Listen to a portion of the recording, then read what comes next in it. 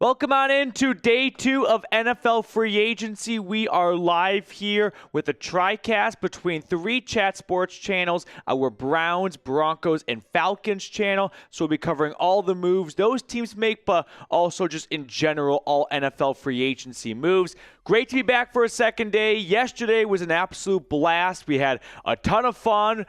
Towards the end of the live stream, I think if you were here yesterday, you know what I'm talking about, but I'd say a ton of fun minus the, Browns and Falcons not making any additions, but the Broncos making 2, I'd say, home run signings with Talanoa Hufanga and Dre Greenlaw, both coming from San Francisco to Denver.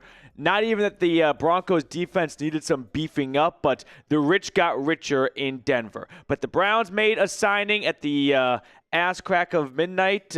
Cornelius Lucas, offensive tackle, who can serve as a bit of a left or right tackle for you, and a swing tackle, so to speak, coming over to Cleveland to provide some depth. I also think there's a very good chance he might end up starting at some point, knowing Jack Conklin's injury history and DeJuan Jones' injury history, so don't sleep on that signing. And then the Falcons finally made their first signing of free agency. They signed former Raiders linebacker Divine Diablo, a safety converted to linebacker, really good athleticism, great speed. He can fly across the field. Despite playing safety in college, the biggest knock I've seen against him is his coverage, which I just don't really get, but I guess I just got to watch more Divine Diablo tape and games from the Raiders last year, but that's kind of the common theme I hear when talking about Diablo and his time in Las Vegas. But all 3 teams, Browns, Broncos, and Falcons, have made at least one external free agent signing. Now we are back for day 2 to see if more moves are made, like maybe another trade. The Browns traded for Kenny Pickett yesterday, which, listen,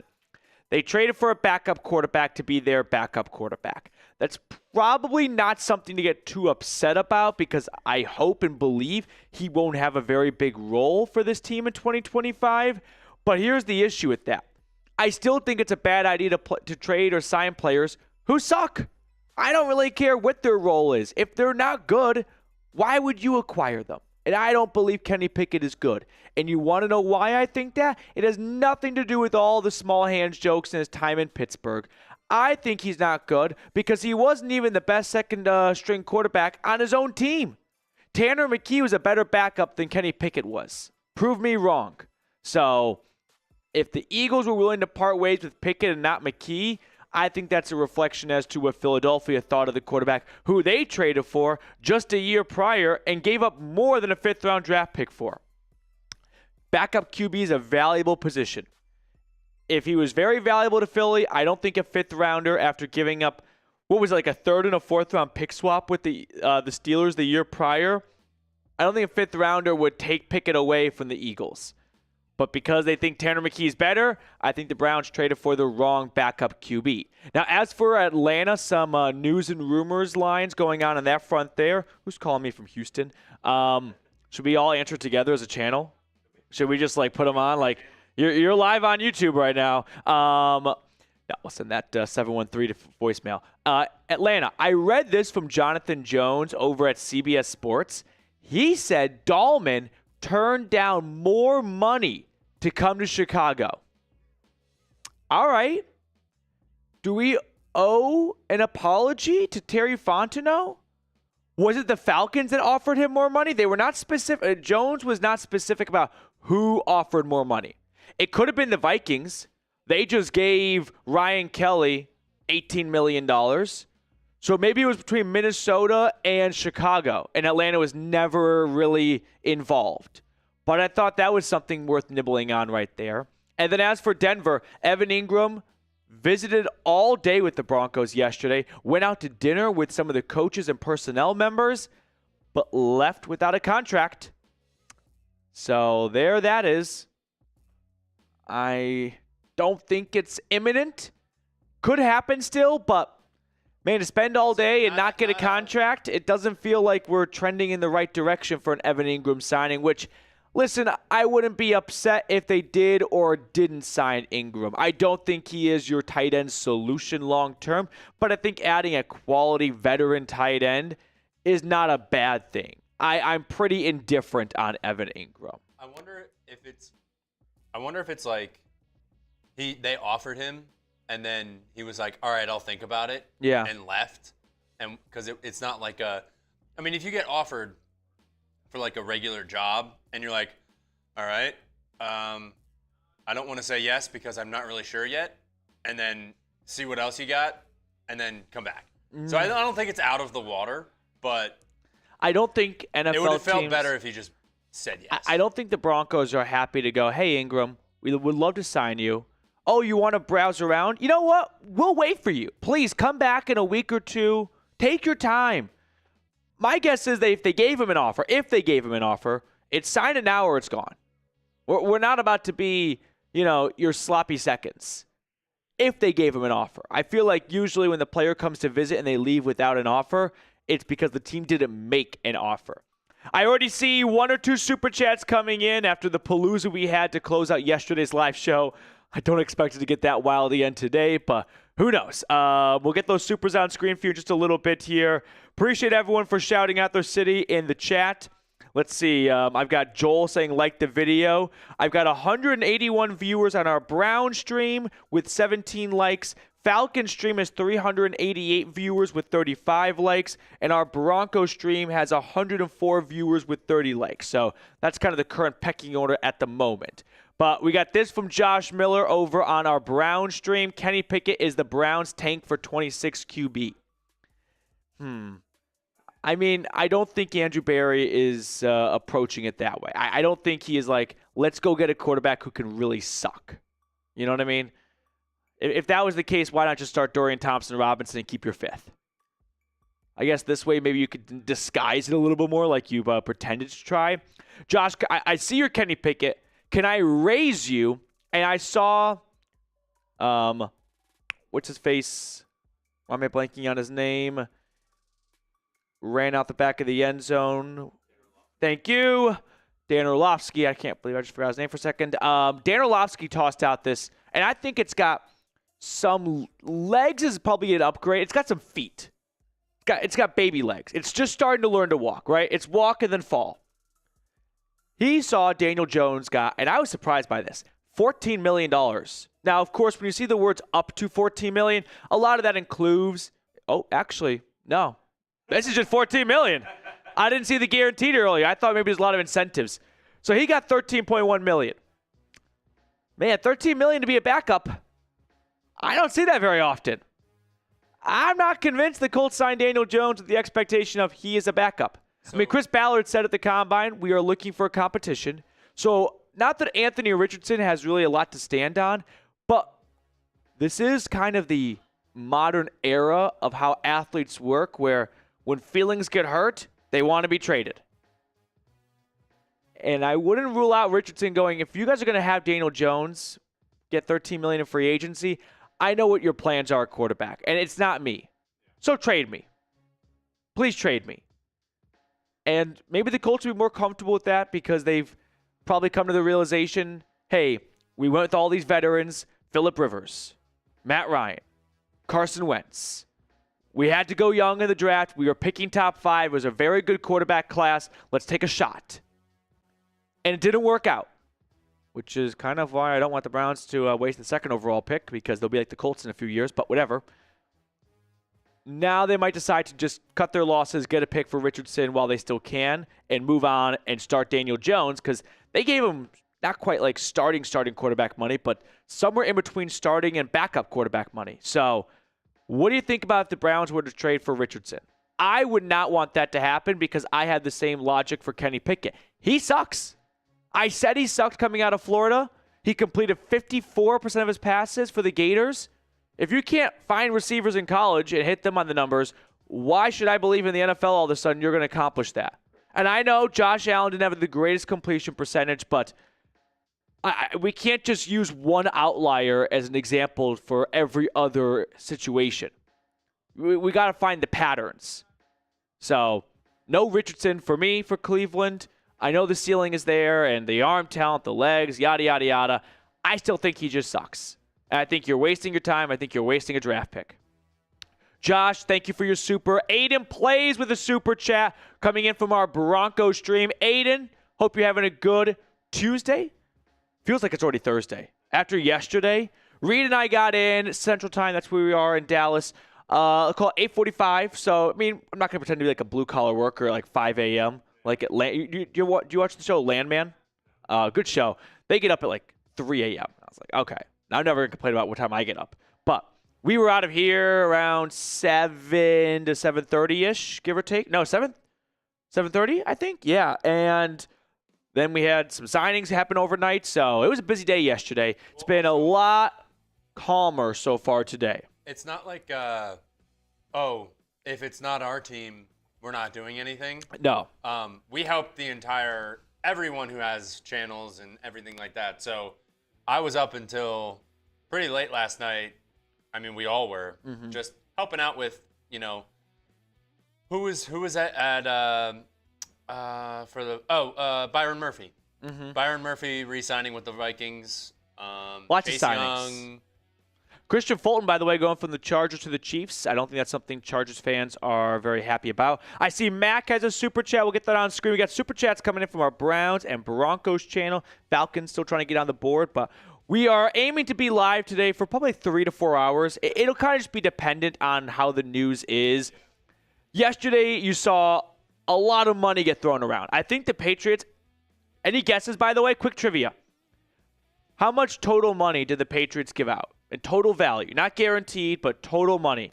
How much do you think New England gave out yesterday? Which, by the way, this would never have happened under Bill Belichick. I mean, he did not spend, but this is outrageous spending. I don't know, so I'm going to give a guess. Yeah. Give a guess. Like total? Total money given out.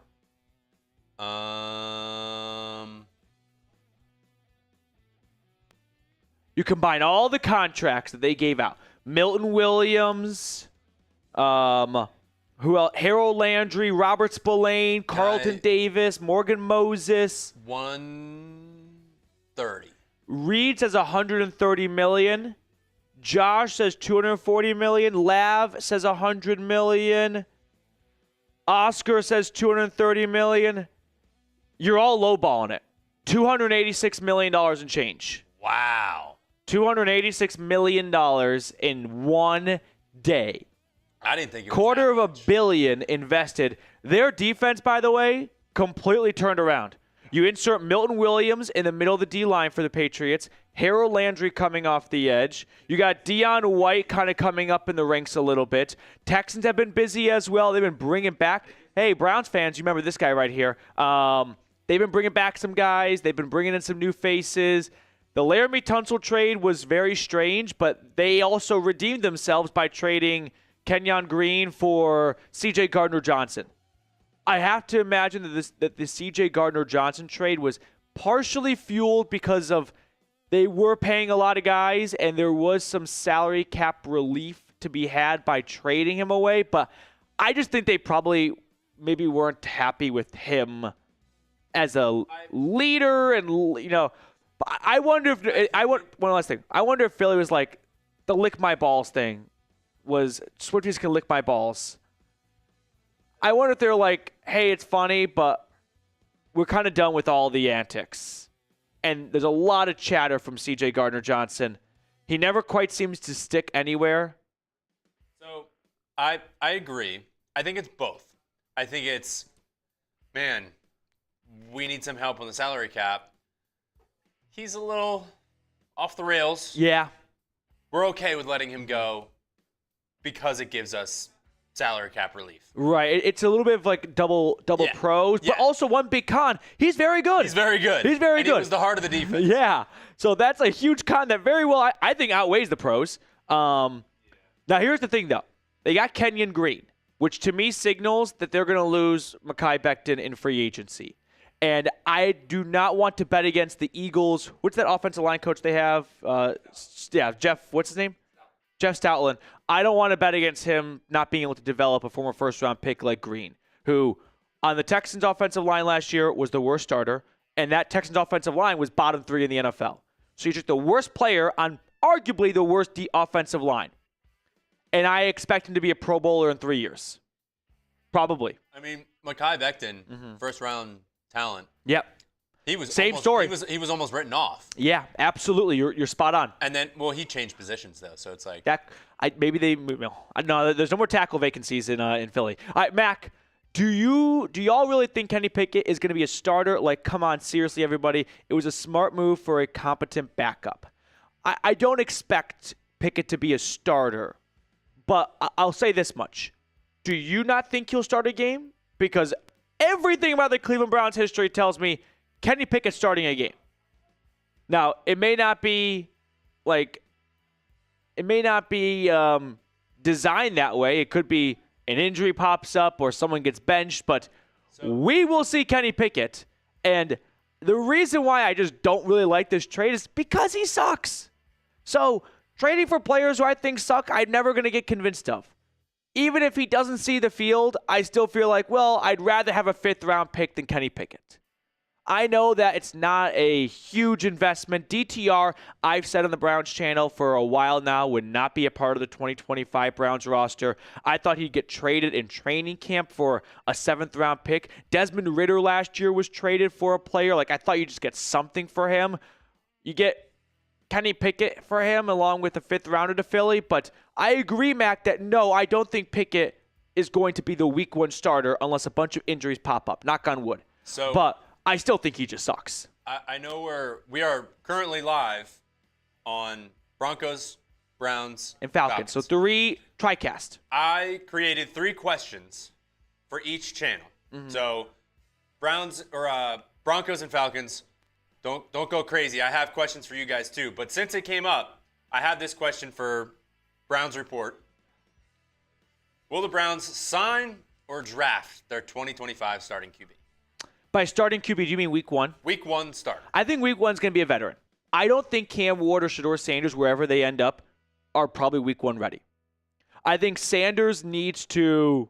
And the other 2 channels, by the way, you can answer this question. Yeah. Whatever you guys think. Because I know everyone's NFL fan. I think Sanders needs to get with NFL game speed a little bit because, while he was accurate last year, a lot of his passes were very close to the line of scrimmage. He threw 63% of passes between either behind the line of scrimmage or between 0 to 9 yards. For reference, Cam Ward and Jackson Dart were 50% or less. So that's a decent increase right there. So I think when it comes to downfield velocity and accuracy, which it's not necessary to have to be a star in the NFL. Drew Brees didn't have a cannon of an arm. John Elway notoriously had a weak arm as well. But John Elway also wasn't a week 1 starter for the Broncos. He only started 5 games his rookie year. Then he got benched. So it took some time for him.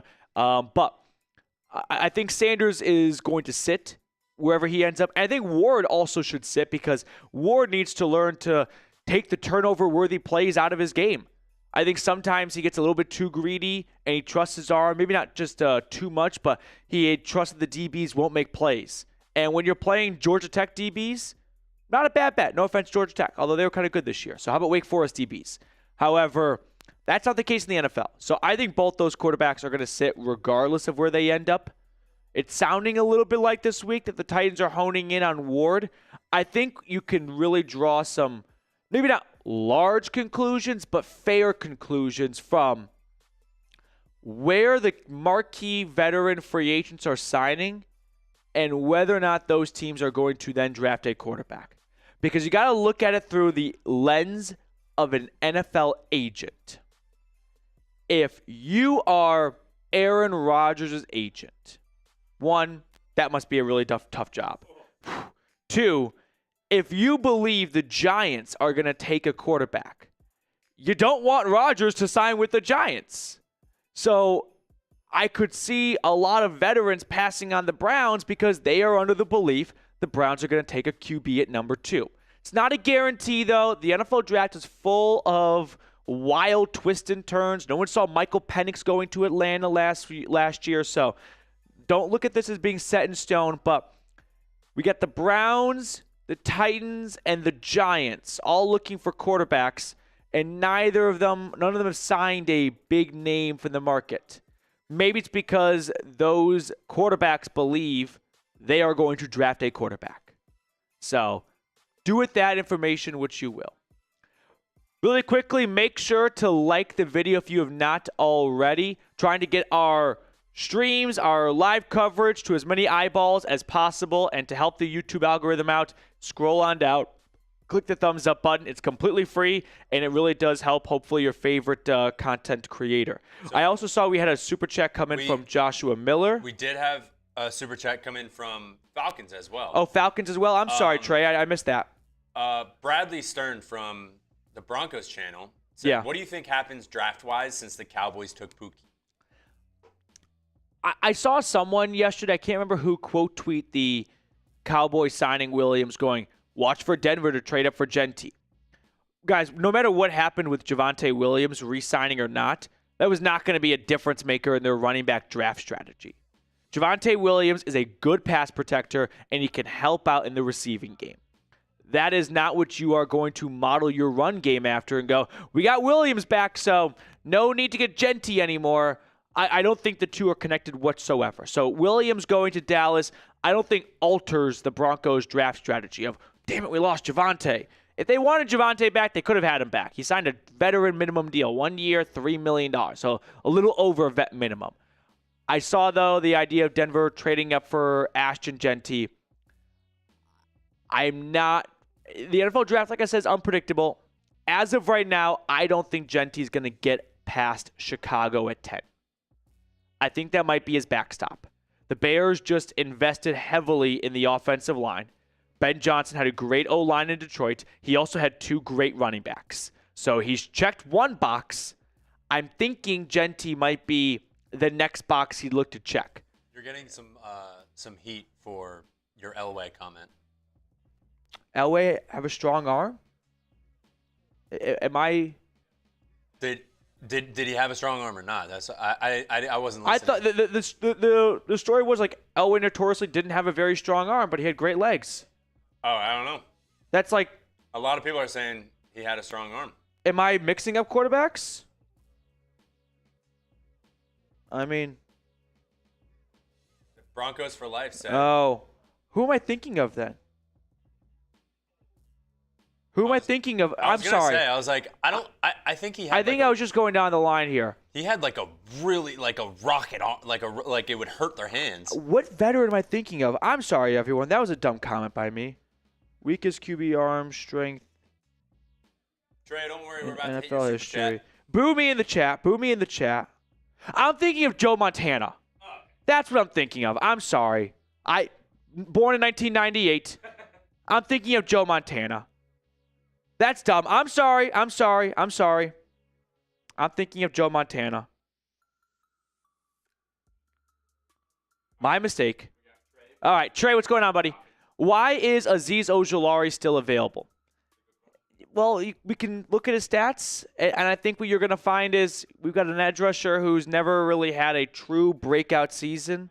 People are still mad at me. I don't blame them. I was thinking of Joe Montana. My mistake. I was kind of like trying to name someone for all the teams a little bit of this, so I was trying to get the Broncos one included. Joe Montana did not have a super strong arm, right? That was the knock against Montana. I think so, yeah. Yeah. The only reason because I looked, that was also I wasn't like actively listening because I was like I have 5 screens in front of me, but so I was like I saw. What do you mean Elway doesn't have? And I was like, wait, what did he say? The double dumb comment there is, of course, Elway had a strong arm because he could have played for the Yankees. Yeah. So. And I was like, wasn't there a story that came out that it like hurt to catch his balls? Yeah. Pause. Just boot me in the chat. That was stupid. Trey, Ojulari, why is he still available? Answer your question. Can we throw up Ojulari's stats? Because I think that's pretty much going to answer the question for you, Trey. Well, we've seen a lot of edge rushers get signed so far. I'm thinking Ojulari. Well, this isn't like a great answer, but it's kind of the best answer I can come up with is he just hasn't had that even one big year where everyone looks at it and goes, okay, there's the potential, right? There's the real, untapped and raw talent that the Giants saw when they used a second-round draft pick on him. So we'll get the stats up on screen for you just a moment here.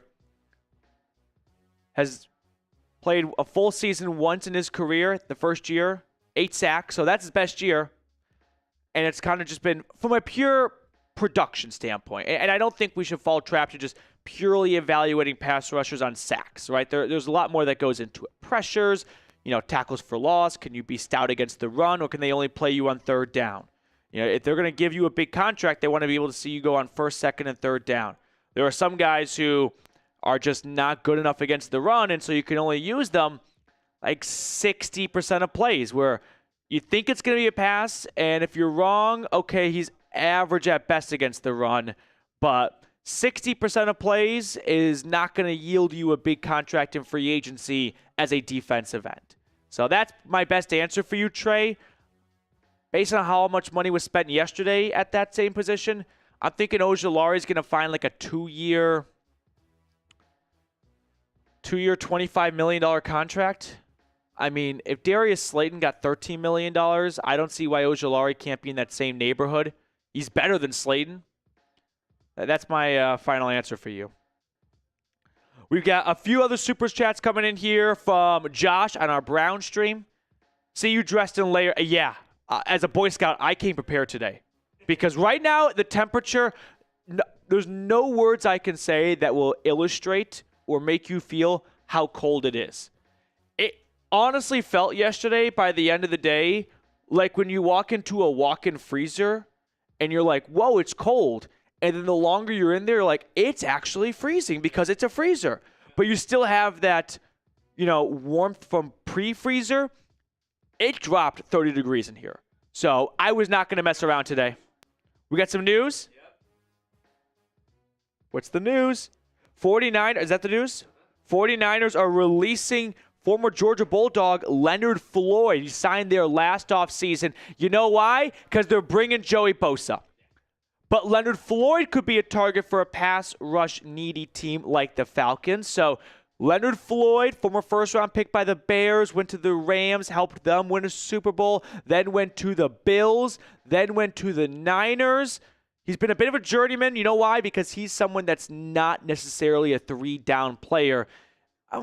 He's not just a pure pass rush specialist, but I think the best reason as to why they're releasing Floyd is, for one, the Niners are stripping down a lot of their parts. They are moving out from expensive contracts and letting guys walk.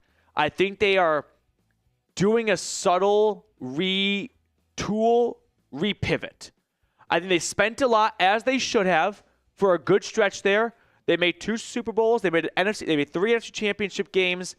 Now they start to build a bit of a new-ish roster, and they move on and shed some older, expensive contracts. They don't bring back Dre Greenlaw, Talanoa Hufanga. They move on from Leonard Floyd, Kyle Juszczyk. They let Aaron Banks watch in free agency. They released Javon Hargrave. So I don't think this is a reflection of Leonard Floyd stinks now. I mean, what was Leonard Floyd's stats last year? I think he was still a pretty productive player for them. Leonard Floyd had 8.5 sacks last year. Got some super chats coming in from the Falcons. Super chats are rolling in. All right. We'll hit all these supers. But Josh, in defense of trading for Kenny Pickett, he is much closer in style of play to running a Coach Stefanski style offense than DTR ever was as a backup QB. I could agree with this, Josh. I'll also add one more pro. Mac, you might like this. If Kenny Pickett beats the Steelers for the Browns, there will be no draft pick that you can place on the value of that moment right there. If Pickett beats Pittsburgh for Cleveland, there will be statue conversations. There really will be. It'll be like a Jameis Winston moment. So that if he beats the Steelers, voice crack, then no matter what else happens, like Cade York, walk-off 58-yarder, no one's going to care. Josh, thank you for your super chat. Hope you're having a good day. Rusty Moore tuning in from our Falcons channel. Raheem and Terry are both gone after the year. This defense is going to give up 35 per game. This bum we signed today ain't going to change anything, bruh. Yeah, I wonder if Arthur Blank would want to bundle Morris and Fontenot together, because I think Morris is very popular in Atlanta still. And I say that because the players still love him. I go off of the NFLPA report cards. He was one of the highest ranked coaches in the NFL. For a team that lost more games than they won last year, that's surprising to me. So I don't know if they'll blame Raheem Morris along with Terry Fontenot for the inability to build a defense in Atlanta. Maybe they dump Fontenot because at that point it would have been 5 straight losing seasons. And by the way, go look at Atlanta's 2021 draft class, first one on Terry Fontenot. Every single pick flopped. Every single one. Majority are off the roster by now. Vast majority. One of the few remaining guys, Kyle Pitts, Avery Williams. One's going to go down as a historic flop of a top 5 pick. The other one's not even playing the same position you drafted him to play. So Fontenot is definitely on thin ice in my eyes. Morris, I think, will get more than just 2 years because I don't know if you can fairly blame him for Terry's inability to construct a good defense. Rusty, appreciate your super chat, though. Grand Limousine. A comment from Grand Limousine. Ideas on how we can make a real impact in free agency to fix the defense with our elephant still in the locker room, a.k.a. Cousins. I think the Falcons are holding out to the last possible moment to see if a trade can happen. And they will release him before March 17th when he is due $10 million. I don't think they're going to find a trade. And then Cousins will sign with the Browns. And as for what the Falcons can then do for their free agency woes, there's not a lot of great options anymore at the pass rusher position. Chase Young went back to New Orleans. I don't think Joey Bosa is going to come to Atlanta. There's Azeez Ojulari, who I can warm up to for the right price. Malcolm Kuntz, Baron Browning, some of my more affordable options for ATL are off the table. I think it's Trey Hendrickson or bust. Grand Limousine. Thank you for the super chat. Are we all caught up on supers? Oh, Danny from our Broncos channel. Danny, always love our email back and forths. Matthew, if Bo Nix was in this year's draft, what order would he get drafted versus the QBs in this year's draft? Great question, Danny. Let's say Bo Nix's final year at Oregon was just this year, right? He was Dylan Gabriel this year for the Ducks. He lost to Ohio State. I think Bo Nix would go. I think it'd be a debate between Bo and Ward, and Shador would be looked at as a second-round quarterback. But because there's only, really in my eyes, one borderline first-round quarterback in Cam Ward, which I know right now that sounds like a hot take. In a few years, I don't think it will be. It would have been crazy if you said Marcus Mariota's not a first-round quarterback. But looking back, of course he's not a first-round quarterback. So I think it would have been, at the end of the day, probably Ward, then Nix, then Sanders.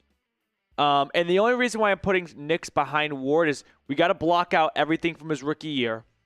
And I think teams would have sold themselves on Ward's arm talent and overlooked some other things while undervaluing a lot of the key pros to Nix's game. Decision-making, sneaky good athleticism. You can easily convince me to flip-flop the two, but if I had to really bet, I think it'd probably go Ward, then Bo Nix, then Shador Sanders and Jackson Dart. But again, whenever we do these conversations, you have to black out everything from their NFL career because that is not known information pre-draft.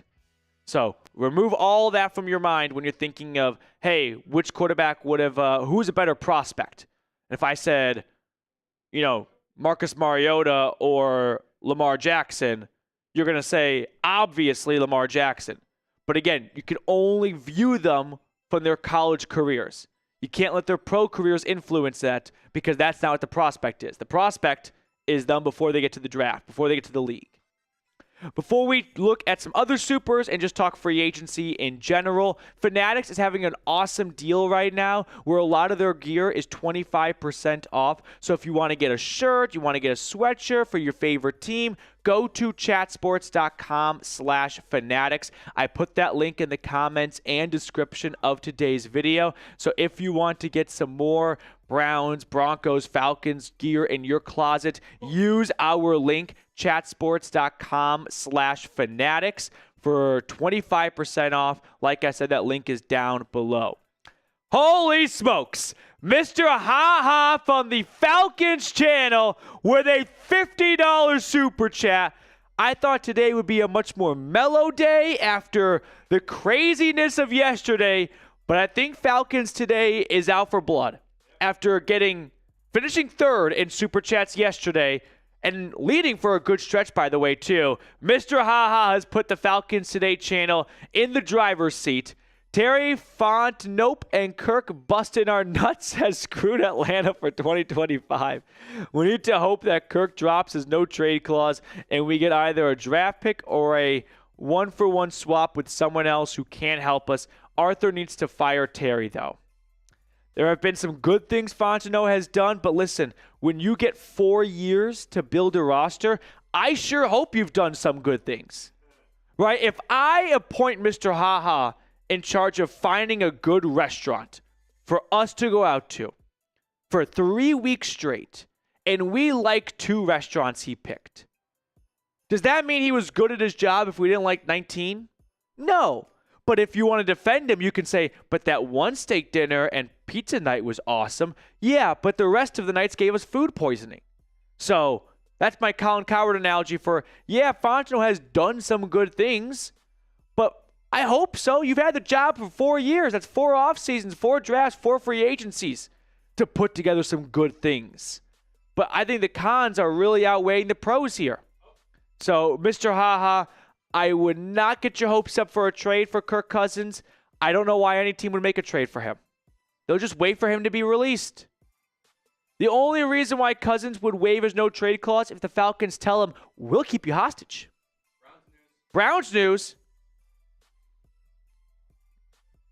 I haven't got anything. Is it a signing? Yep. Ooh, we got a signing. At the top.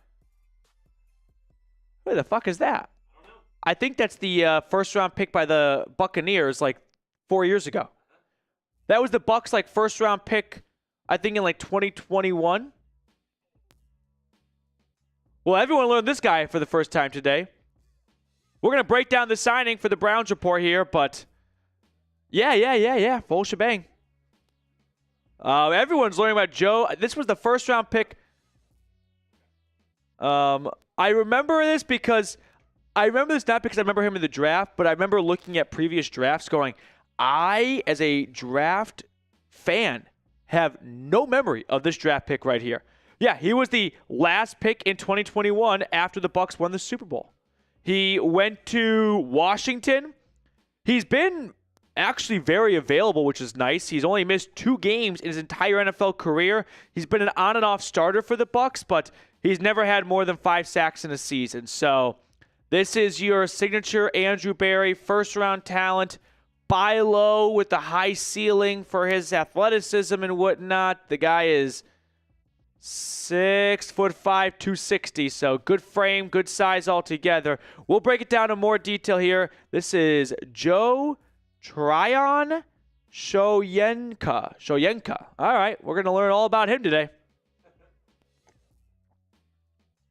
Can anyone, by the way, even take an educated guess at what ethnicity this last name derives from? I don't even know if it's Asian or Eastern European. This could easily be Vietnamese or like Latvian.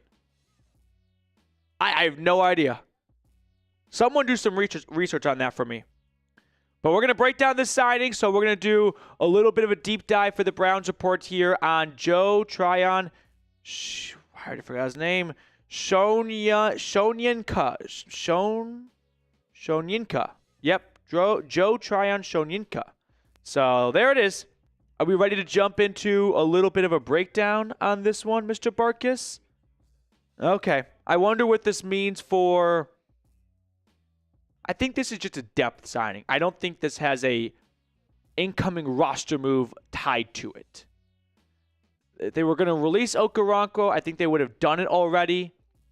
So this is probably just, we would like to add another pass rusher, and we'll take a $4.75 million flyer on the 2021 32nd overall draft pick. So Shoyinka. We're going to go Shoyinka. Thank you, Bronco Stampede. Robert, sorry about this. I know not everyone watching right now is a Browns fan, but we're doing a TriCast for our Browns, Broncos, and Falcons channel. So if you're not a fan of the Cleveland Browns, hang tight is the best way I can put it. Yeah, just trying to get you guys as much content as possible, and this is the best way to do it. So bear with me, Broncos and Falcons fans tuning in as we break down this Browns signing for Cleveland. I wonder, I think he's a defensive end. I don't think he's a linebacker. I saw someone bring up Jay. It says linebacker. Is he an outside linebacker? Well, this is going to be a bit of a, Jim Schwartz little personal project to figure out where he wants to put him. Coming out of the draft, he played defensive end. He played outside linebacker for the Buccaneers, so sure, he's a backer now. All right. Outside linebacker for the Browns. Maybe they put him at defensive end. I'm not exactly sure. We'll see what happens with him in free agency. I guess this could have some JOK implications, but he's an outside linebacker. I don't think signing an outside linebacker is something you do to ease some concerns over an inside linebacker's future.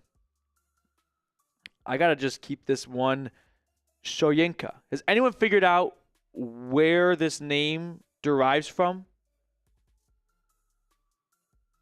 This is an all-time random first-round draft pick. Jake says Nigerian.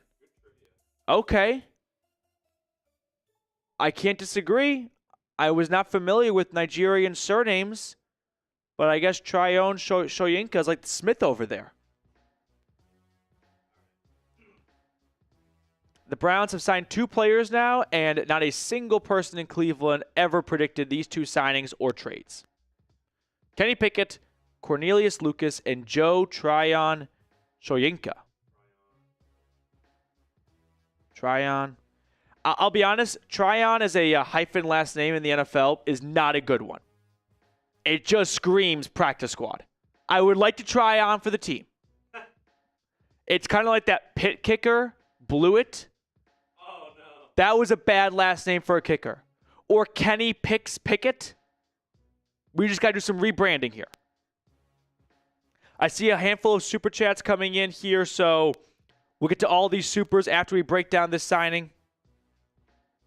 221 viewers on our Broncos channel, 73 likes. Reminder, hit the thumbs up button. On our Falcons channel currently, we have 515 viewers with 106 likes. And on our Browns channel, 249 viewers with 63 likes. So still the same order of likes from yesterday's live free agency coverage as of today's. Yep. All right. Let's dive into Joe Tryon Shoyinka. We ready to rumble? Okay, here we go. 3, 2, 1. The Browns have made another free agent signing, and like all of you watching, my immediate reaction was, who? Joe Tryon Shoyinka, former first-round draft pick, so it definitely fills the Andrew Berry need for pursuing players who were drafted highly before.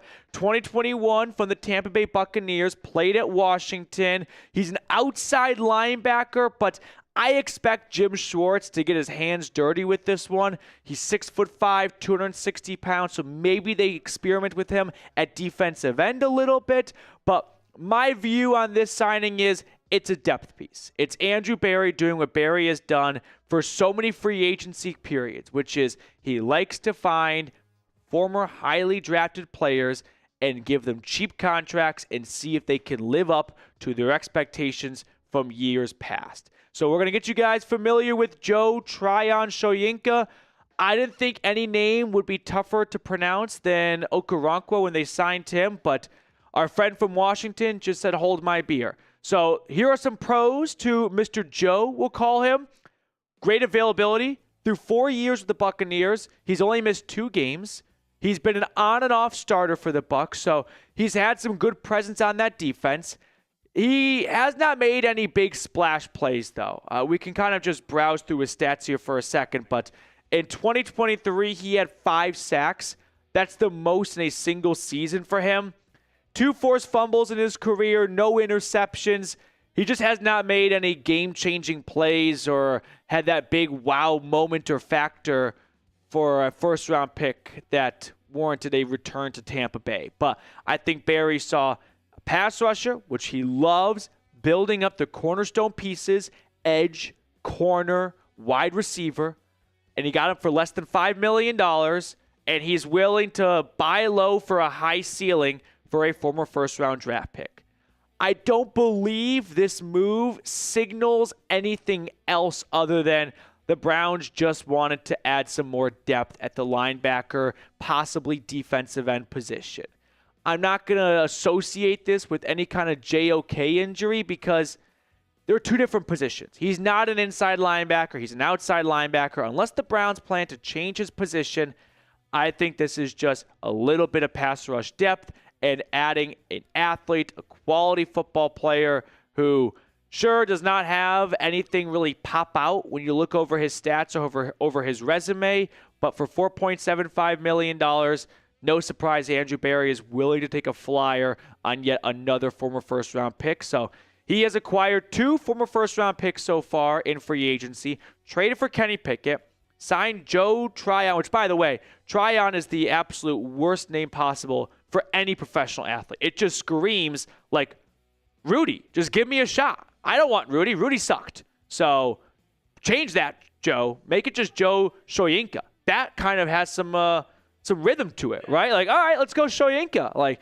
once everyone learns his name, it's like a badge of honor of like, you don't know who Shoyinka is? That's a casual right there. So welcome to Cleveland, Joe.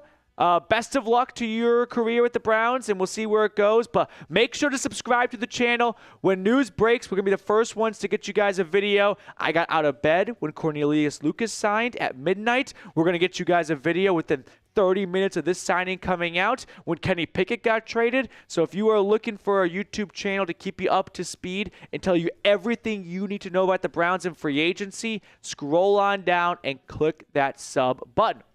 Now, I also just want to talk about how the Browns have made 3 moves now in free agency, and none of these moves were predicted by anyone.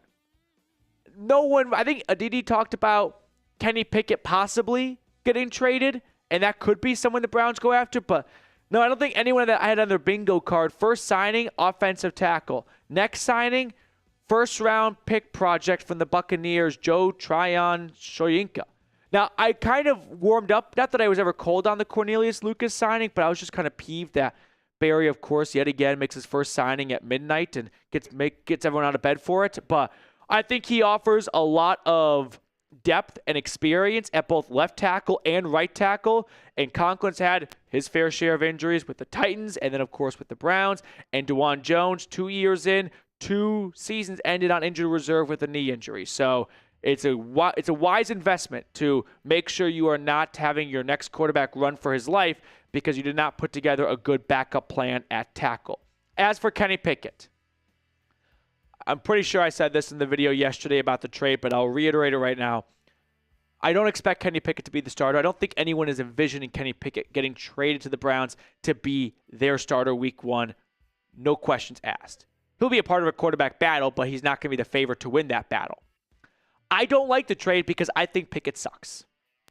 And no one likes a negative Nancy during free agency or the draft because you're a buzzkill. You want someone to tell you what your team did was great.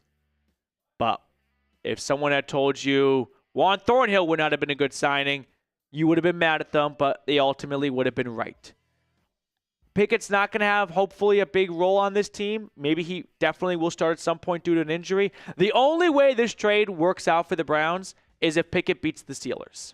If Kenny Pickett goes to Heinz Field, Acrisure Stadium, and beats Pittsburgh, it doesn't matter how many picks they give up for him, it'll be worth it at that point.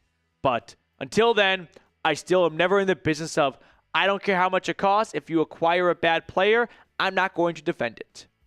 Now, some 2024 numbers broken down more for the latest member of the Browns. 24 tackles, so he played 15 games. He started 11 for the Buccaneers. Let me look at his snap percentage here. Last year, he played 55% of snaps. That's kind of on par. In his career, 3 out of the 4 seasons, he's played between 49 and 55% of snaps. The one outlier was 2022 when he played 75% of snaps, making 16 starts. That year, he had 4 sacks and 6 tackles for loss. He's going to have a 7 to 8 year career in the NFL as a rotational piece on defense. For a first-round pick, it's definitely disappointing for the Buccaneers. For the Browns, $4.75 million deal. Barry has always been in the business of one man's trash is another man's treasure. If someone wants to discard a former first-round pick, we'll take a chance on him. And I like Jim Schwartz having an opportunity to get something out of someone who clearly had a lot of potential coming out of Washington. So let me know what you think of all the moves the Browns have made so far in free agency. The 2 signings, the trades. How would you grade the Browns free agency through a day and a half so far? I'd give it a C-, but I think it's important to note that I didn't have an A grade in mind for the Browns this offseason in free agency. They never spend in free agency. By never, I mean, not like the Cowboys never, but under Andrew Barry, they have not been big spenders in free agency. They make moves and trades. That's where they make a lot of their acquisitions and their money moves. So I never had this belief the Browns were going to go out and sign a handful of big name contracts. So I'm not surprised that through a day and a half, they have been rather low key. I expect them to make a move when Kirk Cousins gets released. You want to clip this? We'll come back to it. It's Tuesday, March 11th. It's 1:54 Eastern Time. Kirk Cousins will be released by the Atlanta Falcons before March 17th, and he will sign with the Cleveland Browns.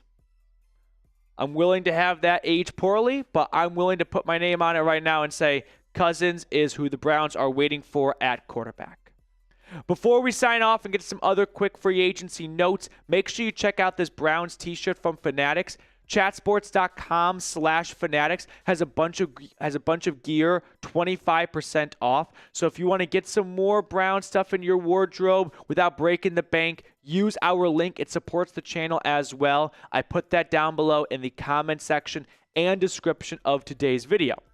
Now, one quick thing I want to add to our friend Shoyinka.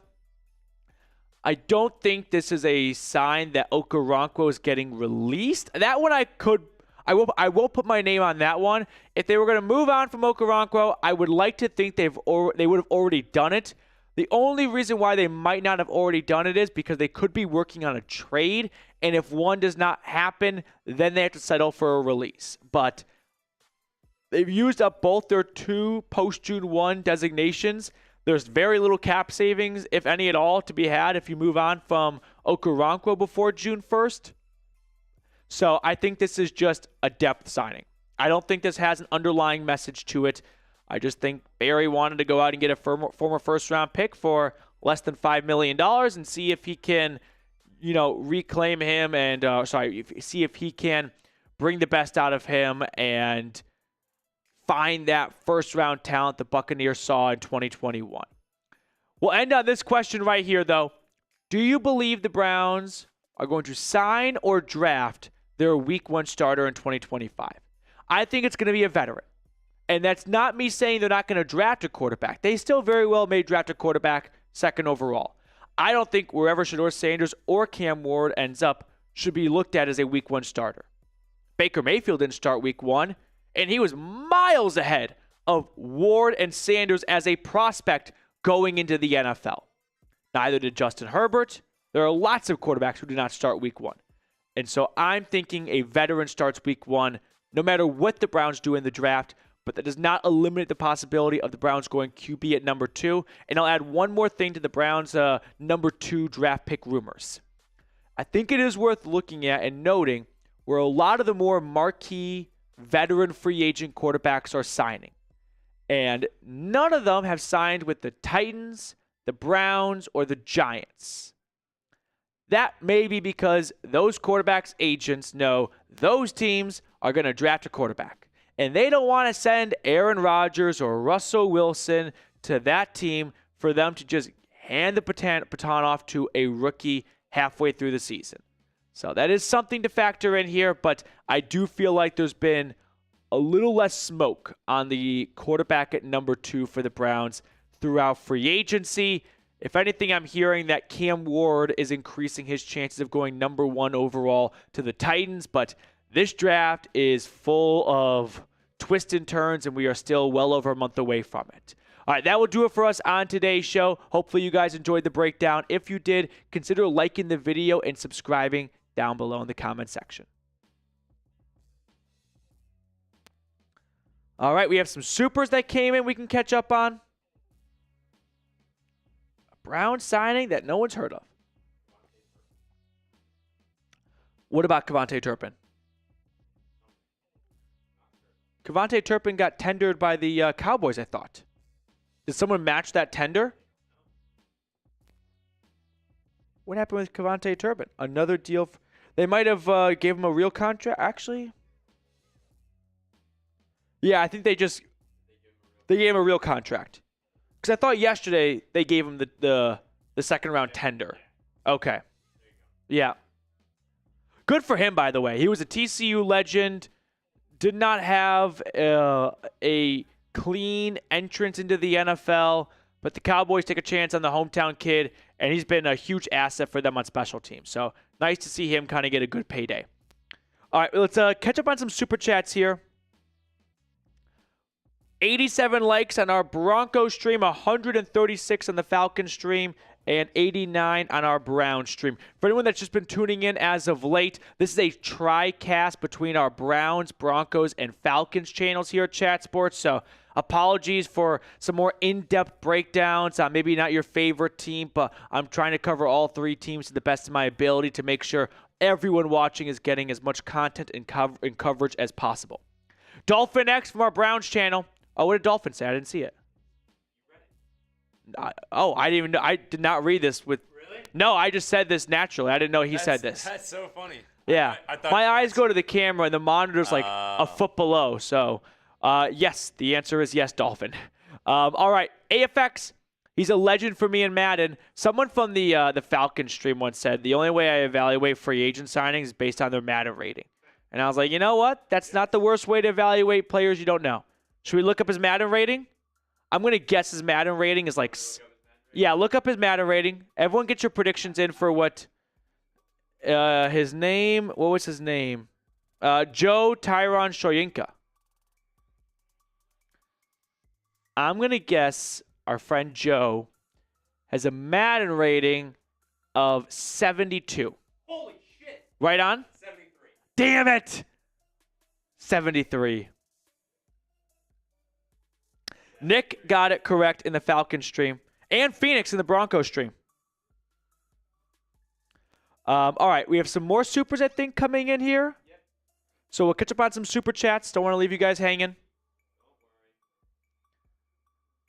I had to get a new link. Is ZD Productions back? Oh, I went to bed last night thinking about you getting me yesterday, ZD Productions. I was, yeah. I was laying in bed thinking about ZD Productions just dragging his nuts on my forehead from hundreds of miles away by letting me think Younghoe Koo got released. We'll put it back on screen. Yeah. That happened right when Mr. Joe got signed. Mr. Haha, to just summarize your super chat, I do not believe Kirk Cousins will be traded. I just think teams are going to wait for him to get released, knowing that's going to happen. Oh, Zay Jones went from was he with the Jags last, I think? Right? Or yeah? Jags, Cardinals, back to Cardinals. Oh, that's what I'm thinking of. Yeah, re-signing, duh. So, Mr. Haha, once again, thank you for your super chat. Cannot express my gratitude enough for your support. Ja'Cory, how do we feel about Will Johnson and Siobhan Revel Jr.? So Will Johnson had fantastic 2023 tape for the Wolverines. He was a lockdown corner, but he also had tremendous ball skills, interceptions, pick sixes, you name it. There are some concerns over injuries. Turf toe caused him to miss a lot of last year, and a hamstring injury will keep him out of his pro day, which leads to another concern people have for the Wolverine corner, which is his long speed. It's a true burner that can run with the receiver 30 to 40 yards down the field. As for the ECU corner, had some difficulty getting going in his collegiate career, mostly due to academics. Goes to the Pirates, has a really strong 2023 season, got off to a strong 2024 season, then he tore his ACL. Physical traits are maybe not off the charts, but are very impressive, and that's what's giving him some first-round buzz. I'm probably not going to sink in for a physical traits guy at corner off an ACL injury that I just haven't seen enough of. So I'm not going to roll the dice on Revel, but I will, for the Falcons, say yes to Will Johnson. Nico Watts. I've never heard of Divine Diablo, and I'm in Vegas. C, average.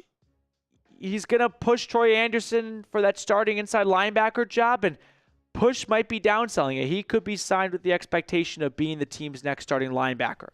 So I'll give it a C. I don't expect him to all of a sudden become like a Caden Ellis signing. We're like, wow, what a deal that was for Atlanta. Nicholas, next up. If the Falcons re-sign Judon, do you think he will be better with Jeff Ulbrich defensive scheme compared to last year's? The defensive scheme thing is always a little tough because good coordinators adjust their scheme to their personnel. They don't try and take guys from one scheme and force them into their scheme.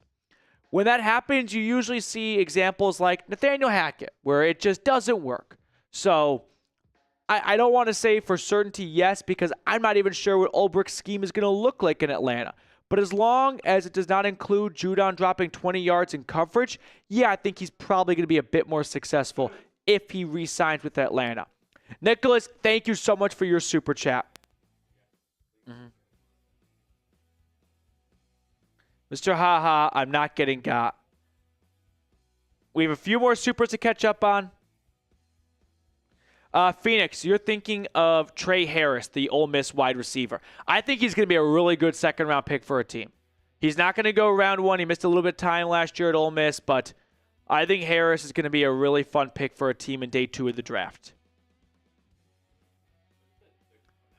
Mr. Haha, $9.38. $17.38.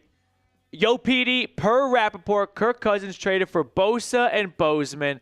Look on, we got it. I'm not even going to look at my phone for this one, Mr. Haha. First off, Bradley Bozeman signed with the Chargers just this morning after some time in Carolina. And Bosa is not on the team anymore, so not getting me with this one. You guys will always have the Young Wei Koo on me. That I did sink my teeth into for like 5 minutes. Steven Vasquez from our Browns channel. With the Dalvin Tomlinson release, could the Browns trade back, get Mason Graham instead of going QB in the first?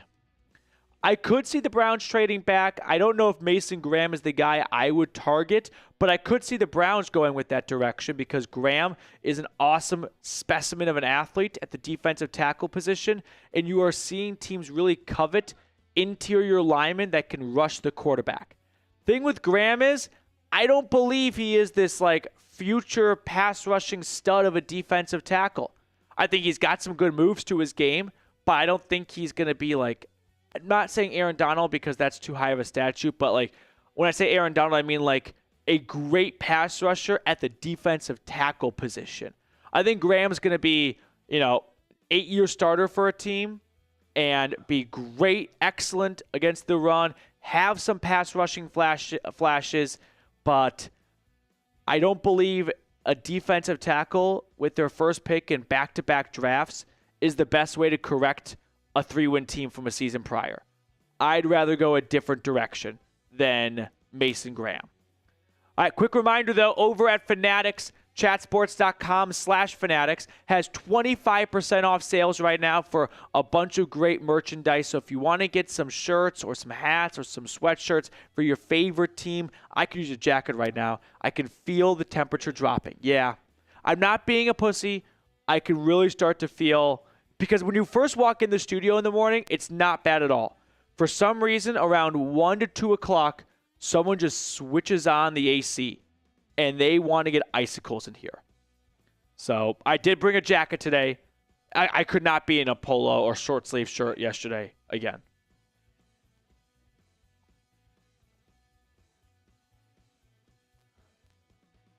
Okay, Reed, you want to give some shout outs? I just got to catch up on some messages here.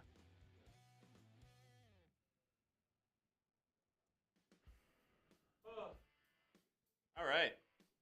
What do we got going on here? I will show it in a little bit, but I do have a little deal for all three of you guys. What's up, Boomsticks from Falcons today? All right, in Falcons, we got Mr. Haha, Wyoming Shooter, James, Nicholas, Archangel, JC, Damon. In the Broncos, we got Phoenix, The One, Bo Nix, Prod, Colin, Crypto, Bash, The One, and then in Cleveland, we got Jersey, Oren, Lit, The Quags, Jake Heat, Cleveland. We got DKA with a $5 super chat. Let me throw that up there for you, DKA. And then we got Jake Heat, Cleveland fan, 1990, Jermeal, The Quags in here. We got 269 viewers on Browns, 221 on Broncos, 346 on Falcons. So I will show the updated numbers for the Super Chat and like battles that we have, just like yesterday, if you guys were here yesterday. And then I have a little bit of a deal and a surprise for you guys. So stay tuned for that. You guys might like that. Might be fun. Who knows? AFX saying Stetson Bennett, get out of here. Stetson Bennett stinks out loud. Robert, what's going on? AFX is in the Atlanta Falcons chat saying Stetson Bennett. All right, I'm back. I see a few more super chats came in. Do you want to throw the super chat total up in a moment after reading these supers? I want to talk Broncos for just a moment here because for everyone watching, Falcons and Browns fans, remember this sentence during your fantasy football drafts. Take the Denver Broncos as your fantasy defense. Adding Dre Greenlaw and Talanoa Hufanga does two things for first the Broncos and then from a fantasy implication just so everyone can kind of feel included. From a Broncos perspective, their two weak points last year were safety opposite of Brandon Jones and just the injuries and the lack of, I wouldn't say playmaking abilities from the linebacker position because Barton did make some plays, but always looking to do a little bit better was the linebacker position. And they made two, I think, terrific signings with Hufanga and Greenlaw. So Broncos defense stock, which was already great last year, it was suspect when it went up against some good NFL offenses, but those two holes were filled with all-pro, Pro Bowl talent kind of guys. I think Denver's defense is going to be top 3 in the league next year. So if you're looking for a sleeper fantasy defense, and it may not even be a sleeper, the Orange Crush, I think, is back in Denver. And for a team that led the NFL in sacks last year, they keep all of their pass rushers. They're all young. They're all ascending. And then they just go out and add, an all-pro safety and a great middle linebacker to roam the field.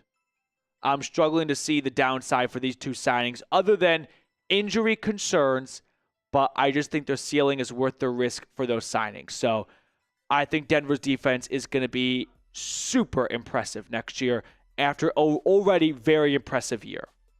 DKA, do you see the Browns retaining Elijah Moore or getting a free agent such as Tyler Boyd or Lockett and a wide receiver in the draft? I don't think they're going to bring back Elijah Moore. If Darius Slayton got 3 years, $39 million, there's no reason why Elijah Moore can't get at least $20 million. And I don't think the Browns are going to swing for a $20 million contract for Moore. So I'm thinking Moore is probably leaving. But if no one has interest in him, then sure, I could see the Browns re-signing him to a $5 million contract. As for like Boyd or Lockett would kind of fit the mold of receivers they've gone after in free agency. Jakeem Grant, Marquise Goodwin. Neither one worked out because of injuries, but Lockett's old.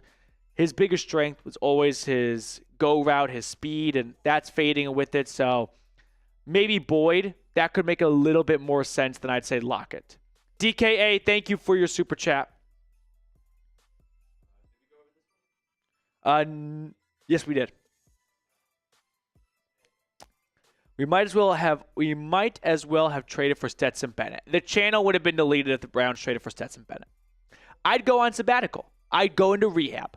I'd go hang out with Charlie Sheen in Malibu, and I'd be out if Stetson Bennett got traded to the Browns. He is the worst. Stetson Bennett is my Toby Flenderson. Dalton, Dalton's back. Dalton, everyone give Dalton a round of applause yesterday, by the way. He put together a performance that we've never quite seen on the Broncos breakdown. Do you think the Broncos will draft a wide receiver? If so, what round? Round 5 or 6. I think Sean Payton has liked that he has always been pretty good at finding receivers in day 3 of the draft. So, Troy Franklin, Devaughn Vele last year are 2 examples. I think it'll be a day 3 pick. Dalton, good question. Thank you yet again. Bowing down to you for the legendary performance you put up yesterday. Oh, Robert, I didn't mean to blue ball you or shortchange you. Also, almost, if not equally as impressive as what Dalton did. Actually, I think Robert might have been like Jordan to Dalton's Pippen. Browns doing free agent negotiations at midnight explains a lot. I heard a funny joke, by the way. It's like a good NFL joke. It was like, on the bright side, Deshaun Watson loved the Kenny Pickett trade. Because Pickett's got those small hands. Yeah.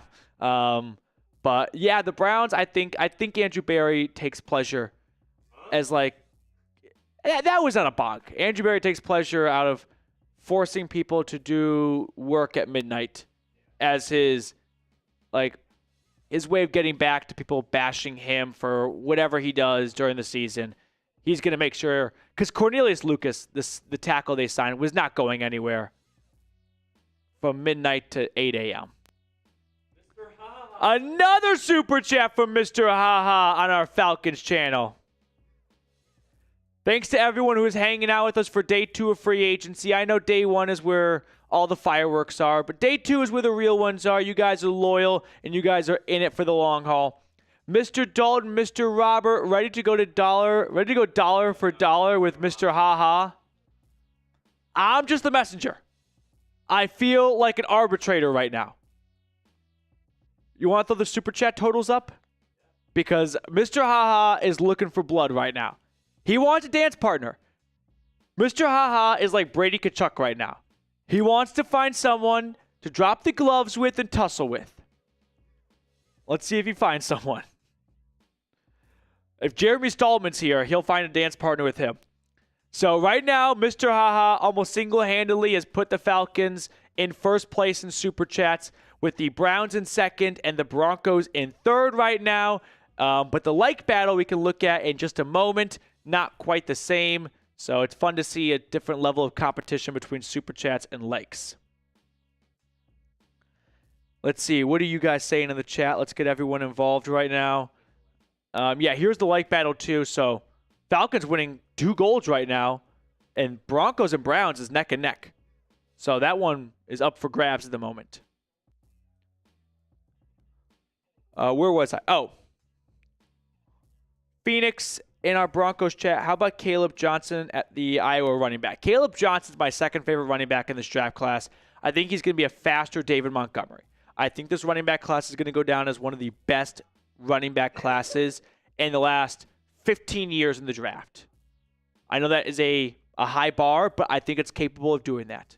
So Johnson out of Iowa, he averaged nearly 6 yards a carry and a Iowa offense that never passed the ball effectively. So he went up against 8-man boxes every single time, and all eyes were on Genty, but don't sleep on the Hawkeye running back.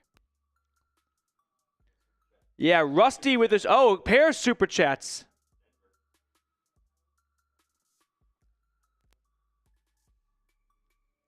Cappy, good hockey shot out there, Petey. Love Brady Tkachuk with the Ottawa Senators. After the first USA-Canada game, this is the most impulse buy. I immediately went out and bought a Brady Tkachuk jersey, but like a Four Nations one.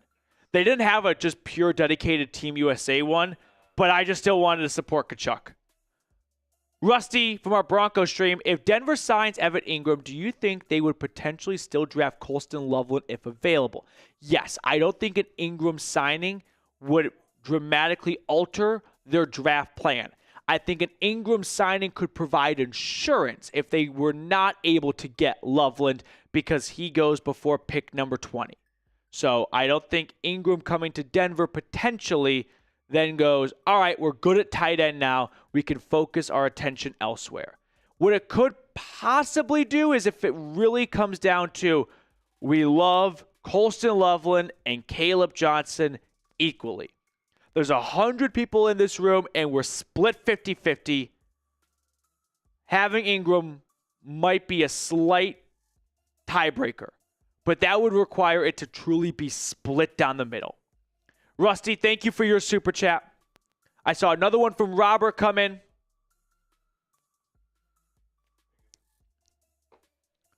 Careful, I'm ready to talk smack for a while. I also might try to steal Chat Sports Broncos host. Robert, I mean, I don't know. I think he's still my job, actually. Hit up James Yoder, as James Harper wants a word with Mr. Haha. But the Chat Sports family always looking to expand, so would love to have you aboard, Robert. I don't know if the wolf icon would work, though, because this is a company where you got to put your name with your takes. But, Robert, appreciate all of your support, as always. James Harper, ladies and gentlemen, $50 super chat coming in from the Browns Report. Just got here what I missed. James, that's actually a perfect transition. Let's recap a little bit of the Joe Tryon, what was his last name already?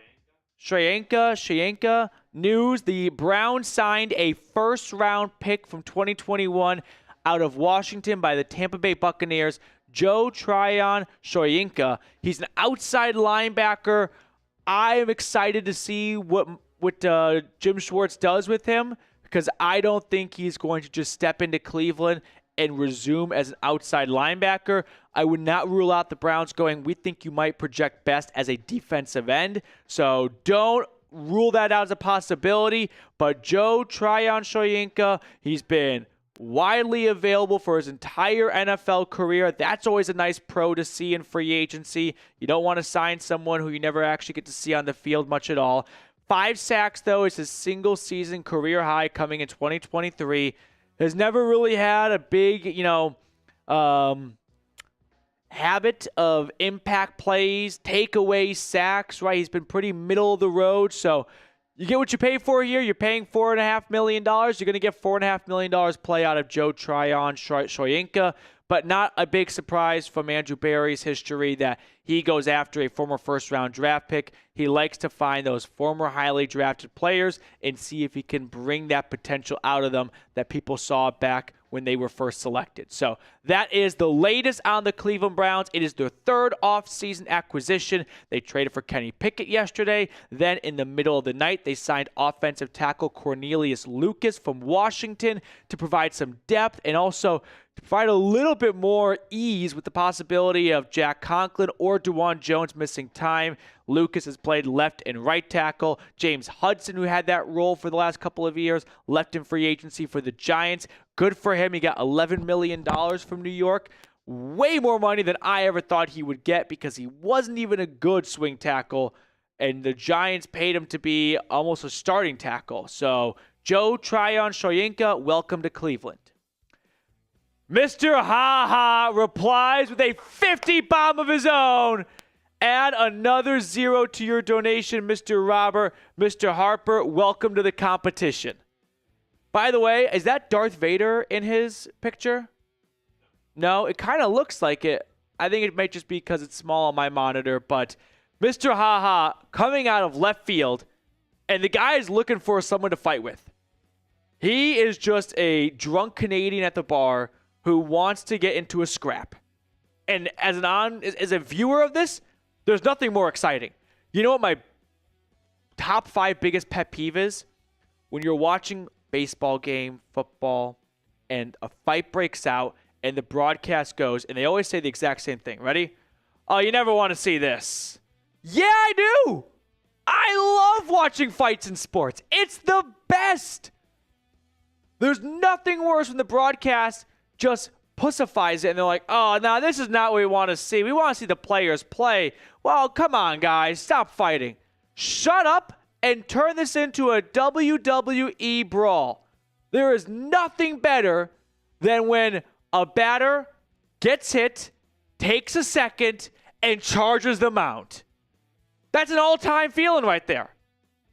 Cortland Finnegan, Andre Johnson, put that shit on repeat. I love fights in sports. It's the best thing to watch. Updated Super Chat battle numbers right here. All right. James Harper with a $100 Super Chat. And this has turned into Kendrick and Drake. Jacory with a $50 Super Chat from Falcons Today to put Atlanta back in the lead. We have a shootout. It's Big 12 football right now, and I'm watching Texas Tech and Oklahoma State go after it on a Friday night in the middle of October. So I was just about to show. I talked about a deal. Uh-huh. This is my deal.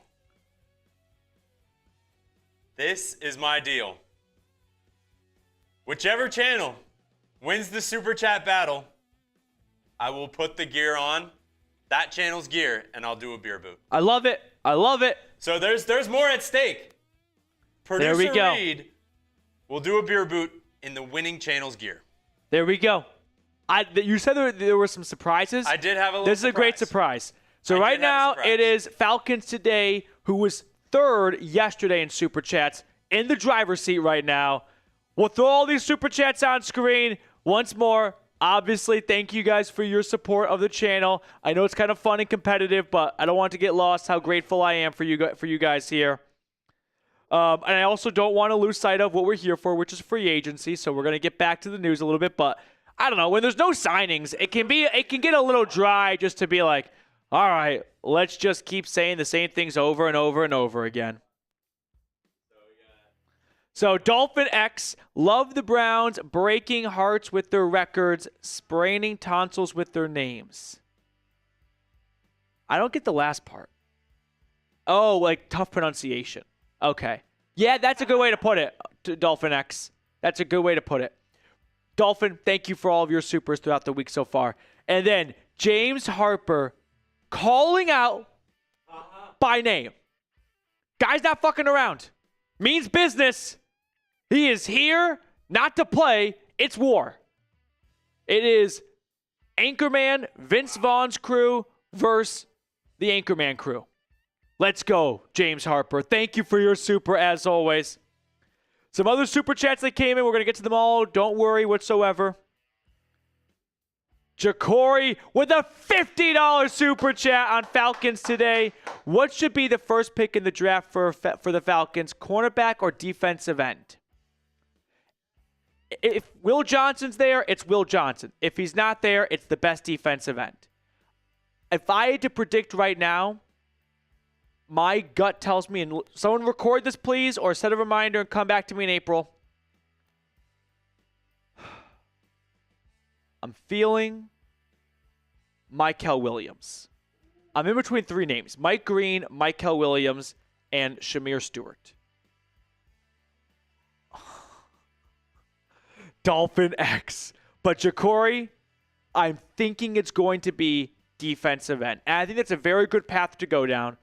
I just think that even if Will Johnson were to be there, they cannot ignore pass rusher in round one again. And they're not satisfying this in free agency. So unless they trade for Trey Hendrickson, which they could trade for Trey and still go edge rusher and just double dip, I think it's going to be Mykel Williams or The two other names, if I had to swap those out, would be Mike Green and Shamir Stewart. Ja'Cory, thank you for the super. Zach's vocal analysis. Any smoke to the Twitter rumblings that the Falcons are shopping Algier? I have not seen a ton of substantial, legitimate rumors that Algier could be shopped. I don't know why any team would trade for Algier. It's a tremendous running back draft class. Why give up a pick for a guy who has 1 year left on his contract when you can use that pick on a young running back with 4 years left on a contract? So I don't think Atlanta is looking to trade Algier, and I don't think a team would give up a valuable pick for Algier when they could use that pick on a running back. So I'm going to say no, Zach, but I really appreciate the super chat. Dolphin X from the Browns Report with a $50 super chat. Say Drake. It's Kendrick Lamar. Yeah, I'm not that big of a boomer. You good. Say Drake. Oh, that part, I see. Okay. That was pretty chills, too. And Carlos with a 200 peso super chat. What's going on? That's a first-time peso super chat for me, actually. I love this, James Harper and Dolphin X taking on Mr. Haha. I think Mr. Haha probably is laying in the grass right now, and he's going to come out with a monster super chat just to eliminate any momentum. Yep. Yeah, you do that when it comes to foreign currencies. Carlos Manuel. Am I getting got? Broncos chat today signs Joey Bosa. No, I'm not falling for it. I'm not falling for it. Nice try. I think Joey Bosa, I said this yesterday, is going to be a San Francisco 49er. I said that yesterday, and after the release of Leonard Floyd, I'll double down. Joey Bosa, you are a 49er. We'll throw the last couple of super chats on screen here.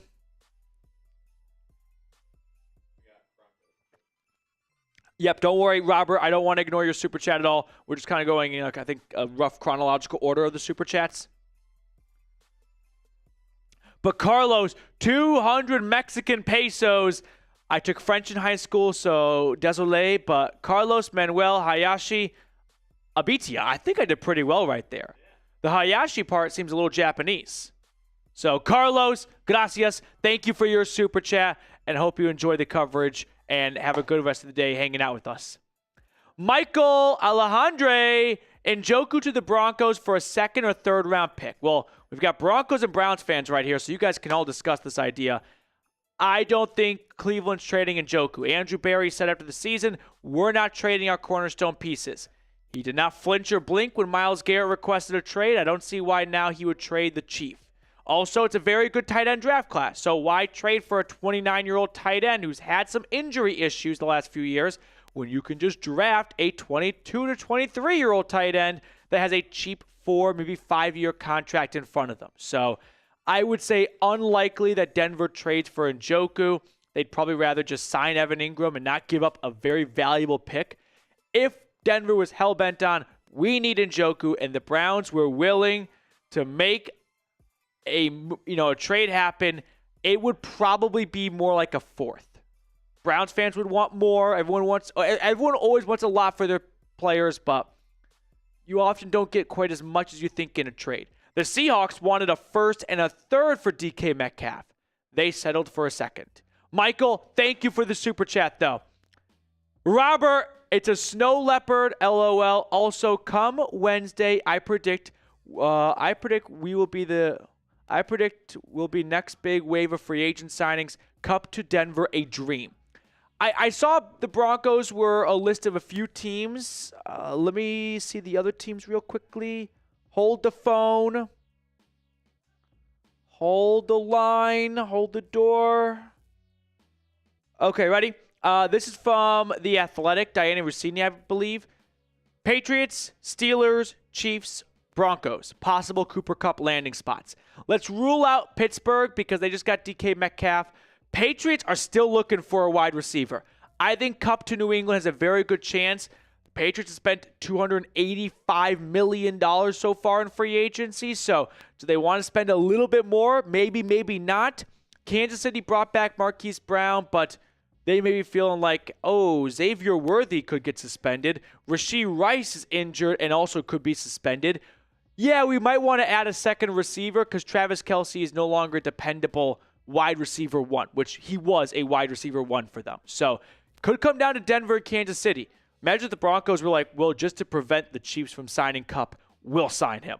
Not a dream, but what's a step below a dream?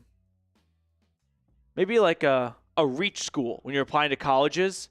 Like, you don't want to put all your eggs in going to Syracuse, but it's not impossible. It's not Harvard. So that's where I'll stage it right now, Robert. Robert, thank you for your support. We got a few other supers, like another Mr. Ha Ha $50 super chat. Like how Outkast said at the Source Awards, the South got something to say. I love this little civil war right now going, just from a pure, like, sit back, popcorn, watch these people duke it out, because I got to envision this is what the modern version of going to the Coliseum is like. We're not doing gladiator fights anymore, but I've got YouTube commenters going at one another. It's 2v1 right now. It is Dolphin and James Harper against Mr. Ha Ha. And right now, Mr. Ha Ha is looking for some reinforcements. Meanwhile, I feel like the Broncos channel, it's almost as if like the Axis and the Allies going on, and the Broncos stream has just become a little bit of France of like, we're going to contribute when we can. So here's the updated Super Chat battle. It's still a slight lead for the Falcons. Browns in second and the Broncos in a distant third. But remember, yesterday, Denver was in a distant third for much of the time, and they put together an insane rally at the end. It was some college baseball World Series shit. So, whichever channel wins the Super Chat battle today, Reed is going to do a beer boot for that channel. Any other signings? Not that I've seen. Oh, no. One just happened. Tyrann Mathieu returning to New Orleans. The Honey Badger staying in the Big Easy, re-signing with the Saints. So that's one free agency move right there. Yesterday, it was a machine gun. Just one after another. You could hardly keep up with it. Today, slow down. All right. Yeah, I saw a few other super chats come in. One from the Broncos stream, one from the Falcons stream. See, Ryan. Thank you, Ryan. Any chance Denver signs a free agent tight end and then moves up for Genty?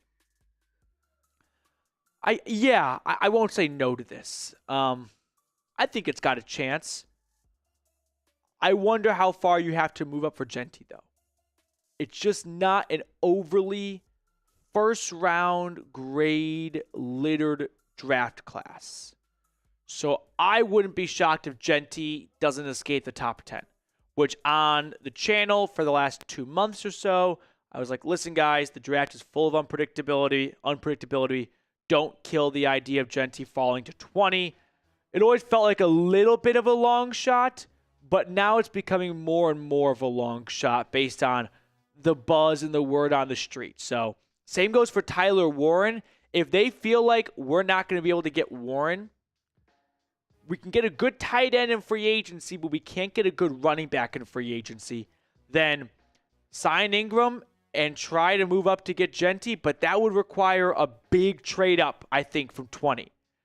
I'm talking future first-round draft pick big. The Bears went from 20 to 11 to get Justin Fields, and that cost them a future first. I got to think Genty could be in that same range of being picked. And would you want to give up 2 firsts for Ashton Genty? That's what it would basically come down to. I'll ask everyone watching right now, would you give up first-round pick this year, of course, and then first-round pick next year for Ashton Genty? I think he's going to be terrific. But that's definitely a little bit steep. Definitely a conversation to have. Ryan, thank you for your super. Penix Pumpers highlights. What would you as Falcons GM in What would you do as a Falcons GM in free agency, draft, or trade? And all three? I'll answer all three. So we'll start with free agency. We'll start with a clean slate, too. Josh Sweat signed for under $20 million a year. That's not a horrible contract right there. I could have kicked the tires on that one. I don't know how much of a chance you really had to bring in Khalil Mack. It seemed like he wanted to stay put in LA. It never seemed like there was a very big home run signing to be had at the edge rusher position of free agency. But I wish they made maybe more of a move for some of the mid guys that weren't too expensive but had some high ceilings. Baron Browning, Malcolm Kuntz, just to name a few right there. But I got to be honest, in free agency, if you're trying to satisfy your pass rushing need, it probably wasn't going to happen. Asante Samuel is my number one free agent target right now for Atlanta. In the draft, you'd have to go the other direction then. It's got to be a pass rusher. It just has to be. So, Michael Williams from Georgia, he has not shown enough production. He's shown a good amount of production, but not a ton. And I think that's how he could fall to 15. But he's an incredible athlete. We did not test the combine, but, the tape speaks for itself. He played through an ankle injury for much of last year. I'm not interested in Shamir Stewart from A&M. I don't care how good of an athlete he is. This is football, not track. And Mike Green had tons of production. There are some character concerns, like he's been accused of sexual assault twice. So that's going to require a lot of homework, which pre-draft you always feel like that won't be an issue. There were a lot of character concerns around George Pickens. That is an issue. So this stuff does come back to haunt you if you just completely ignore it. And then trade, it's got to be Trey Hendrickson. He's the best affordable, not even just affordable, but best available pass rusher on the market. Penix, thank you very much for the super. We got another super chat. Ja'Cory helping out Mr. Ha-Ha from Falcons today with a 50 bomb. Today, we are winning that challenge. I love it, Ja'Cory. I love the competitiveness right now between all three fan bases. And Falcons today has definitely put themselves in the driver's seat with a comfortable lead at the moment over the Browns report and the Broncos breakdown. But I'm not sleeping on Denver. After yesterday, we all learned our lesson. Don't count them out. Dingus from Broncos breakdown, do you think we will actually trade for anyone? No, I thought if they were going to trade for anyone, it might have been a linebacker like Jermaine Pratt, since all the good ones were signed. But that's not happening because they just signed Dre Greenlaw. There's no one to trade for on defense unless you're looking for depth.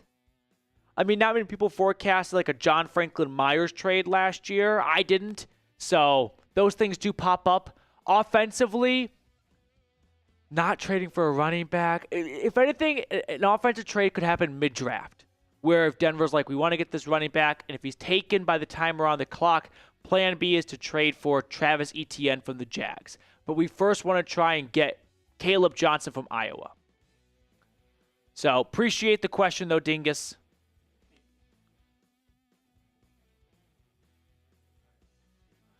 Cam Sky Trucking.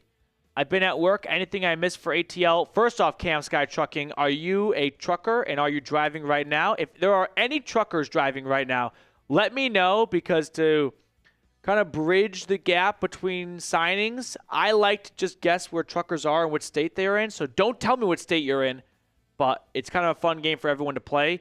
As for any Atlanta moves, no. They signed Divine Diablo this morning from the Raiders to be an inside linebacker. Him and Troy Anderson will compete for the starting gig, but that's about it. Leonard Floyd was released, as Mark points out. That's a name I'm interested in. I think that could be a very good target for the Falcons. He's not going to cost you very much. He comes off an 8.5 sack season. Of course, went to Georgia, played for the Bulldogs, so a nice return for him maybe to end his career. He was a 2016 first-round draft pick. He's coming up in the twilight days of his NFL career. I could definitely get on board with a Floyd signing, Mark. I think there's a reason why he was released. It was to make room for Joey Bosa. But the only thing is they couldn't find a trade. Maybe they didn't have time for a trade, and they just wanted to move on from Floyd so they can get Bosa in before someone else signs Joey Bosa.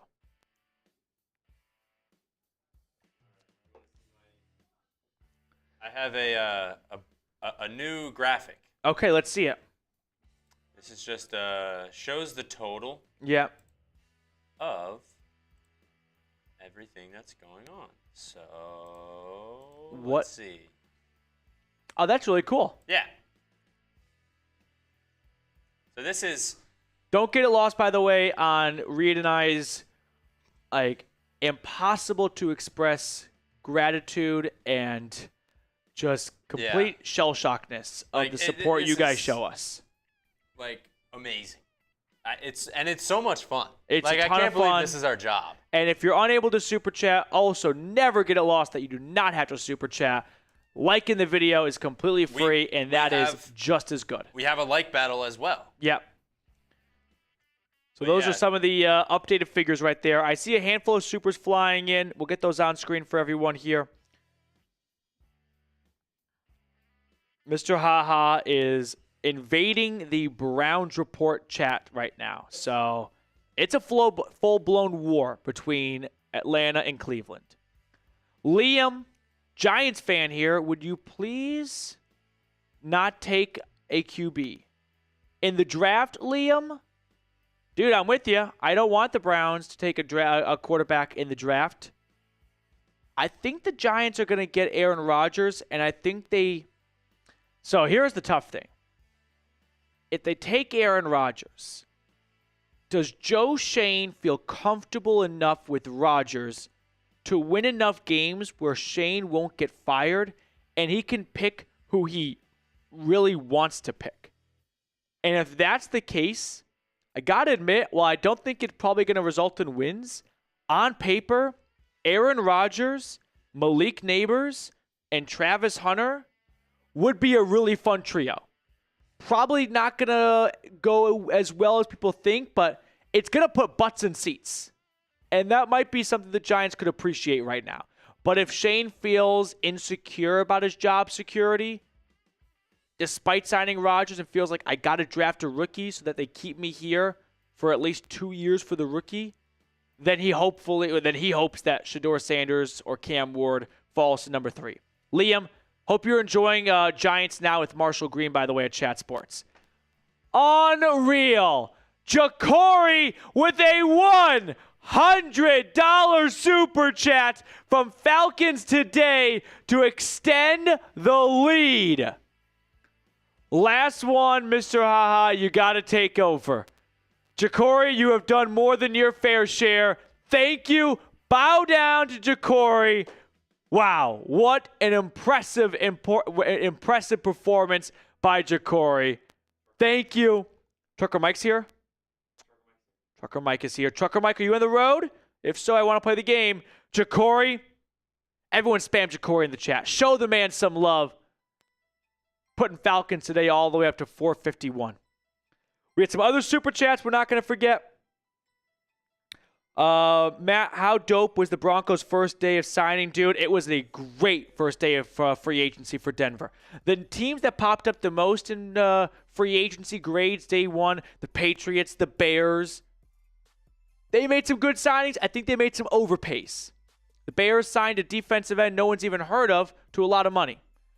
The Broncos just signed 2 great starting all-pro caliber players for affordable contracts. I think Denver, pound for pound, best day in free agency yesterday. Taylor Vaughn, insider information, Azeez Ojulari bought a house in Atlanta. He is from there. So, don't know if this is quite the news you think it is, but maybe it has some legs to it. Don't think I'm going to, rule it out completely. Taylor, though, thank you for all of your super chats and super thanks. Mr. Haha, a little tickle as I invade the Browns chat right now. Join me in invasion, dirty birds. Mr. Haha, first off, the amounts the super chats are coming in are noteworthy. $8 increments right now. But also, the passion and dedication. I've never seen a bigger Falcons fan that treats the Browns like the Saints. So, Mr. Haha, love the journey you're on right now as you are just taking on the whole world by yourself, calling for reinforcements. Moses tuning in from our Broncos breakdown channel. Luther Burden, Omarion Hampton, Ferguson, and Fannin Broncos draft. I don't like Luther Burden. Yeah, I'm going to say it. Big step back in production this past year. You can place some of that on the quarterback issues that Mizzou had. No, I just don't think. My favorite receiver in this draft class is Matthew Golden from Texas. I think Matthew Golden from Texas is going to be like a second-round pick. Actually, I think he's going to be a first-round pick. But if he falls to round 2, I think he's going to end up like a DK Metcalf, a Deebo Samuel receiver where you're like, how did he go round 2? Or A.J. Brown. I think Golden is going to be the best receiver from this 2025 NFL draft class. As for Omarion Hampton, I just like Caleb Johnson more, but they're both bruising backs. And then Harold Fannin from Bowling Green's getting a lot of attention right now. I'm still doing a little bit of research on the tight end class beyond Colston Loveland and Tyler Warren. So I'll have a better answer for you as we get closer to April on those guys, Moses. But thank you for the super chat, and, love the ideas altogether. Always put together something you think could be fun. Carlos with a 200 peso super chat.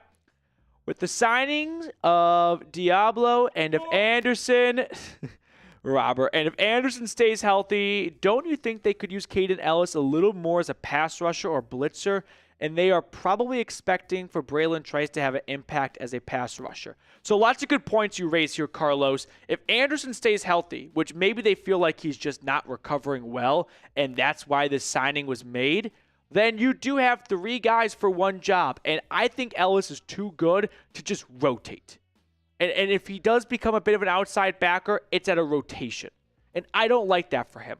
Because while he did have some big pass rushing plays last year, I don't think he's going to fare well if he permanently hangs out in the deep end.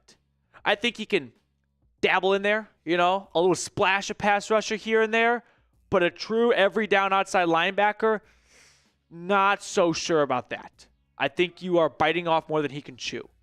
So I wonder if this Diablo signing is a reflection of Anderson's injuries and just wanting more speed at linebacker. As for Braylon Trice, I sure hope they have high expectations for him. They took him in the 3rd round last year. That was the first pass rusher they took after taking Penix in round 1. So, they better have sky-high expectations for him because they're banking on him. I don't. I think that's asking too much of what I think is going to be a rookie. First time really getting some NFL game experience in 2025. I'm not going to ask for a rookie 3rd-round pick to put up 6 or more sacks. That's unfair to him. Carlos, thank you. Gracias. Appreciate you tuning in. Robert with a $50 super chat from our Broncos breakdown channel. Mr. Haha can take the Browns chat sports. I'll take, you guys are just pushing me out altogether. Mr. Haha would want to take, I think, the Falcons chat sports gig. I'll take Broncos. Does someone take Falcons chat sports? Maybe put names for Broncos to look out for in free agency and in the draft. Well, that was yesterday's video, Robert.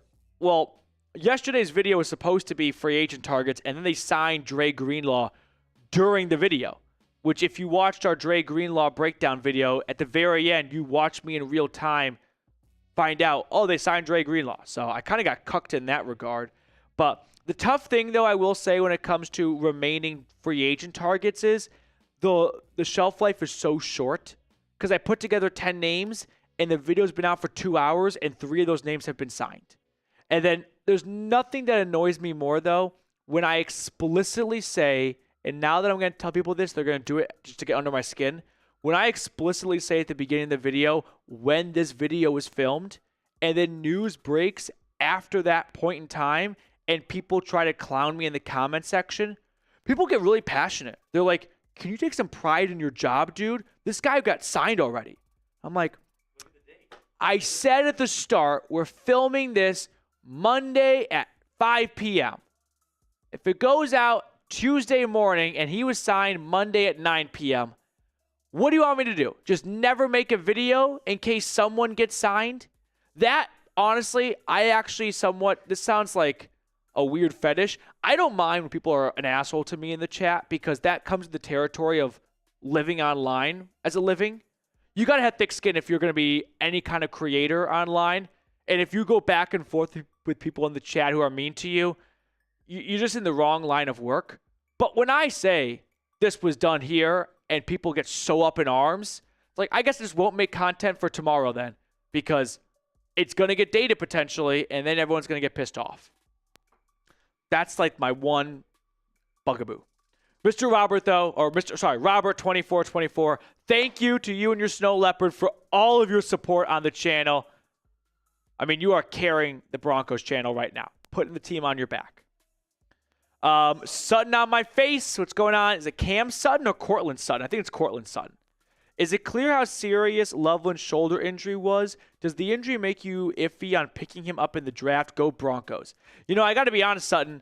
I had no concern really. And then when I got to the combine and he had a huge brace, you know, like the sling where they put like a little pad right here? That's a big boy one. That's a scary looking one.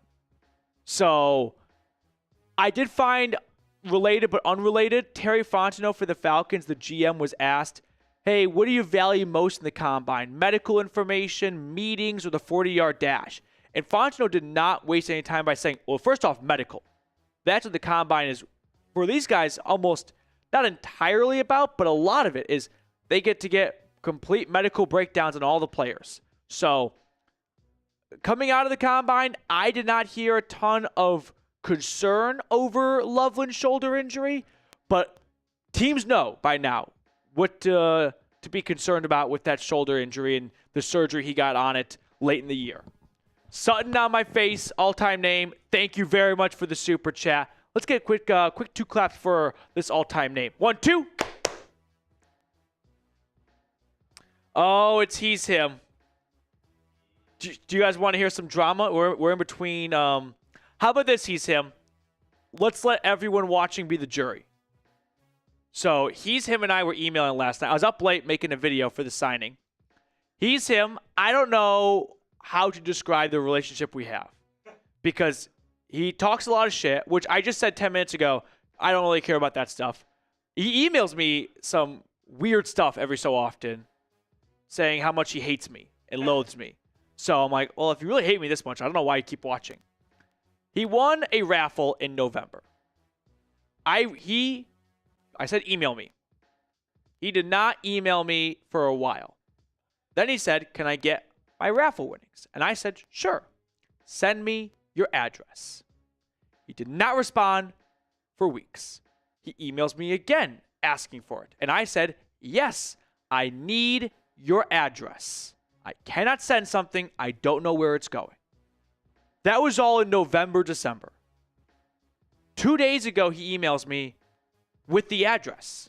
Finally, I go to send him what he won. That item is no longer available. I found a replacement option and said, I can't find that anymore. I can give you this. He got up in arms over it. And I told him, I'm not going to sugarcoat it. I asked for your address twice. You waited 4 months to give it to me. I'm sorry the item is no longer available. This is not some major corporation. I'm doing my absolute best here. A two-man band with Reed now. I used to be a one-man band before Reed joined last year. You took 4 months to send me your address. The item's no longer available. I didn't say you're just not getting anything. I found a replacement, and he's like, no. So you guys decide. Also reset the L3. Uh-oh. Who's in the wrong here? Me or he's him? I don't know what more I could have done in this situation. I truly did everything I could. So, what's News. we got news? We got news. I don't see any news. I got no news. What's the news?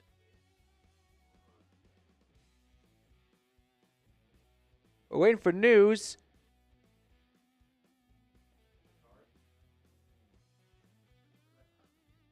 Oh, I was looking at Twitter.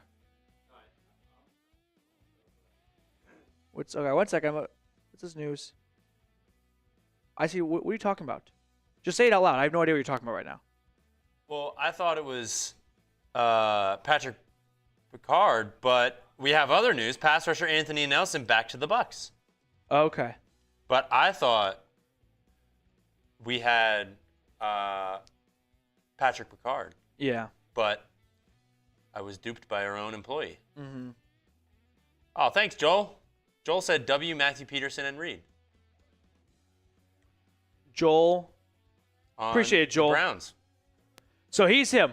The offer still stands. I can send you the replacement. I asked it. That's what I wanted to resolve the situation with. Instead, he's emailing me at 12:30 in the morning. I'm responding to, so I don't know what else I can do to remedy the problem. He's him. I don't steal prizes. I can't give prizes that I don't know where they're going. Next time, don't take 4 months when I ask twice for an address. Yeah.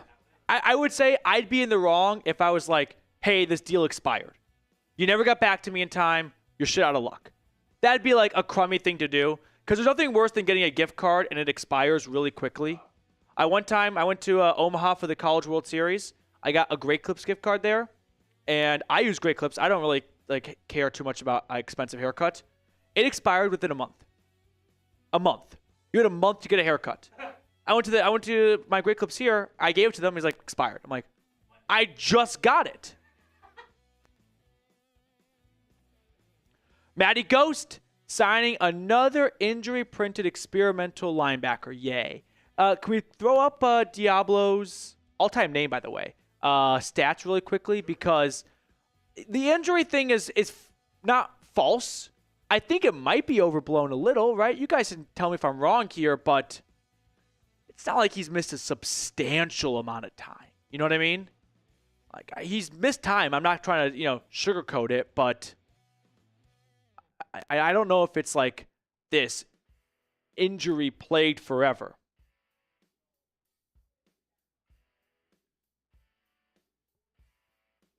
All right, we're trying to get the Diablo stats up. A couple of supers flew in just a moment ago, so we're going to get those on screen for you.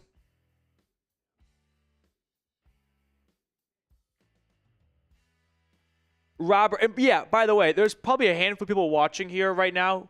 Like, raise your hand if you ever won something or gotten a giveaway before. It always gets to you. So, this is not like me trying to avoid sending him something. I'm trying. Oh, Fletcher's here. Sorry I'm late to the show. I really like the Pickett trade. The potential is there. You know what, Fletcher? How about this? Let's play a quick game. Who's out of the league first?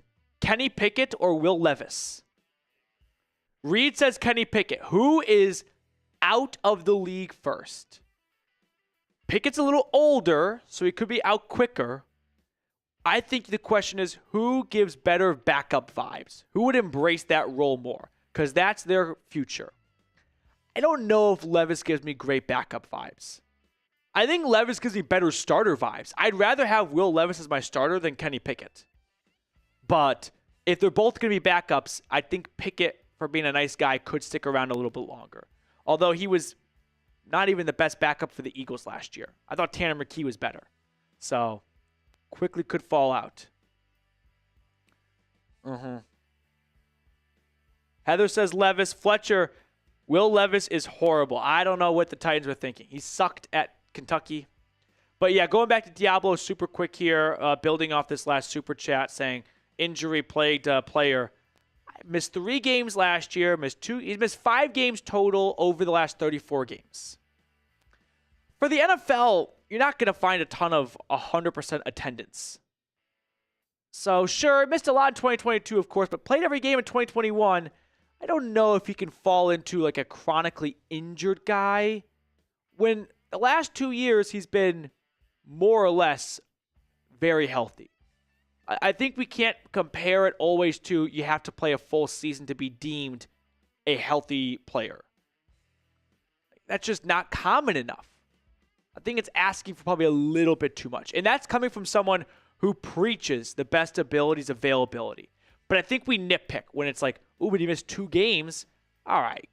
A lot of guys miss 2 games. So that seems like we're just trying to fuel our agenda more than anything else. Maddie, I can understand maybe just not liking the signing in general, but the injury part, I don't know about. Appreciate your super chat, though. We got a few more super chats to catch up on. 303 people tuned in with our Broncos stream, 170 likes, 330 watching with our Falcons stream, 216 likes. And on our Brown stream, we've got 263 people watching with 141 likes. Jesus is the way. I want the Browns to draft TreVeyon Henderson in the second round. He would be a great locker room guy and a heck of a back. I just prefer Caleb Johnson, but if he's gone, then we have to find a plan C. And Henderson, I prefer over Judkins, not Ashton. So I can warm up to Henderson. I feel like maybe some of the production was taken away from last year, working in a tandem backfield. But when he gets to the NFL, if he's just kind of by himself, the production can really start to ramp up. So I can get on board with this one right here. Second round, pick 33, though, no. That's too early for me. I just think Johnson's going to be better. And if Johnson goes round 1, I'd rather find a running back with one of your third-round draft picks and maybe go offensive tackle in round 2. Try and find a long-term fix for either left or right tackle. An edge rusher, depending on what you do in round 1. Jackson Dart, maybe? We'll see. Jesus, thank you very much. Next super chat, I think we have one more. Oscar Juszczyk for the Joker role. When I saw Juszczyk was released, the first thing I did was quote tweet. I said, Bronco. Because I feel like with just 2 Niners coming over, what's one more? Plus, Sean Payton uses a fullback. Maybe he prefers to keep Burden over Juszczyk, but I don't think it's a 0% chance or far from it. I think Juszczyk could catch Denver's attention. Rose over at our Browns Report channel. I told my father about the Pickett trade last night. He's even more a Browns fan than me. I've never seen a man's face scrunch up so hard in my life. It's not that the Browns gave up a whole lot for Pickett. They gave up DTR, who was going to get cut. It's not even that the fifth is like, oh, I can't believe we gave up a 5th-round draft pick. It's just that they got a bad quarterback. And sure, they're going to add more quarterbacks, so it's not like he's just going to be anointed as the starter of a coronation for him at the end of free agency, but I never like adding bad players, and I just think Pickett's a bad player. So I'm not going to try and get all warm and fuzzy around it and look for the upside. I don't think he's good. Rose, I really appreciate your super chat, and I feel your dad's frustration. I don't see he's him anymore. Came in here to try and brainwash people to his side, I feel like. Whole story comes out. And now it's 0 dark 30 from him. We have been live for 2 hours so far. We've had one signing between the Browns, the Broncos, and the Falcons.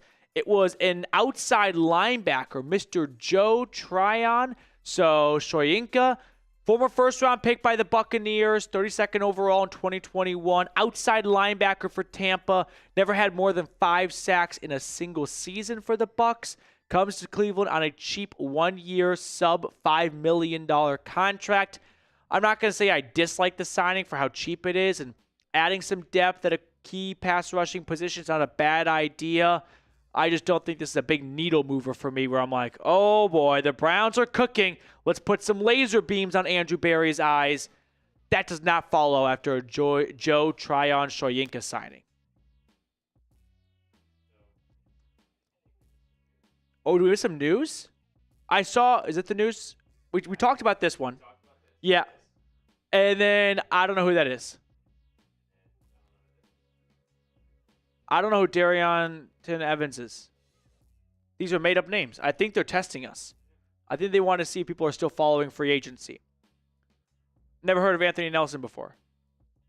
$10 million, though. Good for Anthony. Yeah, if you got a 2-year, $10 million contract, ignore taxes for a second, what would be kind of the first big boy purchase you make with that?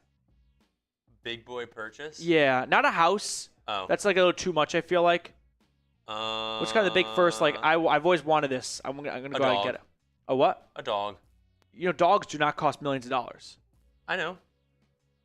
That's what you're, like, if you got $10 million, you're like, I'm going to go buy a dog now? Yeah. It's the next thing on my list. Why don't you just buy a dog right now? because there's complications. But what complications are alleviated with a $10 million contract? Well, since I have this job, I'd have to do like. So in your eyes, you retire from this job with a $10 million contract? No. That I don't understand. If I had more money, it'd be easier to, one, take care of the dog, because since I have this job, hours are weird, so I'd have to do like doggy daycare. Makes sense. Okay. So like I would be able to have like a monthly like. Yeah. Okay. I get that part. Sure. Amount of money to spend for the dog. Yeah. But that's just the next thing on my list. Yeah.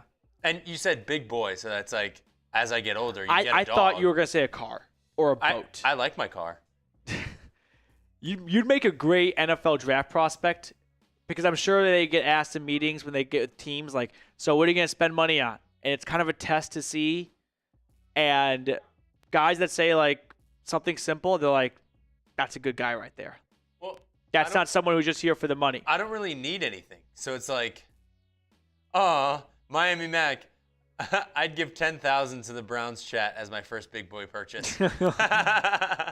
If I got $10 million, Mac, I'd ask you to start a YouTube channel so I could give you $10,000 in a super chat as well. I think I don't know what the biggest super chat amount is.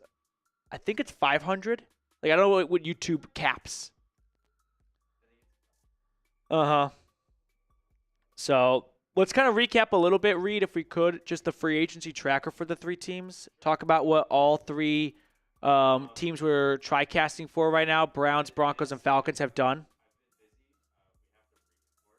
Okay, just take a sec. Yeah. Mr. Haha, it is 500. Okay. I like how Mr. Haha, by the way, knows the answer. That's probably the best person to ask, right? He's looked into it. There's what? Oh, I see. Yeah. Re-signing with the Ravens. All-time fullback. Landon, what chances do the Falcons have of trading for a tight end like Isaiah Likely? I don't think Isaiah Likely is going to get dealt anywhere. I think Mark Andrews is done in Baltimore. I think the Ravens could be looking to shop Andrews. That's a name to watch for. Broncos Country, that could be a tight end that Denver trades for, but I just don't get the sense they want to trade for an older veteran player. I think they like what they're building through the draft, and they'd rather continue down that path. But maybe an Andrews possibility is too good to pass on, because he actually, despite starting the year horribly, ending the year horribly, the middle part was great for Andrews. So I could see teams lining up for some Mark Andrews trade offers. And I could see the Ravens going, it's time to hand the reins over to Isaiah Likely.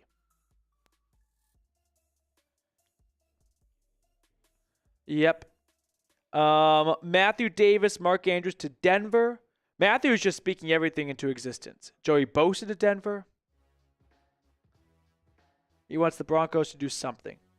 Lucas is Ford Raptor. My favorite, my all-time dream car, just a Rolls Royce. They're so cool. They're the coolest.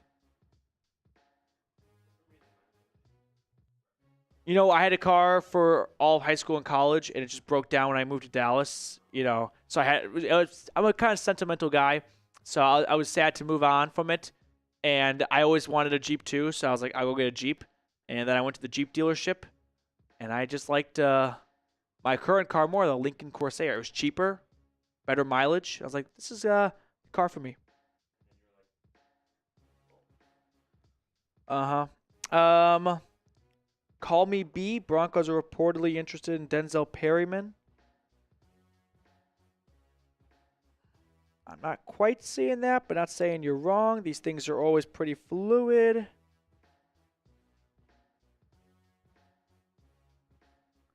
Oh, a $5 super chat on the Broncos stream.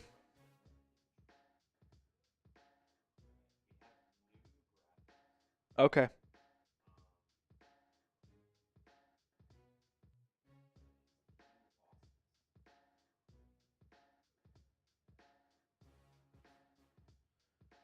Okay. One thing I want to note here, a little specific to Atlanta, but it applies to other teams as well.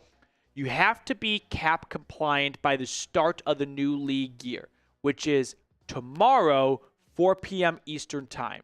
So, the Falcons right now, before the Diablo contract info comes out, they had $10.5 million in cap space. Maybe about half of that goes away with Diablo, which you just got to be one penny above it. But teams want to have more flexibility. So there could be some more roster management coming in Atlanta. He's him with a $2 super chat. He's back.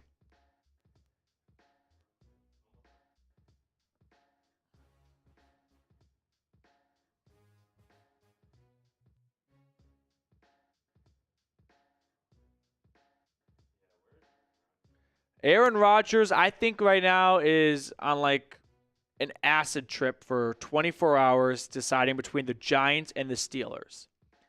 If you're really just thinking about it objectively of like, if you're Aaron Rodgers, where can I go to have the most success? I don't know how you could pick the Giants over the Steelers. I mean, the Giants are just a bit of a dumpster fire. And that's coming, like, the Browns don't have a lot to speak on or stand on themselves, but the Giants aren't very far behind. Cleveland's picking second. New York's picking third. And while not everyone here likes the Steelers, they win a whole lot more than New York does. So I wonder if it's a little bit of Rodgers maybe just not wanting to either. I'm thinking one of two things. Rodgers might not want to leave New York after just getting there for the Jets. Also, Mike Tomlin runs his team his way.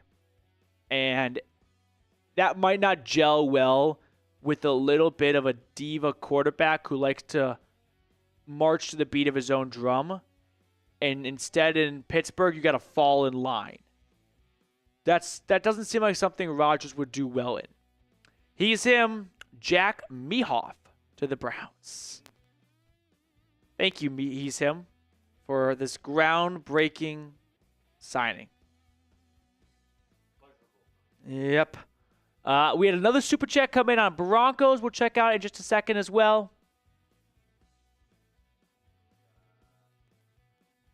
Here it is. Dementry. Well, when you put the words together, you start to like break into the syllables.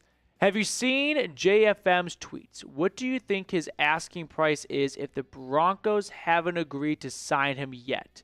Really, really want to keep him. So he's talking about John Franklin Myers, who, when he got to Denver, he signed an extension, and he wants another extension. Because I think he's probably feeling a little bit excluded that everyone's talking about a Nick Bonito extension and a Zach Allen extension, and no one's talking about him. But let's we could probably throw up his tweet on screen. Reed, if I send you the tweet, can you do that?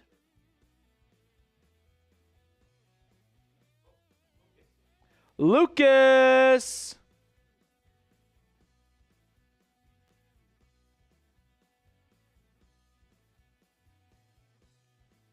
Okay, I'm trying to find all the tweets for everyone here.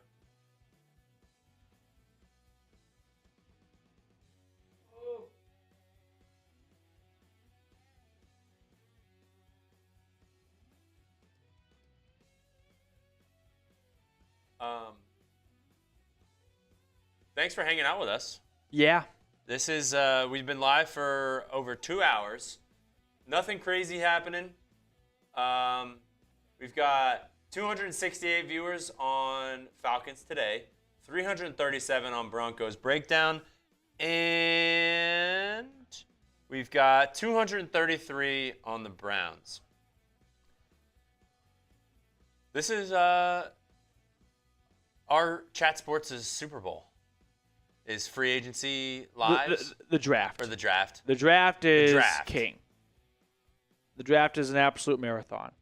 It is Thursday to, I'd say it's like the draft for us, Chat Sports. Thursday, you kind of get in around, say, 10 a.m.-ish, 11 a.m.-ish, and you're here until Sunday around 2 p.m.-ish. Like, you go home to sleep for, not to sound like a boot camp, but like 8 hours, and then you're right back here. Okay, I'm going to send you a photo link, if you can throw that on screen.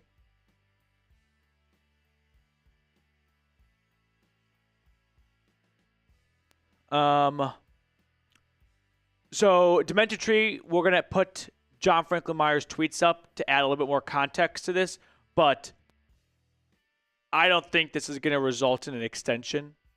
Let me see what John Franklin Myers' contract currently is. Because I know that when he got to Denver, he agreed to a new deal. And I just don't think he's high up on their priority list. He's got 1 year left on his contract. And he's going to make how much in pure cash? I mean, he'll make $15 million for his time in Denver. So he's looking for a pay bump. And I'm not saying he doesn't deserve it, but there's just bigger fish for Denver to fry right now. Zach Allen and Nick Bonito are bigger fish, I'd say. And I don't think Bonito's going to get done this offseason, or at least not in this offseason. Like, I think that could wait till August. But this is just a screenshot of John Franklin Myers' Twitter. Just retweeting and showing a lot of airtime to those that echo the sentiment of don't wait to pay your best players. He's basically referring to himself here, and then tweeted out himself, still counted out. So I'm not like concerned about this. It's not like John Franklin Myers is going to get a trade out of it to a team that's going to pay him more. So Denver's just going to stay put. They didn't really, flinch much when Courtland Sutton had his hold in, hold out, whatever you want to call it. Maybe they just offer Franklin Myers more incentive money. That's a possibility as well. Dementry, thank you for your super chat. We got a super chat coming in from our Falcon stream. Overlord, do you think we will target Asante Samuel Jr. and Ojulari? Also, big fan of you guys. Appreciate that, Overlord. Thank you. I haven't heard a lot of buzz on either of these two players. Like, there just hasn't been an insider coming out saying Atlanta is interested in one of these two guys. I sure hope they express interest in Samuel Jr. However, with the Chargers letting Christian Fulton go to the Chiefs, maybe that signals that they have money and room to bring back Samuel. If they had brought back the other DB, then that might have been their pick of the litter. But now that one's already left, that could make them a little bit more aggressive to re-sign Samuel. As for Ojulari, Atlanta's got to add a pass rusher in free agency. They're just flat out going to sign someone. Now, the tier of that signing is what we don't know for sure. But as long as free agency passes and other guys start getting, picked up, the herd is going to begin to thin. And if Ojulari is one of the few last players standing, then process of elimination, he's going to have a good chance. But I have not heard much traction on either guy. If I had to pick one, though, in terms of likelihood, I would take Ojulari. Overload, thank you very much for your super chat and your support. We got Sad Falcons fan. Do you think Terry Fontenot is an undercover agent sent by the Saints to sabotage Atlanta? Longtime Saint. I mean, came up in their ranks with Sean Payton and everything. No, I don't think so. Like, that would require the Saints to double his salary in Atlanta. That's the only why. Like, this is obviously isn't true. But if this was true, if let's say he make math easy, $5 million, he makes more than that, makes $5 million for Atlanta, and the Saints were like, go be a spy, he'd have to say, well, you got to pay me $10 million. Now I'm making $15 million, right? 10 from you, 5 from them, triple my salary, and I'll be a spy. The Saints are not paying him $10 million to be a spy. Not to be a double agent, not even a spy. No, I do not see that happening. By the way, I was on a flight a few months ago, watched a good movie, Bridge of Spies, all about spies. So recommend it next time you're endlessly searching for a movie. Okay, quick shout out to Fanatics. They've got an awesome deal going on, 25% off. chatsports.com/fanatics. If you want to get a t-shirt for your favorite team or a jersey, which is a t-shirt jersey combo, much cheaper than a jersey, or maybe you want to get a hoodie, whatever you're searching for, use chatsports.com/fanatics. I put this link in the comments and description of today's video. Shout out to Fanatics for sponsoring and supporting us here at Chat Sports. Austin Anderson with a $5 super chat from our Broncos stream. Ooh, Puka Nacua is switching his number. I don't like when they do that, though, because I know it's their jersey and everything. No, I just saw switching from 17 to 12. Do you realize why? No, I stopped reading after 12. Adams. Yeah, but what if you bought a Puka Nacua jersey? Yeah, but Devontae Adams won 17, so Puka Well, tough shit for Devontae Adams. Well, that's not how it goes. Yes, it is. It happens all the time in the NFL. He's a veteran. No, there are. Kirk Cousins came to Atlanta and wore 18, not 8. Because he said no. No, because he Devontae said Adams is like, I want 17. No, but you're misunderstanding where I'm coming from. I feel bad for people that bought a Puka Nacua jersey. That's the loser in this. Yeah. And it's unfair 100%. when the NFL charges this much for jerseys and they quickly become so meaningless. There better be like some kind of jersey exchange for Puka Nacua.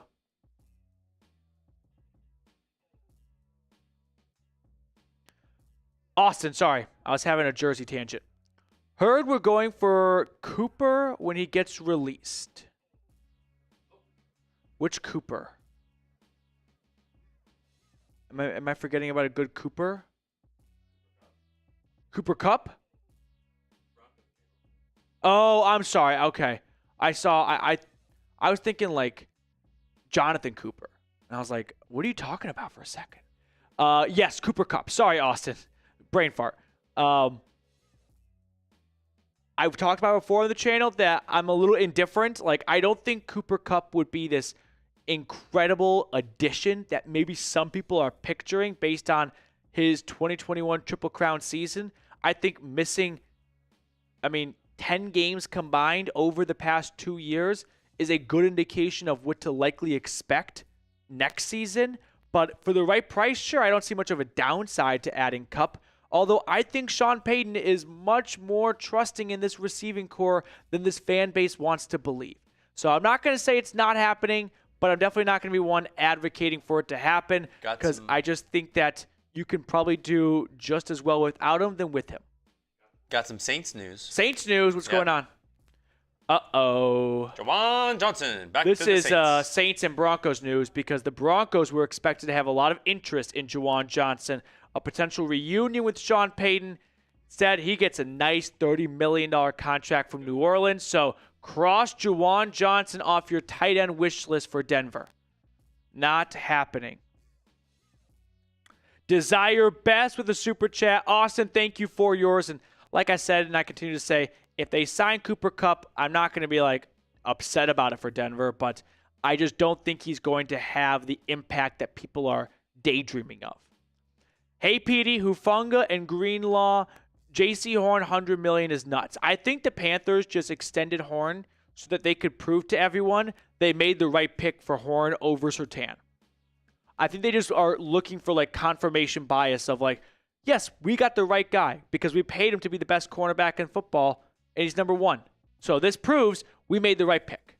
I really believe that David Tepper was just that like insecure about the draft pick and goes like, well, if we pay him the most, then people are going to think he's the best.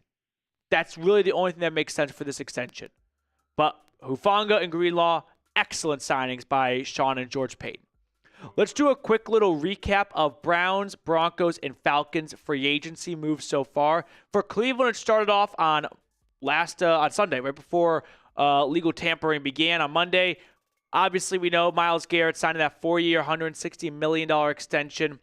I think Garrett just came to terms with he has no leverage. He has 2 years left on his deal. If the Browns really wanted to, they could keep him for the next 4 seasons. They could franchise tag him twice. He knew he was going to be here, so if he's going to be here, might as well sign a $123 million guaranteed contract. The tough thing right now is the elephant in the locker room of, now here's a guy who said this team isn't going anywhere. Does he believe they're going somewhere now, or is he going to walk around the locker room going, I made a lot of money, but I still don't think we're any good? And that's going to be, a tough conversation I think he has to have with his teammates. Kenny Pickett traded. I don't really like the trade because I don't think Kenny Pickett's any good. So why am I going to defend a trade that you got a bad player out of? You didn't give up much, so it's not like it was an awful trade, but Pickett stinks. Cornelius Lucas is going to be your new James Hudson kind of swing tackle who will probably end up starting at some point because knowing DeJuan Jones and Jack Conklin's track record, an injury is likely coming for one of the two. Sorry to be the bearer of bad news, but history says so. Then they signed a former first-round draft pick in Joe Tryon-Shoyinka out of the Tampa Bay Buccaneers. 1 year, $4.75 million contract. And DTR going to, these are some of the losses, going to Philadelphia in that Kenny Pickett trade. James Hudson signed a 2-year, up to $11 million contract with the Giants. I have 2 thoughts on that. One, this is a sign of what the NFL thinks of the draft class at the offensive tackle position. That there's no one good there, so if you want to get someone, you got to give them free agency. That is a fair, natural thought. However, because it's the Giants that signed James Hudson, and knowing how bad they have been in free agency, I think it's just the Giants being a bad free agent team, and it's not a reflection of the tackle draft class, which is probably just around average. As for Denver, they made a handful of re-signings. Long snapper Jared Stidham on a 2-year deal. DJ Jones, a big contract, 3-year, $39 million.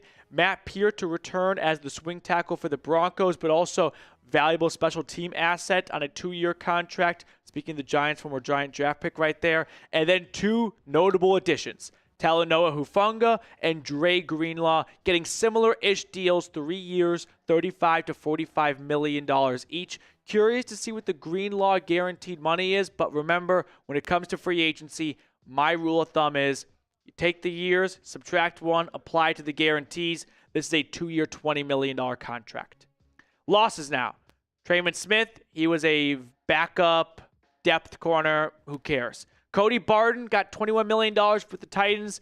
You got Dre Greenlaw 2 hours later. Who cares? Zach Wilson was never coming back. He wants to go somewhere he has a better chance to play. Backing up Tua, you have a better chance to get on the field than backing up Bo Nix. Javonte Williams, a 1-year, $3 million contract with the Cowboys. Happy trails, best of luck to him. Sucks that 2022 knee injury really ended his career in Denver. And Riley Dixon, the punter, who had that great fake punt pass against the Bills. But other than that, I always felt like you could do better. So Denver wanted to bring it back. He got more money from Tampa. This is not something to cry over. Now we can take a look at some of the Atlanta Falcons free agent signings. Oh, there's 2. There's 1.5. There's one. They extended Jake Matthews, and they signed linebacker Divine Diablo. I thought maybe edge rusher would be a bigger priority. I mean, it's only 3:30 on the East Coast. Day 2 of free agency. There's still some names out there, but yeah.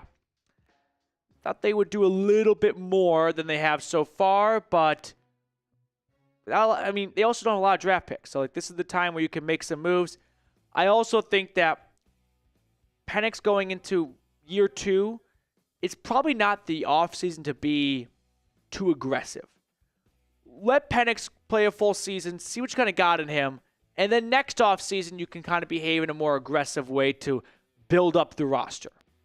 As for some departures, Drew Dahlman, reportedly from Jonathan Jones at CBS Sports, took less money from the Bears. Now, I don't know which team offered him more money. My money is on the Vikings, but he wanted to play with Ben Johnson and Caleb Williams. Grady Jarrett got the bag in Chicago for his age and just kind of where he's at in his career. Good for him. I know that it was a bittersweet loss and mostly bitter rather than sweet, but another team was willing to pay him a whole lot more, and he still got gas left in the tank. Richie Grant was a backup. He went to the 49ers probably as a cheap, Hufanga replacement competition signing. So those are all the moves Cleveland, Denver, and Atlanta has made so far. Let's throw the 30-minute timer on, Reed. So it's 2:30 Central Time right now. We've been live for 2.5 hours. We've only had one signing so far, so we'll put 30 minutes on the timer. If we get, some signings happening, or if you guys really want to stay on the show, stay live for a little bit longer, we can continue the show. But I definitely don't want to just stand up here and keep everyone captive if there's just not really anything going on.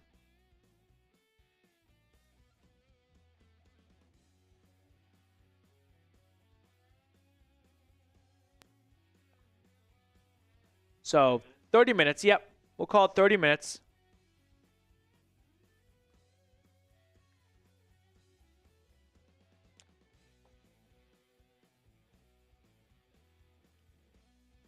Demented Tree with another super chat. That's good. So 30-minute timer on. You want to show the updated super chat battle, and then we'll get to Demented Tree's super chat. I said this earlier, but for anyone that's just tuning in, here are some predictions for the next few days. I believe Atlanta will release Kirk Cousins, and I believe the Browns will sign Kirk Cousins. That is my big off-season prediction for really both those teams, because I don't expect the Browns to be making any sizable contract signings. And based on the Falcons so far, it seems like that window is closed. So don't expect them to make any outside, in terms of like size or volume moves. As for Denver, they don't really have a whole lot of roster fills that can be filled in free agency more. Now, you're going to see depth signings. You're going to see teams sign corners, receivers, edge rushers, because you can never have enough guys at that spot right there. But I'm not expecting, any seismic moves from any of these three teams anymore, other than Kirk Cousins. So here is the super chat battle. Reed offered to do a beer bong for whichever team wins the super chat battle, which right now is Falcons today. So Broncos breakdown made an incredible comeback for the ages yesterday. Browns report is, obviously in closer striking distance, but still anyone's game, I'd say, or close to it, with 29 minutes to go until we let you guys enjoy the rest of your Tuesday. So this is the deal that Reed is offering. Let's go. I think the Falcons might be waiting for the last possible moment to release Kirk to see if anyone will trade for him. Like, what if the Falcons are like, well, we might as well wait and see if the Giants or Steelers are so bummed out that they lost out on Aaron Rodgers that they settle on Cousins. So it's not the worst thing in the world to wait, but I just don't see why any team would trade for him when he's going to get released. That's what I keep going back to. We had a super chat. We can get that on screen. Vincent, who's winning the like battle? Good question, Vincent. Reed is updating it right now, so I'll let you all know in just a minute.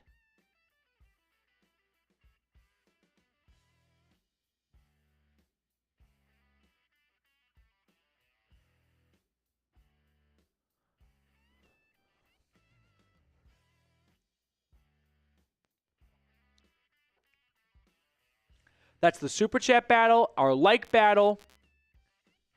It's much closer than the super chat battle. Falcons with the lead. Denver not very far behind. Cleveland becoming a little bit of a distant third to Atlanta at number 1. But the Browns just picked up a couple of likes. So everyone watching right now, hit the thumbs button. Help your team finish first in likes.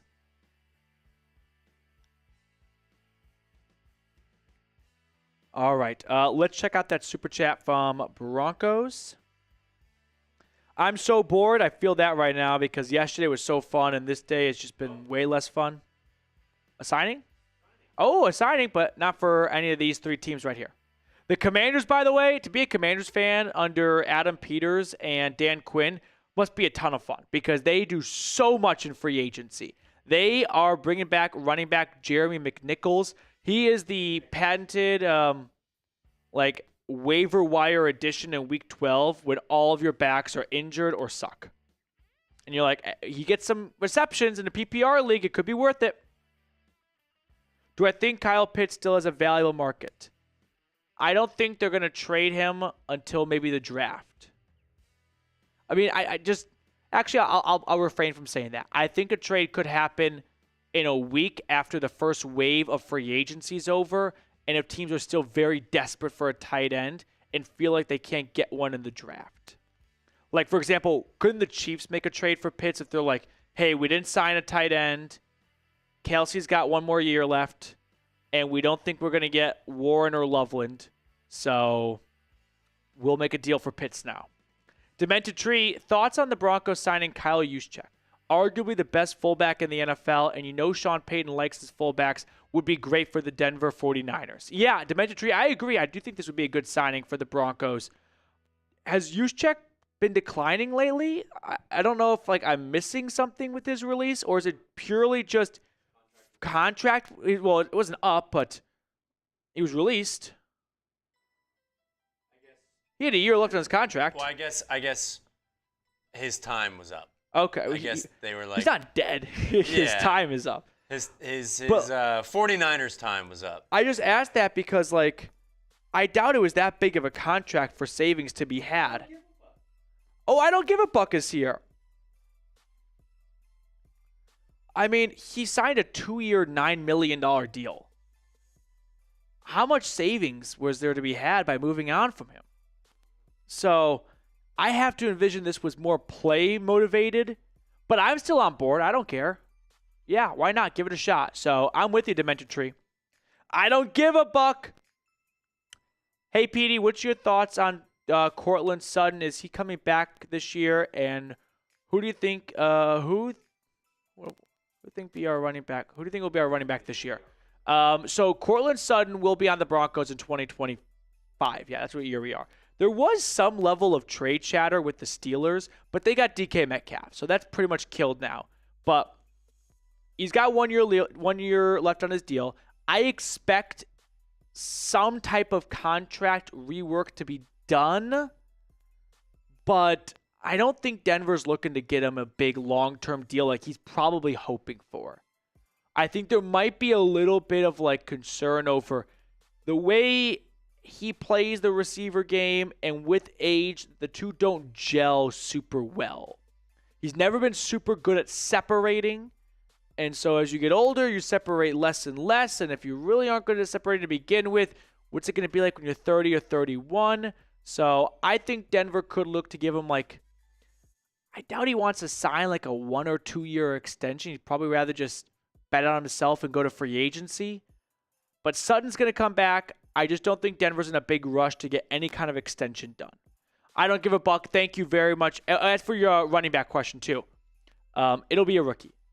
I think it'll be like Caleb Johnson or Omarion Hampton. One of those two guys, if I had to bet on, will be the Denver Broncos starting running back week 1. All right. I think we're caught up with Super Chats with that one right there. Yeah. Reed has a question for our Falcons viewers. Joel wants to know, will there be a stream tomorrow? I think so, yeah. I don't see why not. We'll probably do the first 3 days and then kind of see how it goes from there for Thursday and Friday. But I'm down to hang out. If you guys are down, let me know. I do this for you. So if you find this valuable, you find this entertaining and informative, and you would like one tomorrow, let me know in the chat and we'll do one. But if you're like, hey, probably just not worth the squeeze, that's fine too. We don't have to do a live show. Philip with a $10 super chat. Appreciate it, Philip.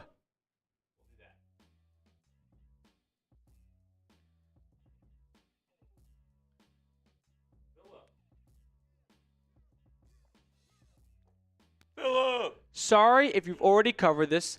I showed up late. Did you see the news earlier that the Browns are waiting on Cousins to be released to sign him? How do you see it shaking out? Love you guys. Philip, appreciate you for tuning in. We did talk about this. I have said, I think twice now, like, just on the record, I fully expect Kirk Cousins to be released before the end of March 17th and for the Cleveland Browns to sign him. That is my prediction. I'm willing to go down on that ship. Like last year when I said Bill Belichick will be a Falcon head coach, Justin Fields will be a Falcon, and Dallas Turner will be a Falcon. I'll stick my neck out this time and say Kirk Cousins will not be a Falcon. He will be a Cleveland Brown. How do I feel about it? For Atlanta, I think it's the right move. Move on. Don't try and force something that's just not there. Yes, you are investing a lot in him already, and you have to go sign a different backup quarterback, but I think people are getting too tied to the money, and the prospect of Cousins being a backup would be really good because he's a good quarterback. Well, I think you're forgetting about what the job of a backup is. It's to get the starter ready. Cousins has no interest in that job. Otherwise, he would not have gone to Arthur Blank and said, please let me go. So you're going to keep him hostage? That does not seem like a recipe for success.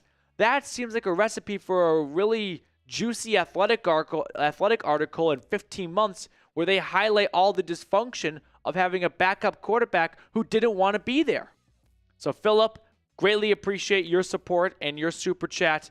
I think it's a great move for the Falcons to just move on like the Broncos did with Russell Wilson. And as for Cleveland, beggars can't be choosers. There's not a lot of good quarterback options out here. It's a bad year to go into the market searching for a new quarterback.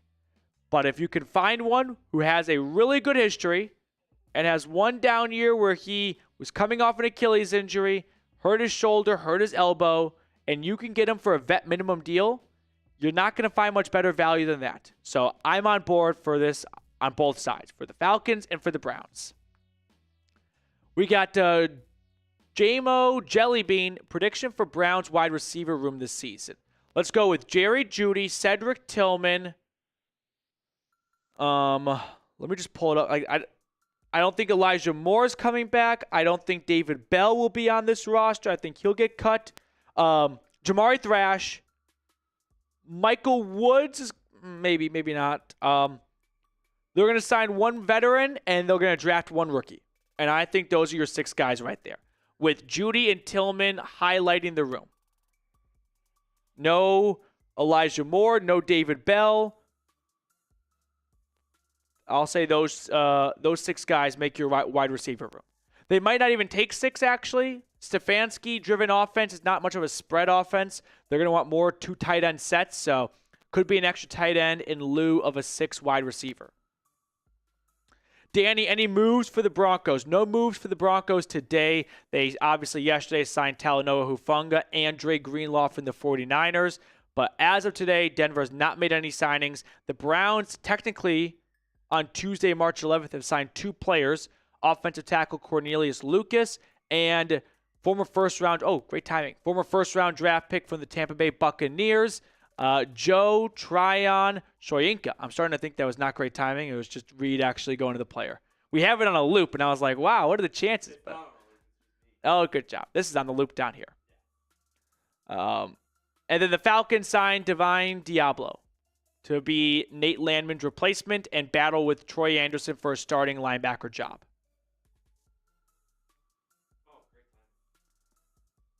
Okay.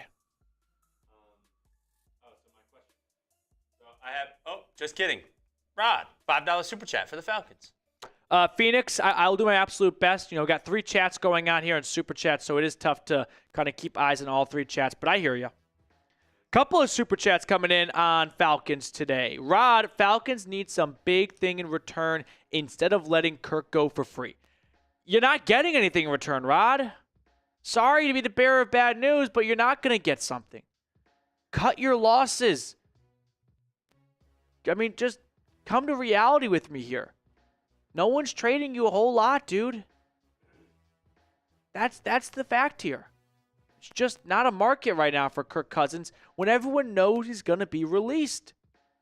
And they know they have to release him because Kirk Cousins is making it so clear he doesn't want to be there.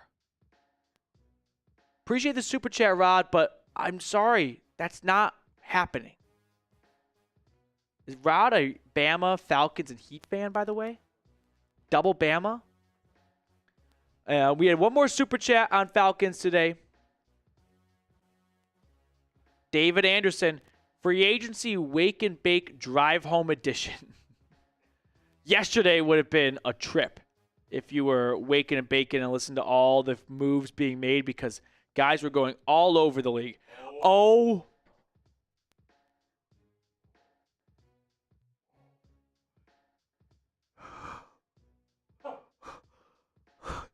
Tim Green, a $500 super chat.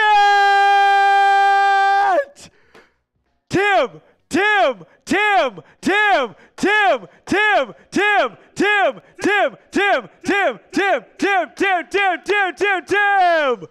Tim Green. The highest chat record is now a tie. Reed, get your beer bong ready. Matt, throw in a brown shirt for me. XL, please, and go Browns. Oh, my God. Tim Green. $500 super chat. I'm speechless. Holy shit. Tim. Oh my God. Put in the Browns firmly in the lead in Super Chats now. Don't know what to say. Truly have no words right now. Tim Green has no control. You know what? It's not a beer bong. You got to do a dog bowl. You got to do a full dog bowl. All right. And that's the only fitting thing. Also, I don't want to suck the fun out of the room here, Tim, but I brought all of my clothes home to be washed. So I don't have any Browns clothes here. You think he wants a shirt? Do you want a shirt, Tim? Oh. I thought he was saying for me to put on an XL. Okay, Tim, please email me so I don't want a whole he's him controversy all over again. But Tim, email me so I can get this, executed for you in an orderly and, timely manner. But Tim Green, everyone, just round of applause for Tim fucking Green. Tim Green is by far one of the most generous people that I've actually had the pleasure of meeting before in person. Tim, your generosity knows no boundaries. Thank you for your support of the channel. This smile is not going to come off my face for the rest of the day. Tim Green, ladies and gentlemen, get the dog bowl. You got to do a dog bowl. Full beer in the dog bowl. There's 14 minutes left. It's over, right? Who's coming back from this? Throw the updated standings up. It's over. Tim Green just won. Oh my God. Tim Green. Tim Green, by the way, for Falcons and Broncos fans, is not a scammer or a burner. I've met Tim Green in person. He is a wonderful human being. He actually even had 2 of his own season tickets given to me just to give away to people during a watch party once. That's how generous he is. So he's an incredible human being, and we need more Tim Greens in the world for his generosity and his support. Tim Green, dude. I feel like this deserves like champagne or something. Yeah. I really wish I've gone on a full diet and no alcohol, and I got to stay strong because I've gone this long without it. But I love nothing more, Tim, than to rip some shots with you right now. Oh my God. Tim Green. What's crazy is I actually thought the lead would be bigger. It's like $250 from Falcons. I mean, I'm not going to put it past Mr. Ha Ha, but I don't think anyone's going to sniff this one. Police the Police is here. Great to see you in the chat. Tim Green. 12 minutes, and then Reed's going to do the dog bowl. Oh my God. I literally thought that there was like a glitch. That was the only thing that could make sense for that. Wow, Tim. Wow. That's all I can say. Tim Green. I'm just not going to say, I'm going to keep saying Tim Green. Tim, you know what? Tim Green, he knows a lot of green. That's for sure. This is a good role model right here. Tim Green's been having a pretty good, successful life. Tim Green to the Broncos. That would be, you know what? Tim Green has spent nearly as much as the Browns have in free agency. Yep. Actually, yeah. He has. He's closing in on it.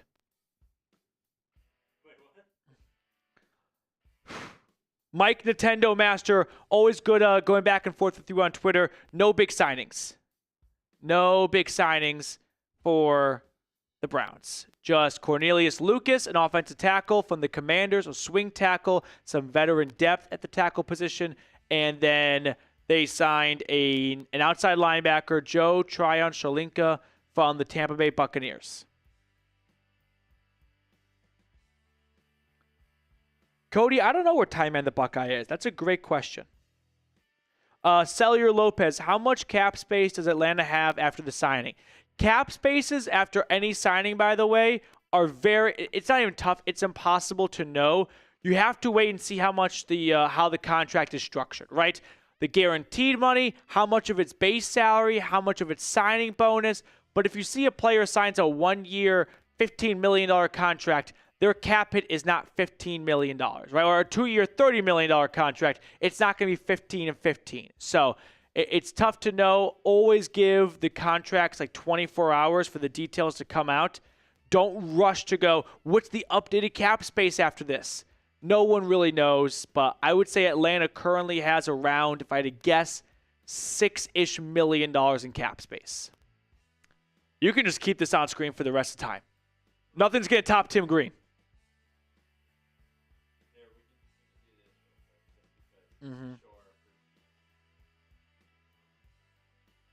Chill Pop, thank you very much. It was so fun having you in the chat yesterday.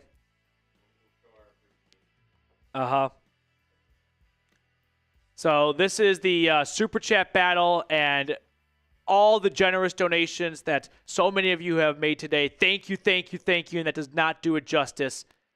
Just incredible stuff here to, show some support to these channels, and also for Reed and I to get studio space like this during a big, week like this in free agency, where last year that was not the case. You might remember, just not quite high enough in the totem pole with so many great channels here at Chat Sports. But man, stuff like this, it really does go a long way for us to get the ability to go live, because it is a bit of a battle royale to figure out who gets a producer, who gets a studio, and who can get the time to do it. So, Tim, thank you, dude. Now that we do have more studios, but still not a ton of producers. Yeah, we have a lot of studios. The ratio of hosts to producers is still...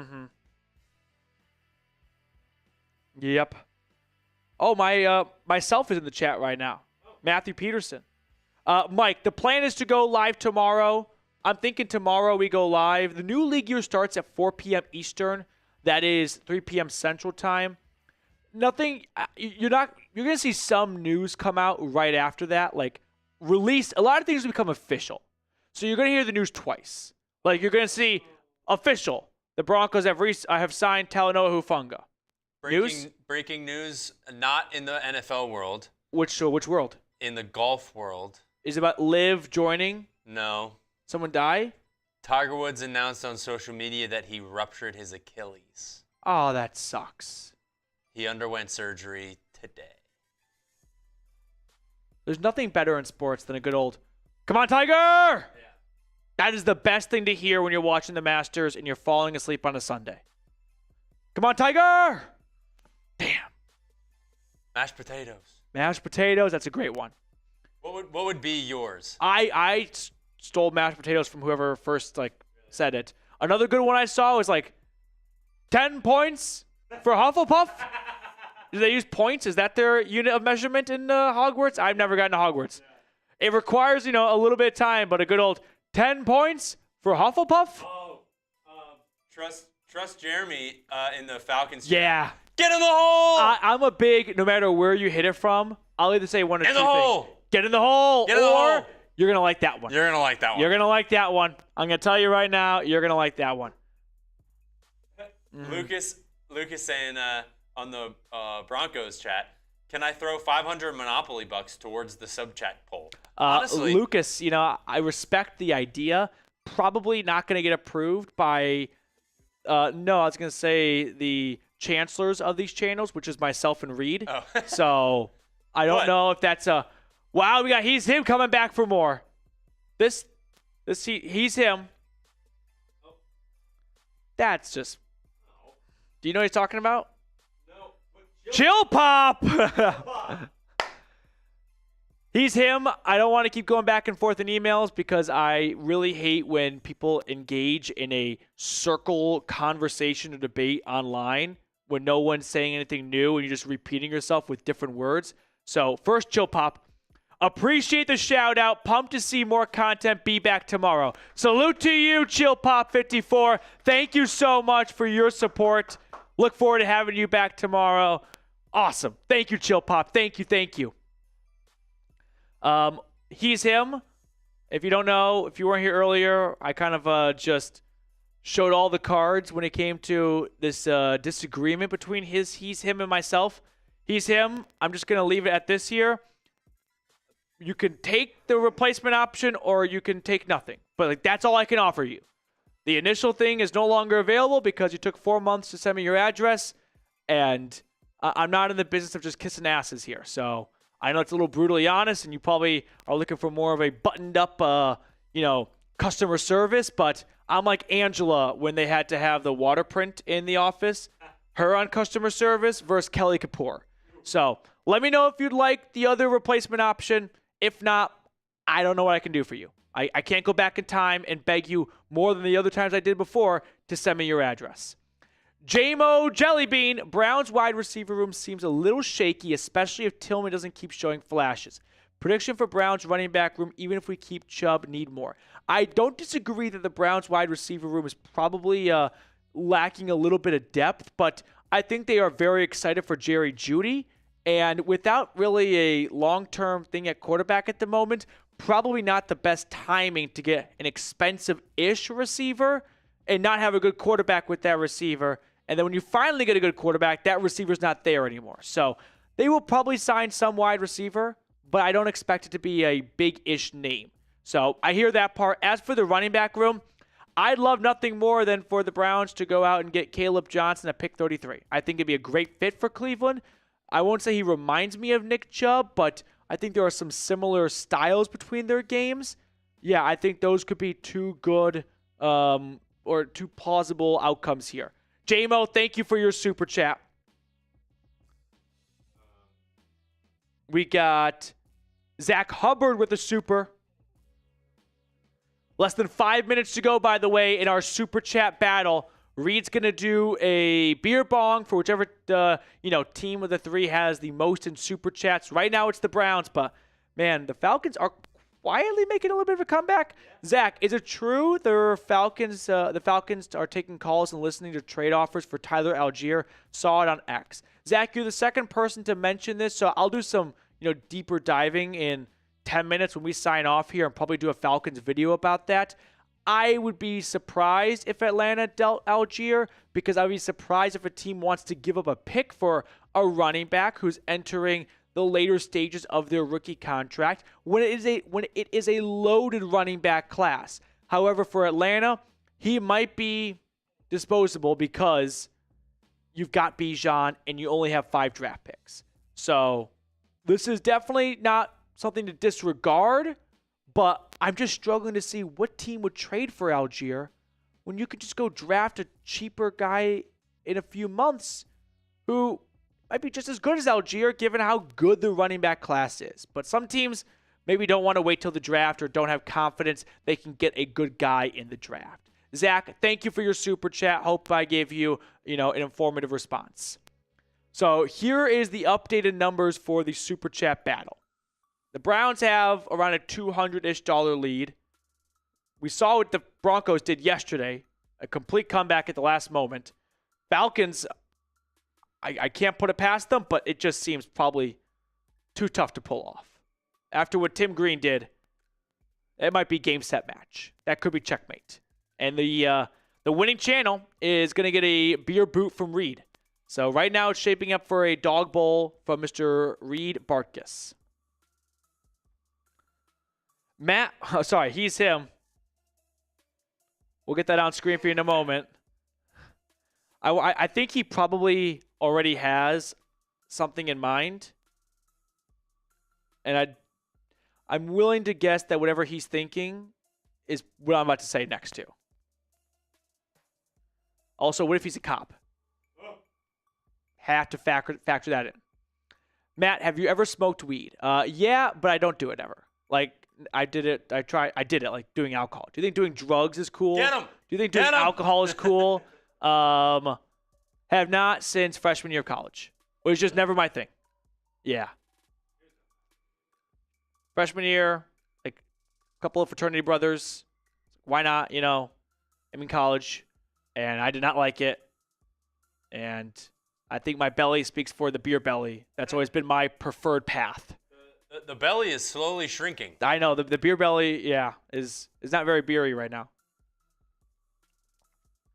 I'm guessing most people expected this response.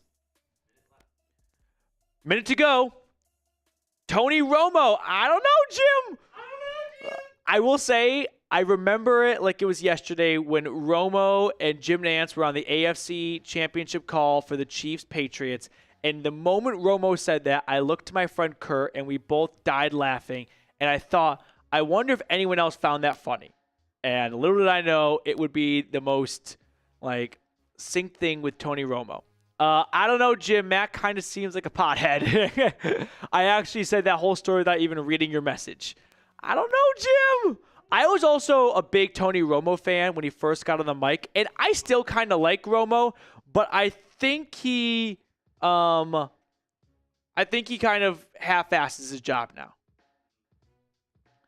He's him. He's him is just asking all the tough questions right now. How many genders are there? You know, I always try to refrain from like politics because you know that you're going to piss some people off. I don't have a problem answering this question. There's 2. The fact that that has become like a debate is just mind-blowing to me. So, yeah, there are 2 genders there. That is probably the most political response you'll ever get from me, but the fact that this question has become political is pretty bonkers to think about. Okay. We did it. That's the race. So, are we ready for what's going on? No. Okay. Do you want to throw this super chat on screen from JMO and then get the dog bowl? Yeah. Go to the dog bowl first. Yeah. A dog bowl. You know what the dog bowl is? It's yep.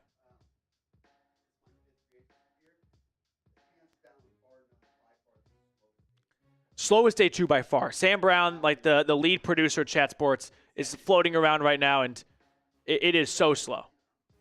Yeah. Okay, let's throw JMO super chat on because this has been on screen for a while right now. I don't know, Jim. I love that one. Tony. Sorry for so many. 1 second. Just so you guys know, like I read these super chats off a monitor that's not super big, and then that monitor is shrunk into 4 squares. So sometimes it's like a little old man of me. Sorry for so many AM hats. What do you think he meant here? Finally caught a live. Win or lose, get Kirk, draft Hunter, and RB in round 2. Oh, sorry. Okay. Sorry for so many super chats. JMO, wait, apologizing to me for super chats for. Finally caught a live. Win or lose, get Kirk, draft Hunter, and RB in round 2. I'm going to continue to preach this right now outlandish draft take. I don't think Travis Hunter is a top 5 draft pick. I think that because the Titans and Browns both said that he is a different position in their eyes. And if he's just playing one side of the ball for a team next year, is he a top five wide receiver, a top 5 corner? I don't think so. But if they plan to use him on both sides, and that's a good point, and I can warm up to it. Although I don't think effectively, and not trying to be a hater, but I am being a hater, I don't think he can play both ways in the NFL. I'll say it. I think the NFL playbook is just way too extensive to play at a high level on offense and defense. You can probably come in for some specialty plays, but are you really picking a corner who has some gadget plays on offense, 2nd or 3rd overall? I would not, personally. I think Hunter's going to fall more in the draft than people realize. JMO, thank you for your super chats. We have a few more coming in here.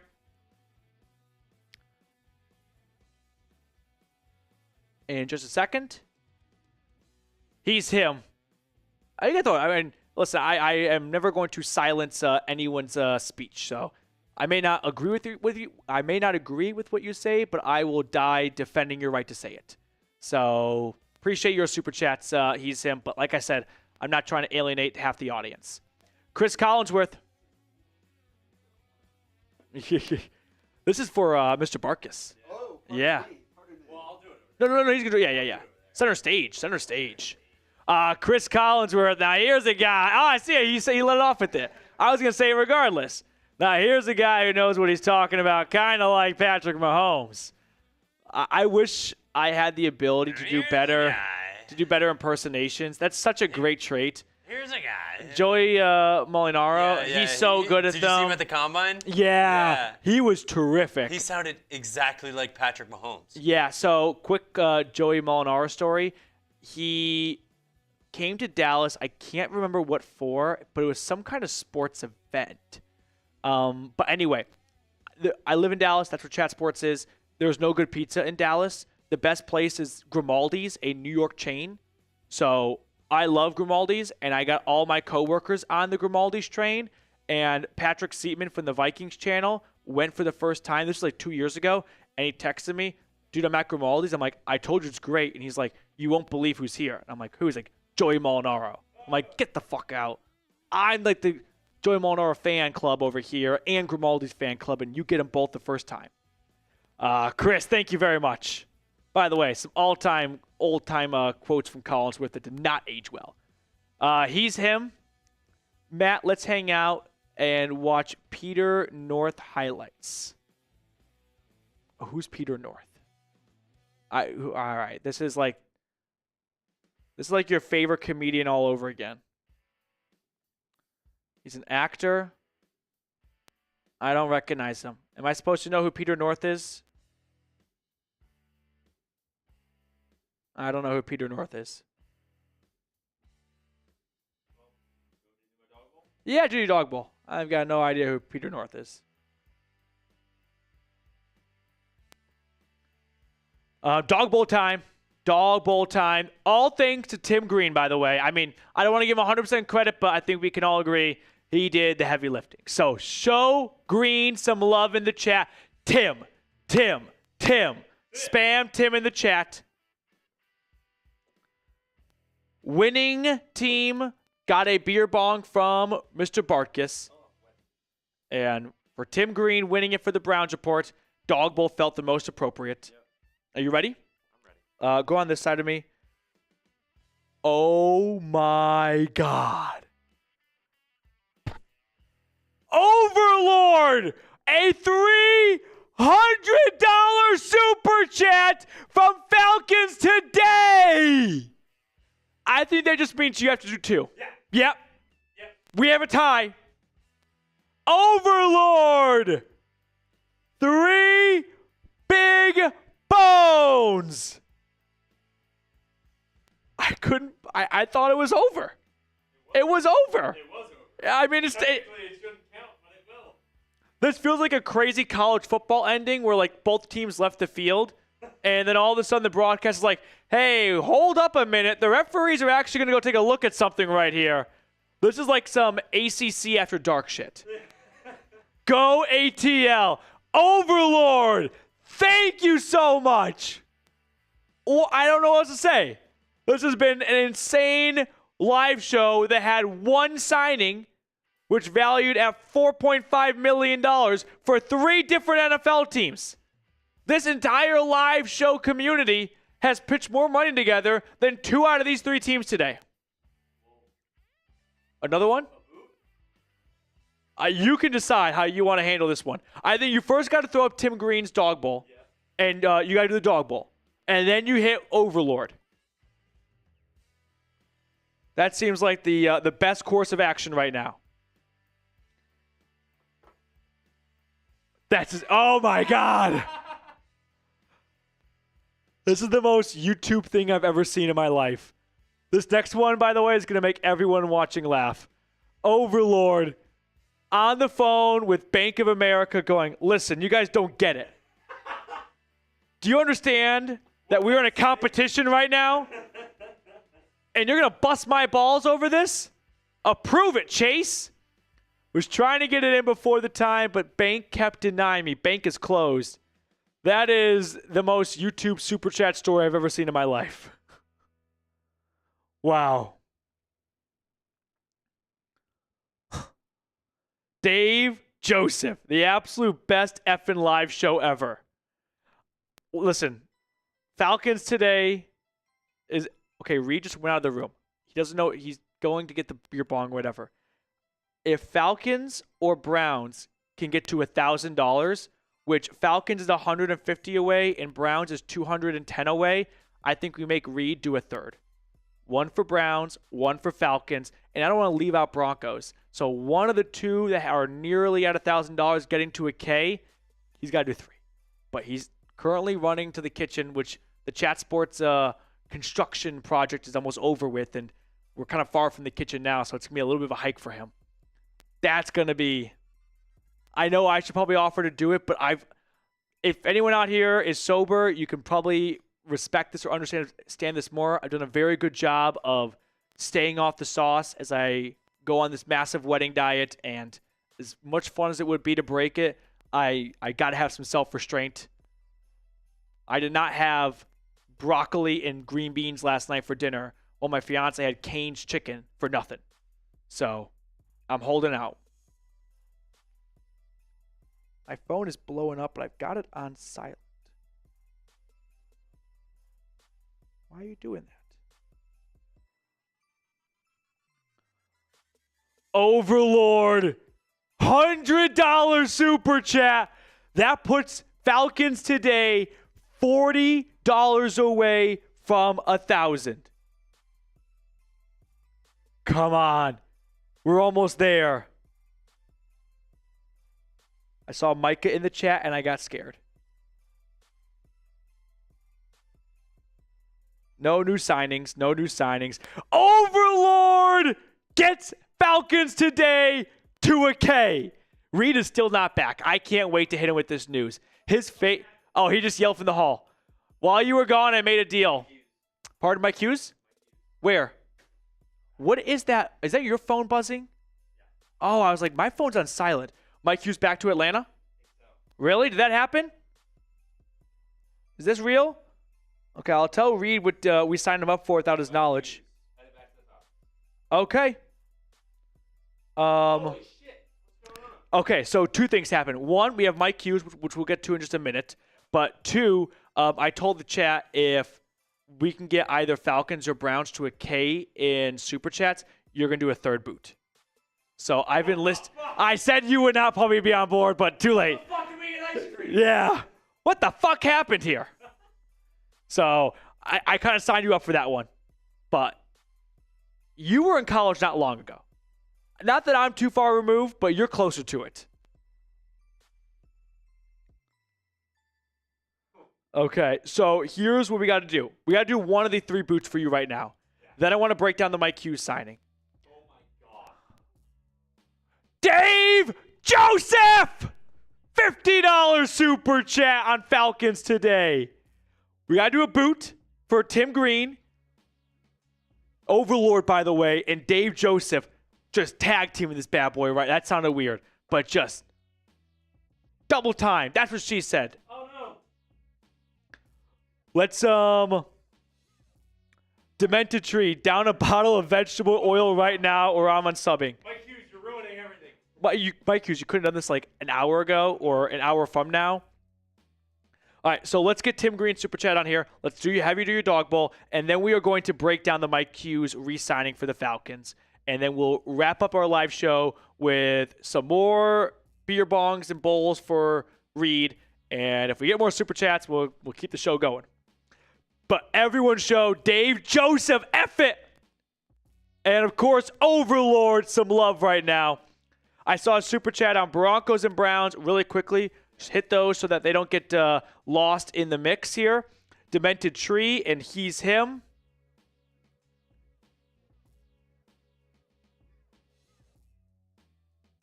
Mr. Haha right now is just like grinning, going, I started this empire, and Overlord and Dave Joseph finished it for me.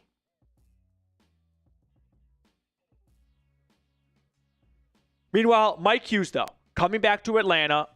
I talked about this on a video, I don't know, a few days ago. And I was like, between Hughes and Alford, it probably seems more likely that Hughes would come back. 3-year, $18 million. Okay. So there's your CB2 for the next 2 years. That's what this tells me. Guessing the guaranteed money is probably between 10 to 12 million. So it's really a 2-year, called $11 million contract. Split the difference. But this is a sizable investment for CB2, which means there will be no Asante Samuel signing. I don't expect Atlanta to target a corner early in the draft. This signing to me says a lot. If they really wanted a corner in the draft, they could have gone with a cheaper 1-year option somewhere else. No, it's edge rusher in the draft. That's what the signing tells me. Demented Tree, down a bottle of vegetable oil right now, or I'm unsubbing. First off, I'm touched that you're subscribed. That's so kind of you. But no. This is just not down the cards for me today. Yeah, maybe another day. No. Mm-hmm.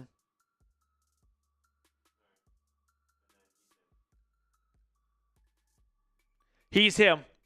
Matt, Mr. Hands with a horse, or 2 girls, 1 cup. You know, we were at work like a year ago, and 2 girls, 1 cup came up, and no one's watching it. But we were talking about like videos everyone watched in middle school, like when you first kind of like got to YouTube, and of course that came up.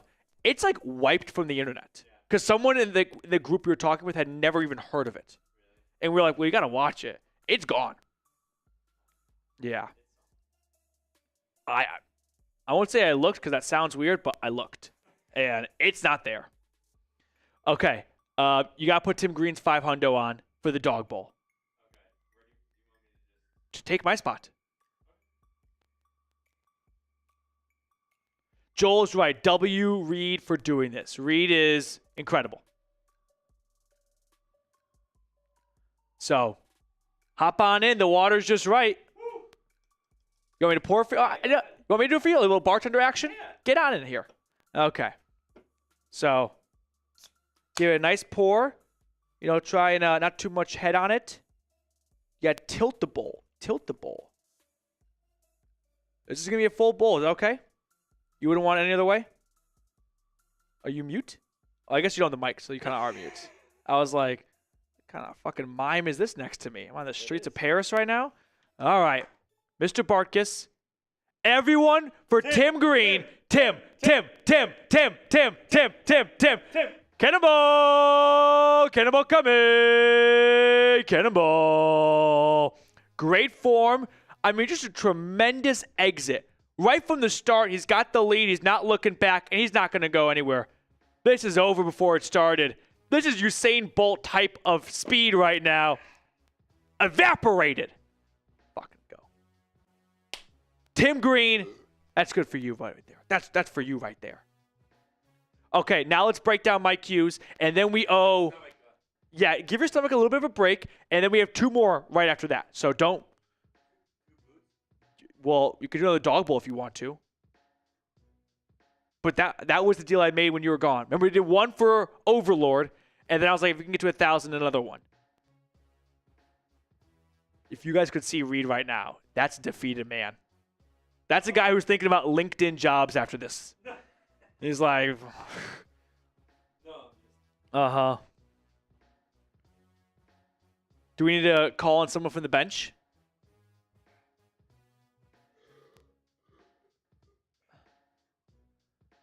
Okay. Yeah. Everyone show Reed some love right now because I, not a very good friend, signed him up for an additional beer boot, which is a crummy move. I'm not going to lie. If roles were reversed, I'd be pissed. Hold on. It felt like,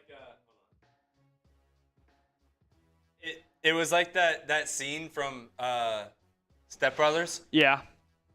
I forget the line, but it's like, we lost the boat.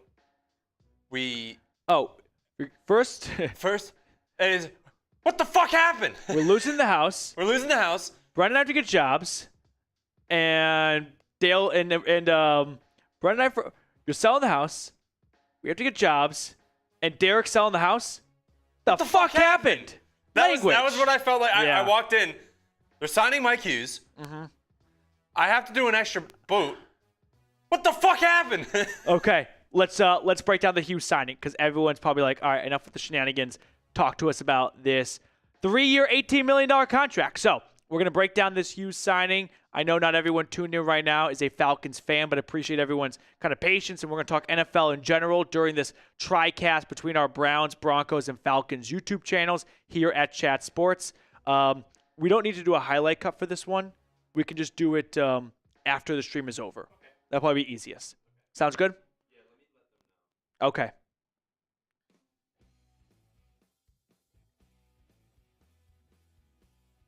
All right.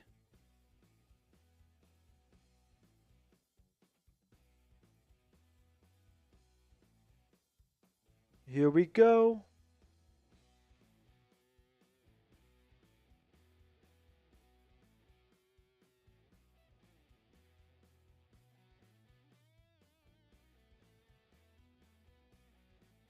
Overlord, we're number one, Mr. Haha. I love the camaraderie between these. Just, I can smell the beer, by the way, from like the 7 to 8 feet apart we are right now. No, but I mean, like, I feel like it's radiating from you. You know what I mean?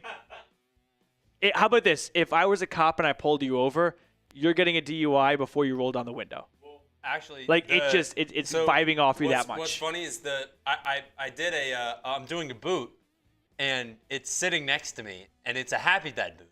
Yeah. And it just smells like Happy Dad next to me. That's a tough smell. I don't like Happy Dad smells. It's a tough smell. Too fruity. Gotta do it. All right, here we go. Let's get right into it. You ready, Mr. Barkus? Okay.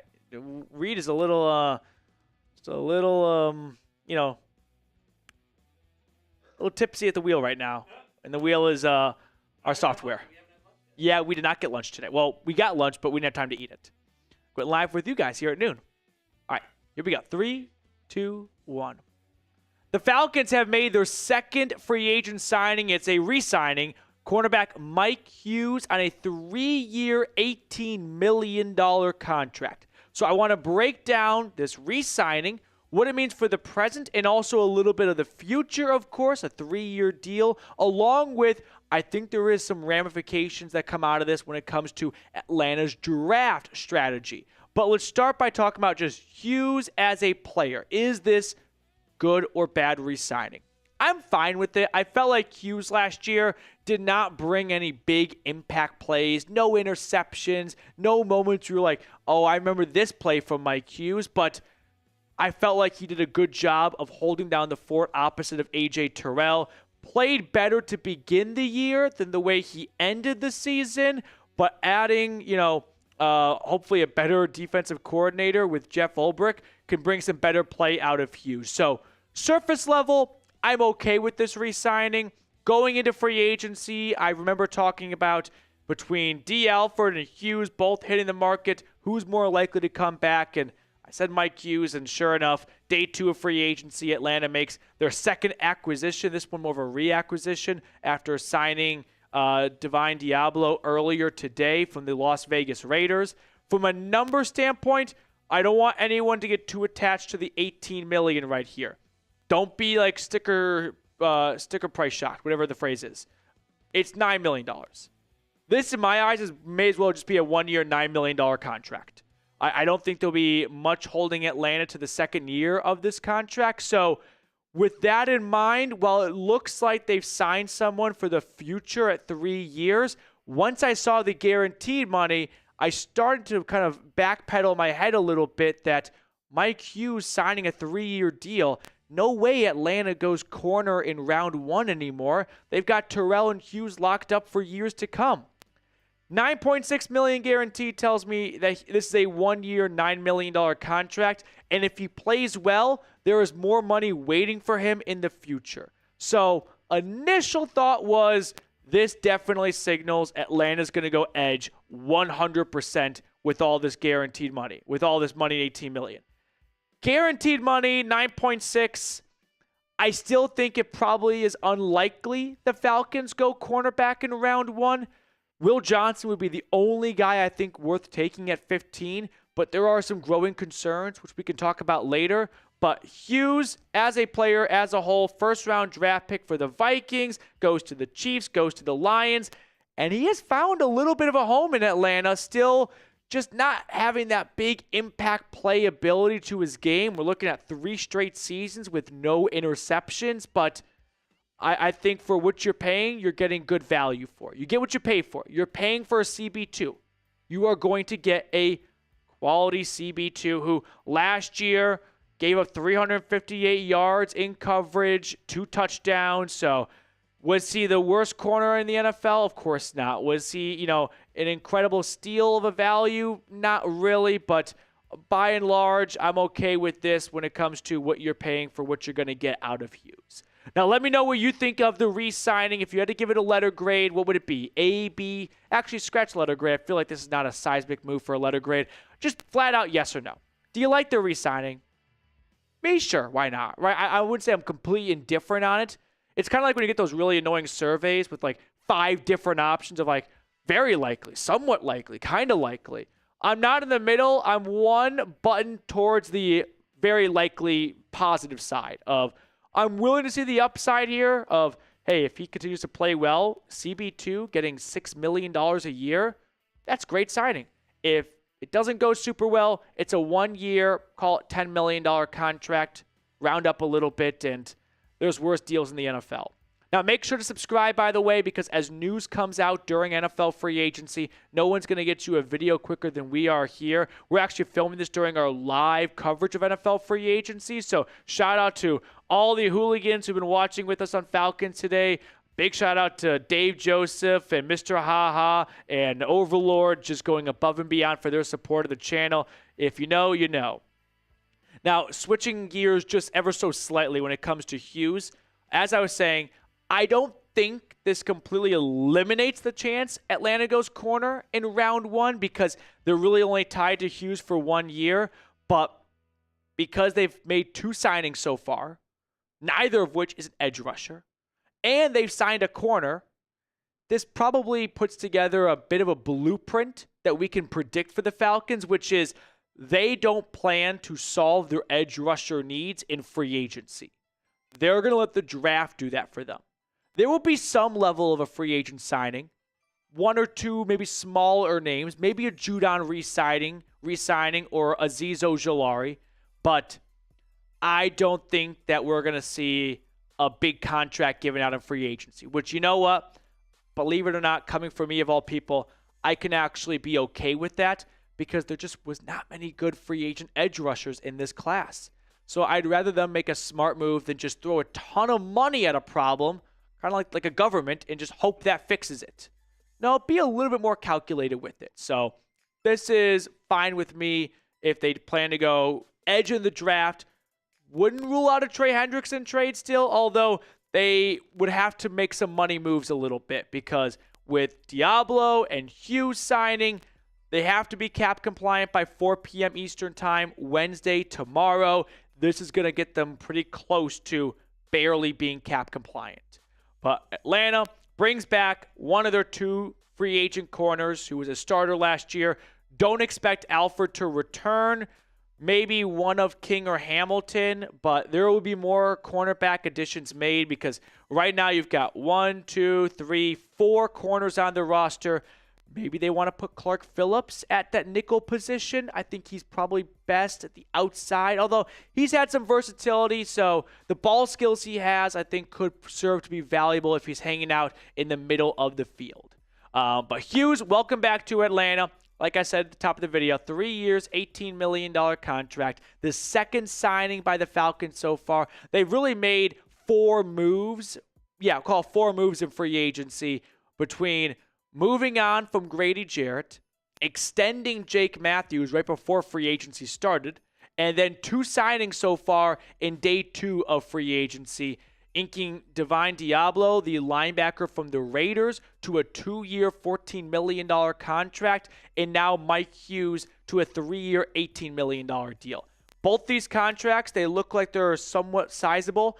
I think they're 1-year deals. It's a 1-year, $8 million for Diablo. It's a 1-year, $9.6 million for Hughes, meaning if things aren't going super well after the first season, you can get out with very little dead money awaiting you in 2026. Now, the Falcons have lost 3 players. Drew Dahlman, who, by the way, according to Jonathan Jones from CBS Sports, took less money to play for the Bears, which some people's initial reaction was, okay, so the Falcons made an effort. He didn't say who he took less money from. Like, what team offered more money? I think it was the Minnesota Vikings, who just gave a ton of money to Ryan Kelly, the former Colts center. So, still disappointing, but Ryan Newsel, I think, is going to be re-signed in the next couple of days. Grady Jarrett went to the Bears on a very big contract, so kind of happy for him that he was able to get one more big splash in free agency at 31, 32 years old, but still tough to see one of the longest members of this defense and a captain have his time come to an end with ATL. And then Richie Grant off to the 49ers to compete for a roster spot. So when it comes to Trey Hendrickson, do you think the Falcons are going to get a deal done for the Bengals star pass rusher? I say half yes because they've just done nothing in free agency to address this position, and maybe that's because they were working on a trade. But with only 5 picks in the draft, it seems unlikely that they're going to pony up and give some valuable draft capital, more of that, but they don't really have away. I've also heard, and I'll talk more about this in another video, some slight chatter on a Tyler Algier trade. I'll say this much right now. I'd be surprised if anyone wanted to trade for Algier, not because he's bad, but because he's coming to the end of his rookie contract, and it's a great running back draft class. So why not just take a younger running back with 4 years on the deal instead of a, player coming to the end of that really cheap contract? So Algier trade could happen since Atlanta's desperate for draft capital, and they're probably ready to put a boatload of carries on Bijan's plate and maybe find a cheaper option in free agency at running back or in the draft again, but they can get a valuable pick for Algier. I don't think the Algier trade is too likely, but I'm not going to completely disregard it. So Mike Hughes, welcome back to Atlanta. 3 years, $18 million. I think this probably points the arrow in the direction of Atlanta's going to go edge for sure. We'll fix this really quickly, Reed, in round number 1, but I won't say it with absolute certainty since I learned my lesson last year when it comes to don't say blank is a Falcon in the draft. All right, I'll see everyone later. All right. Let's recap on supers real quick. Oh, you want to do, sorry, let's do one boot and then recap supers to give you a little bit of a break. Does that sound like a good schedule to you? Reed looks like he wants to punch me in the face. I don't think he's very happy with me. I'm not going to lie. The bunk bed sound like a great idea. You walked out of the room and I was like, hey, we're kind of close to a K. If we get there while Reed's gone, let's sign him up for something. Which is basically how like all my family vacations went when I was younger. I thought I was going to go relax as a stressful 8-year-old. No, my dad just signed me up for anything and everything. All right. Nicholas, I don't know how many times I have to say it. The Bengals don't want... I was like, Nick's getting in all caps for something. Yeah, I agree that Kyle Pitts to the Bengals doesn't make sense after Mike Gesicki re-signed.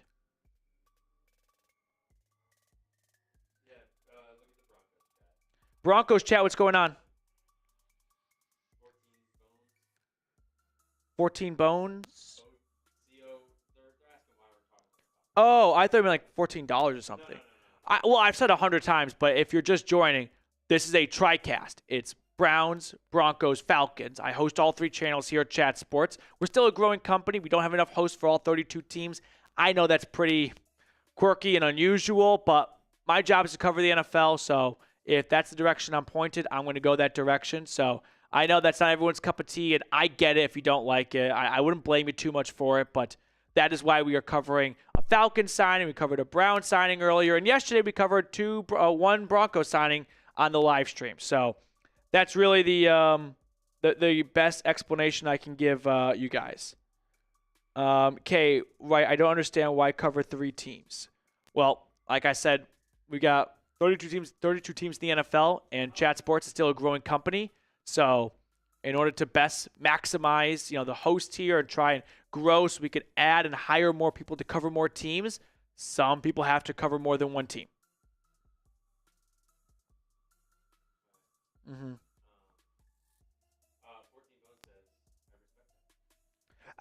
I understand this is pretty, quirky's probably even downplaying a little bit, strange. And if people don't like that, I won't be offended, I just hope that if they were in my shoes, they could understand. So here's someone who went to college to kind of get into the sports media landscape, graduated in 2020, bad time to join the sports world in COVID, took a job doing small town radio play-by-play in Wyoming, and saw this job posting. NFL's always been king for me, of course. And I was like, I'll throw my name in the hat. Month and a half later, got the job, come down here, and they're like, we need you to, cover the Browns and Broncos for us. And what do you think? I'm just going to get out of the car and go, nah, not interested. And then we had a Falcons guy who left, and they just flat out asked the whole company, who can kind of temporarily help out? And I was like, I'll help out. Volunteer spirit of me. So, sure, why not? And that's been, 2 years now. So don't regret a single thing. All right, let's get into. You want to do? Okay, you want to do this first? I'm not answering this one. Backroom.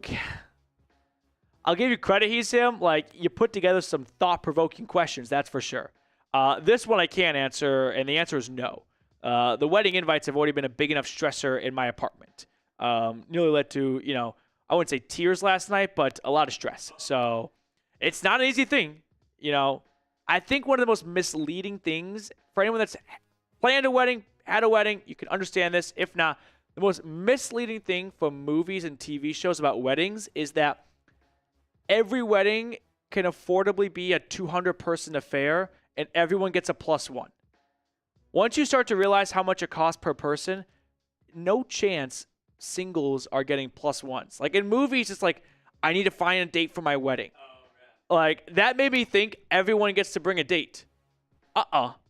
Like, if you have a significant other, they're invited. But if you're single, you can't just bring someone for the sake of bringing someone. Okay, Overlord, we're number one, Falcons today right now, after coming up short yesterday to the Broncos, coming up in third yesterday to the Broncos, is currently in first place in Super Chats by $200 and change. And are there any more supers? Okay. Can't wait to see DeMarco Hellams back. Yeah, he's going to come back from that ankle injury.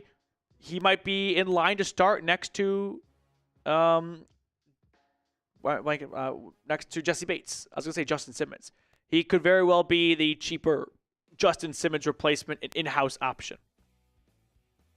All right, are we all caught up now? All right.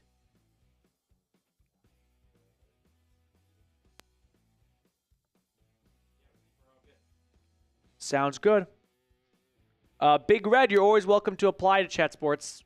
We kind of go in like big hiring phases where it's like a few people here and then a stretch of nothing and then a few people here. It's not like a rolling thing.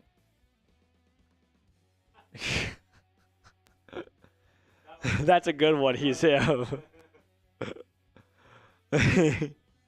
We're talking. For some reason, that one's not pulling for me. That super chat's not popping up for me. I don't know. Yeah. I can't grab it. I was watching The Office last night, my 15th time rewatching it, and it was the episode when Phyllis got flashed. All-time funny episode that doesn't come up enough, but when Dwight's like, he says, flaccid, and they're like, flaccid? You mean Phyllis? He goes, sorry, I got penises on the mind. Such a line. All right. You want to do your boot? Yep. Okay, let's get the boot done. The first one. How about this? I'll let the Falcons chat decide. Do you want Reed to do back-to-back boots now, or one now and one to start tomorrow's live? Well, I think you'd probably prefer to space it out a little bit. Yeah. I'm going to let, I feel like I have to just let Overlord decide, because he kind of got that done. Overlord, do you want back-to-back BTB, or you want one right now and then one at the start of the live show tomorrow? Because I feel, Overlord made that decision for us, back-to-back. I thought he might decide, hey, if we spread the boots out, it might kind of create a little bit more chaos over a longer period of time. No, he just wants the BTB. Everyone better start chanting Reed, though. The guy's a goddamn trooper. Spam Reed. This one might be a little bit slower. That's okay. No judgment. The bubbles. Cannonball. Cannonball coming. Cannonball. I want Reeds in the chat. If you're not chanting Reed, please leave. This guy is putting his body on the line for everyone. CJ is chanting red. That's close enough. Got to account for the bubble. Great technique right there. Tiny spillage, but the judges are not going to ding him much for that. I made him laugh.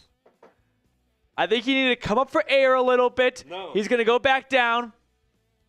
I'm so bored. Dave Joseph, Overlord, 14 Bones, Christopher Stofira, Matthew Spalding, Joel, Archangel, Arctic, Boyd Severe, Spam Reed. Done. Great work. Do you want to do the dog bowl just right now and just rip it off? There he goes. Read, read, read, read, read, read, read, read, read, read, read, read, read. I gotta find like a dog bowl equivalent for Falcons today. I'm not really sure what a bird bath. Oh, well, a bird like A birdhouse? The eagle freedom funnel. Yeah, that would work, but You do like a falcon funnel. falcon. A falcon funnel would be cool. Okay. Name everywhere is cool. Yeah, of course. Big man on campus. I've got a chair. I've got a chair. All right. By the way, good news. Reed does not drive to work. He does scooter, but maybe he's got to put a scooter in my car today. We'll see. It's 3 beers in a little short time period. Nicholas, Leonard Floyd to the Falcons. Leonard Floyd signing with the Falcons. That's a great you question. want to splice in just a little blip? No. Ooh, that's a tough one. Yeah, let's just make it one video. And we'll do some heart surgery. That makes sense? There it is. Okay. Down this though so we can talk about Leonard Floyd. Not to put pressure on you. So this is for both? This is for getting 1K. Okay. This is for getting 1K.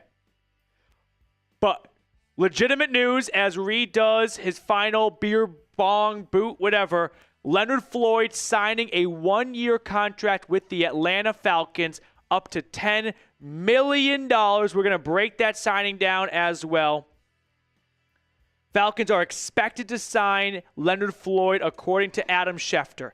Who was it that super chatted earlier about Leonard Floyd? Because kudos to you. You were on top of it. I want reads in the chat, though. Show the guy some love. I signed him up for hell, and he just walked through it and ran back. Incredible performance. Sad Falcons fan. What super chat? I'm going to cut Reed off on the boots today. I can't sign him up for any more. Unless you want to put a number out for a boot. I can't put one out for you. Nope. Yeah, Reed shot that one down real quick. Unless you pull a Tim Green. Yeah, unless you put a $500 super chat in. Which, if you pull a Tim Green, fine. Okay, so, Leonard Floyd, though. Let's break down the signing. 14 said he thought I was drinking water. No, the boot's like a seltzer. So, I mean, it looks like water. The thing is the camera doesn't pick up, like, the bubbles of the liquid. And also, like, the green screen effect can sometimes, like, look through things, make it tough. All right. Leonard Floyd, though, returning to the Peach State after playing his college football in Athens, signing looks like Falcons are expected to sign Leonard Floyd, according to Adam Schefter. Sad Falcons fan, how much to do another boot? I'll do one for $500. You'll do one? Yeah, I can't sign you up again. I feel like I should. I've been sober for no beer for a while. If we get a 500, like it has to be like not like a combination. Not a combination. It has to be a 500. We'll both do one. Okay, look at that. Couple two musketeers right here. All for one for all. Hopefully that happens like in like 10 minutes if it does. Yeah. Because I need a break, but. Overlord is licking his chops. Overlord's calling his bank right now. And he's like, we got to move some money around. I got to cash some stocks. Sad Falcons fan, 500. If you throw 500, there's going to be a me-sized hole in the wall behind me. Let's discuss Leonard Floyd, though. Let me know when everything's in, and we're just going to kind of keep it, not short and sweet, but add it to the Mike Hughes signing. Okay? Overlord, think I won't. I'm not gonna lie. I have a feeling this is gonna happen. Okay. Yep. I just need the list for cap for him. That'd be the only thing to add. But give me your initial reaction. Give me a grade for a Leonard Floyd signing. I'll read this super chat. Reed's doing a couple of things behind the scenes right now. Yeah, $10 million for Leonard Floyd, and it cost $14 million for Hassan Reddick. Not too bad a value for some patience exercised by Atlanta. 32 years old, sacks been going up and down since 2020. Wouldn't be shocked if he has less than 6 sacks here. Not impressed. Give me Hendrickson. Hey, I don't think that's a bad take. I can completely, see where you're coming from, and you spit facts only. 32, up and down. I get that. And it does feel like Atlanta never has any luck with pass rushers just happening to have a good season with the Falcons. But I think one of the bigger takeaways here is what the chat's kind of coming around to, which is I don't believe a Trey Hendrickson trade is in the works if you just sign Leonard Floyd. Maybe, could be. It definitely lowers the probability of it in my estimation.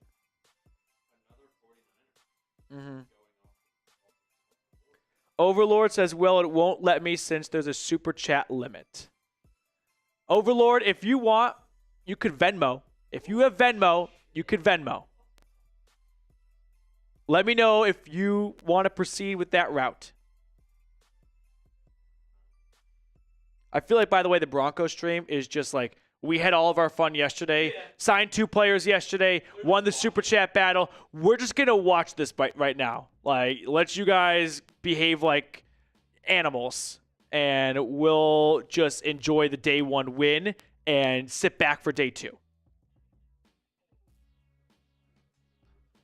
All right, we're going to get this plane off the ground in just a moment.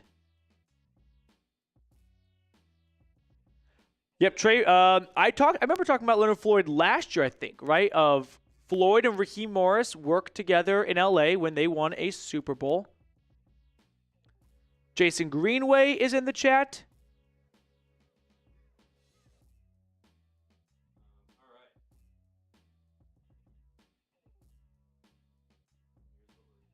Okay. Christopher, thank you for that. Really appreciate it. It's just being a nice guy in the comment section. Weston. Petey, you doing your Broncos stream Tuesday? What do you mean? Today's Tuesday.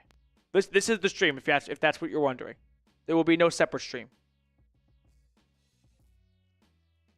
And Ian Rappaport's the one that says he gets a 1-year deal worth $10 million. Reggie Lopez. Yeah. All these super chats we will get together after we break down this Leonard Floyd signing. I just saw what Christopher said. Yeah, it's very nice. Also, answer Billy, what chat? All of them. I've got a monitor here, and I've got 3 different chats, so I'm kind of bouncing all over the place. I'm shivering. It's cold in here now. The temperature's dropping. Because all that cold. Oh, that's a lot of cold inside. But yeah, more thoughts on this, though. So, Floyd, I think he'll probably play outside linebacker for the Falcons in that 3-4 traditional front. He's been a defensive end. He's been an outside backer. I expect him to be a little bit more like Judon compared to, say, Calais Campbell, for example. I'm blurry. There we go. Are we ready to roll? I'll let you know in the video. So this will be the beginning, though, of the video combo we're about to do. All right, here we go. Let's discuss Leonard Floyd signing. So after this one, go to the Mike Hughes one next. Here we go. Coming to you guys with a full breakdown in 3, 2, 1. The Falcons have finally done something in free agency. They have signed not 1, not 2, but 3 players in NFL free agency. The latest one being Leonard Floyd. After he was released earlier today by the 49ers, he quickly finds a new job in his home state of Georgia, signing a 1-year deal worth $10 million. Now, the Falcons also signed Mike Hughes to a 3-year, $18 million contract, which We filmed a whole video about that Mike Hughes signing, and then the Leonard Floyd news came out. So what we're doing right now is a little bit of heart surgery, and we are combining the two right now. So that's what I'm saying. So we're combining the two videos. So you'll hear me talk more about Hughes in the back half of today's video. But let's talk a little bit about Floyd, because we've been pounding the table for Terry Fontenot to go out and sign an edge rusher. And he signs one who's got a really good career and history, a bit up and down, and I don't think this is a signing that's going to revolutionize the Falcons' pass rush, but it's a start. 8.5 sacks last year. He's 32 years old. He's always been a bit of a funky size player because he's really like tall and lean, 6'3", 240 pounds. He's going to be an outside linebacker for this team, but he's been traveling around the league. He's gone from Chicago to LA to Buffalo to the Rams to San Francisco. He's played for a lot of teams, but he also overlapped with Raheem Morris in LA when they won the 2021 Super Bowl. So surface level, I like this signing. You needed a pass rusher, you got a pass rusher. You didn't overspend a crazy amount. It's a one-year deal worth up to $10 million. If you don't like this signing, you could probably trace it back to 32 years old, semi-inconsistent in his career when it comes to just pure sacks, kind of a roller coaster. But I think the bigger takeaway would be signing Leonard Floyd means probably not trading for Trey Hendrickson. I won't say that it's dead, but the chances of that happening just took a big hit. So that's the catch with the Leonard Floyd signing. But if the Falcons were never really going to be in pursuit of Hendrickson, or were never going to give up what the Bengals wanted for him, they had to sign someone. I know they let a lot of names go by in the first day of free agency. This is going to sound crazy coming from me, and I think I say this again later in the video. But again, this is a video where we filmed two parts at separate times and are just kind of stitching them together. I don't mind Atlanta passing on some of the massive overpaid contracts from day one, because there is no long-term solution at the edge rusher position in free agency this year. So make some calculated moves and attack the draft to try and find your long-term pass rusher. But Floyd has been, consistently up and down. 9.5 sacks, 9 sacks, pops up to 10.5, falls down to 8.5. Like, it's not very dramatic. He has been in the same range of 9 to 10 sacks for 3 straight years. Then last year with the Niners, slight decrease in 2 sacks, going from, I think it was Buffalo in 2023 to San Francisco in 2024. But I'm still going to be on board with this signing. You didn't give him a massive contract. It's a 1-year deal. And we're talking about a team that no one even sniffed 8.5 sacks last year. Is he going to put up 10-plus sacks this year for the Falcons? Probably not. Is he an improvement from what you had? 100%. Did you get better with this signing? I would say yes. Did you get better at an extremely expensive cost? No. So I'm a fan of this signing. I like it. The moment I saw Floyd was released, wheels started turning in my head that they're making room for Joey Bosa to join Nick Bosa. And I wonder if the Falcons could re-sign a former Georgia Bulldog, because they don't like drafting them, but they don't mind signing them in free agency for some reason. Make sure to subscribe, though, because when news breaks like this, we're the first ones to get you a video. So what's going to happen next is I'm going to throw it back to me from like 30 minutes ago, pre-Leonard Floyd signing, just reacting to the Mike Hughes signing. So let's throw it back to old me. Okay, let's run through the Super Chats, and then we can sign off and let everyone enjoy their days. From the where's he going? Oh, from the Saints to the Cowboys. They didn't sign anyone last year. This year they will sign people, but they just won't pay anyone more than $5 million. They're like, we'll sign people because you guys asked so nicely, but we're not going to spend a dime more than we have to. He's him. You know what? This is a question for the chat to answer. That feels like the only appropriate way to handle this one right here. I also am kind of feeling, I know my grandma watched these shows, so that's uncomfortable. All right, moving on. Send me a boot, and we'll call it even. if you want, honestly, if you want, if a boot's gonna actually end this, okay, I can. That's fine with me. But I'm not getting jerked around every single direction here. If you want a boot, fine. I'll look into boots. But that's the end of it, though. Seriously. And any more super chats? Few more? Oh, I thought it's another one from He's Him. They're taking the under on this one. I have not done a bench press. I mean, I say that because I have not done a bench press. 135. The bar's 45 pounds, so you're putting a plate on each side? So it's a 45 plate on each side. Okay. On a 30 or a 45 pound or. I think when I was in college and I went to the gym more, and this is not me trying to sound impressive because it's not impressive, I was probably around 190. And I feel like I've lost a lot of muscle mass since 2020. So this is probably an accurate line. The dad bod has not treated me well. And what's the next one? Or is that the last one? All right, that's it, though. I'm done with He's Him. You just said in your 2 super chats ago, He's Him. Send me a boot and we'll call it even. Now, I don't want a boot. You're the one that suggested the boot. This is what I'm dealing with, by the way, everyone. And emails, never ending. Falcons today with the super chat. No, I don't think so.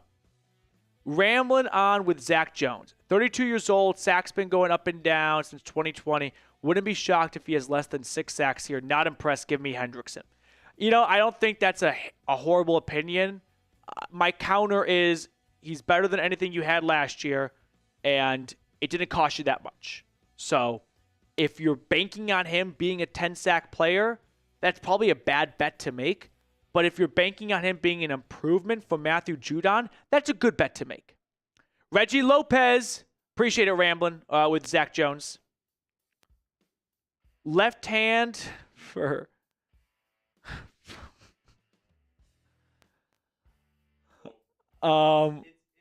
It's me. I was about to say... I don't know what they're... This is my real response. Yeah. So you guys can figure it out. I'm putting up my left hand. Okay, so now you can by process of elimination figure out mine. Reggie, hard hitting questions right here. And we have another one. No, I don't think we have any Broncos super chats.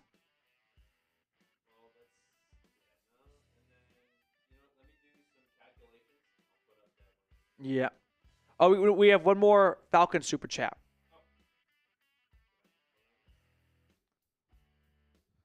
It is the latest one from Sepper Turn Up something. How about Trey and Michael Williams equal no problems? Yeah. Give up a second-round pick for Hendrickson, so you just got to ask yourself, do you believe in Hendrickson and Williams with a trade and a first-round pick? That's not a bad proposition. If that was to realistically happen, I'd be on board with it. Imagine this now. Imagine if you do make the Trey Hendrickson trade and you still go Michael Williams and it's Floyd, Williams, Hendrickson. We're talking about a complete revamping of your pass rush. He's him. I'm not going to silence anyone, but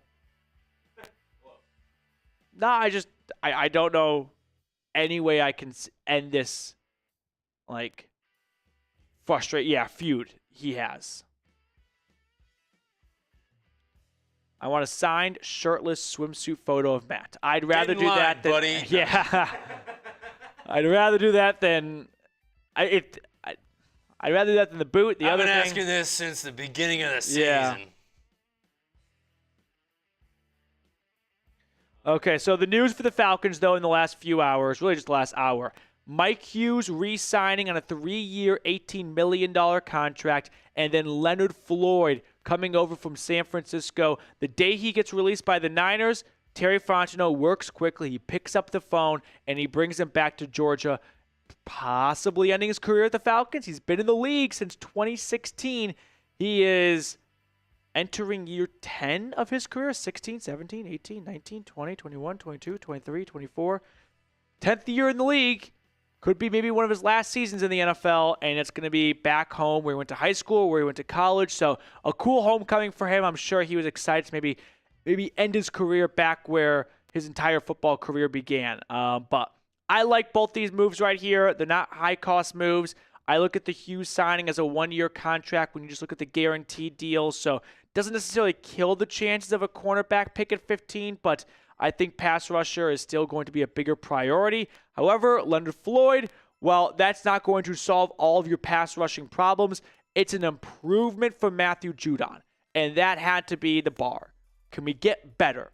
I think this is getting better, and you didn't do it by sending in an enormous contract that's just a massive overpay. So here are the Super Chat battle totals. Falcons today sitting just north of a K. Browns report over 800. Broncos breakdown after winning day 1 of free agency. You know what? They took a breather. That's fine. Yeah. You know, they're going to reset a little bit. They're shedding some big contracts. Day 3, though, I've got a gold for Falcons and a gold for Broncos. Can the Browns win the gold for day 3? Maybe we have to go 4 days just for a rubber match if we get Browns winning day 3 in Super Chats. All right. That. I also had, we can end with this. Mm-hmm. I had 3 specific questions for each channel. We did 2 of them. We never did the Broncos one. So we can end with this. Rank the Broncos defense for 2025 1 to 32.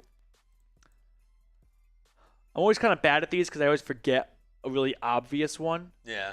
The Ravens defense finished the year very strong last year. The Eagles defense, of course. This is 2025, though. Yeah, I know. I'm just building off of the good defenses from 2024. So I could be biased, but I'm actually not being biased right now because if everyone doesn't already know, I'm an Eagles fan, but an NFL fan in general. Mm-hmm.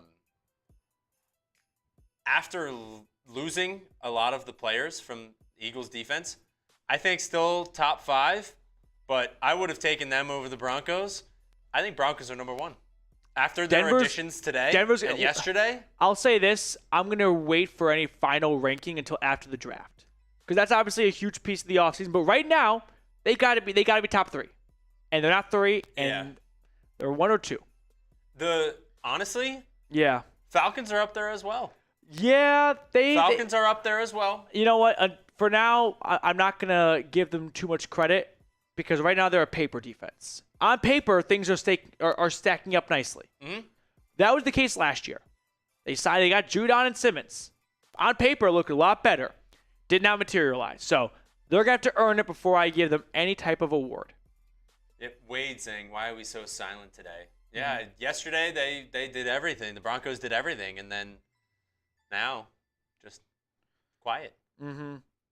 So, all right. That is going to do it for us. It's been a little over 4 hours hanging out with you all, talking free agency. For everyone that tuned in for a little bit, for the whole time, thank you for watching. Big special shout out to, obviously, Tim Green, Overlord, Dave Joseph, and so many more that sent in. James Harper, everyone that sent in super chats. I'm sure I'm forgetting someone. Matthew Taylor with a $20 super chat. Matthew was a big part of yesterday's super chat palooza for the Falcons, and he wants to come in here and just hit the empty netter for a Falcons Today win in super chats. Appreciate it, Mr. Taylor. Matthew Taylor, a $20 super chat to send us off into the sunset. Leonard Floyd to the Falcons. Mike Hughes to the Falcons. The Browns signed former first-round pick Joe Tryon something from the Buccaneers. And the Broncos signed Dre Greenlaw and Talanoa Hufanga yesterday, but no one yet today. So those have been all the moves so far for the 3 channels a part of this TriCast. I really appreciate everyone's, at least those that, are good sports about it, understanding and patience with covering multiple teams at the same time. Okay, he's him. Matt, I want to speak to your manager. This is crap. Let me get the manager. This is manager Matt Peterson. What can I do for you? He's him. So you're talking to the manager, dude. Matthew Taylor with a $10 super chat.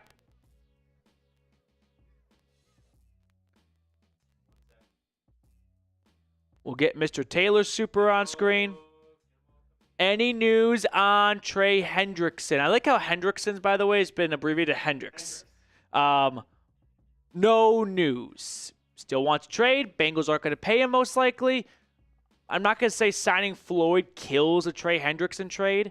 I think it decreases the probability, right? So it feels less likely now than it did this morning. I'll say that much. Yeah.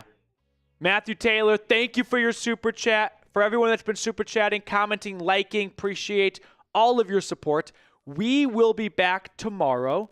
We'll probably go live around the same time, either noon or 1 p.m. Reed says we're at $1,990 total. Can we get, for all 3 channels combined, we're at $1,990 total. Can someone get us to $2,000? He's him is almost done it by just sending in $102 super chats, which, hey, chipping away. I love this from 14 Bones. American Hooligan, please save us.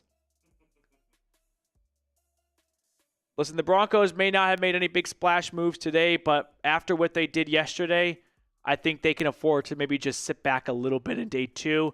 See who gets signed, not be too antsy, and then go, all right, let's attack day 3, day 4 with more, affordable options for us. Crumble Cookies is watching right now. That's insane. Yeah, Matthew Taylor getting us to 1.1K on Falcons. We're going to get 10 more to get to 2,000 in total. An insane collaborative effort from these 3 channels, and I just cannot express my gratitude enough. We'll give it like 30 seconds. Otherwise, I don't want to just keep everyone on the edge of their seat here. It would just be kind of cool, I guess, but already super grateful for everything you guys have done. Yeah, this is, as much as, I mean, you could probably speak on this more, but having 3 channels, 3 different fan bases, all the same stream. It's weird. It's definitely weird, but nobody has been ill will or anything bad, it was more of just competitive and responded to a lot better than I thought, which is awesome. All right. Shout out to everyone. Grizzly, great to see you in the chat. Kyle, the Broncos do need a punter. That will do it for us. Thank you guys so much for watching 4+ hours of our free agency coverage. Enjoy the rest of your Tuesday, and I look forward to seeing everyone back for, I guess it's day 3 of free agency, but it's kind of day 1. Oh my gosh. I was going to say kind of day 1 because that's when the new league year begins. Thomas and Deontay Mack both sending in $10 super chats simultaneously. He's him also, of course, getting a last word in. Let's throw on Thomas's and Mack's super chat. We can put on he's him. I'm an advocate for the Second Amendment, or for the First Amendment, freedom of speech. Thomas, thank you for your super, getting us. Thomas is the one that got us to 2K altogether, and then Mack slams it home with a rise up. And then there's he's him. We'll throw he's him super chat on screen. He wants to be canceled. As the one of the biggest proponents for hating cancel culture. It would really suck to be canceled myself, of course. Set me up for this one. He asking how many genders there are, and I give him the straight answer, and he's like, I don't like it. But you can definitely speak to my manager. It is, James Yoder, hit him up. I don't think it's going to go as you might think. So, all right. Mario, did you hear me? Brown, Mario, I did a video on that at 12:30 in the morning. It's on the channel. Go watch it. Yeah, that's all right. If he wants to spend his money that way, I won't stop him. Thank you guys once again for tuning in. I'll see everyone tomorrow. Let's say right now, the new league year begins at 3 p.m. Central, 4 p.m. Eastern. There'll be a flurry of moves that happen right up. Let's just call it noon tomorrow. 12 Central, 1 Eastern. Does that sound good? Everyone set a little reminder for that. We'll just run it back at the same time tomorrow. All right, looking forward to it. I'll see you all then.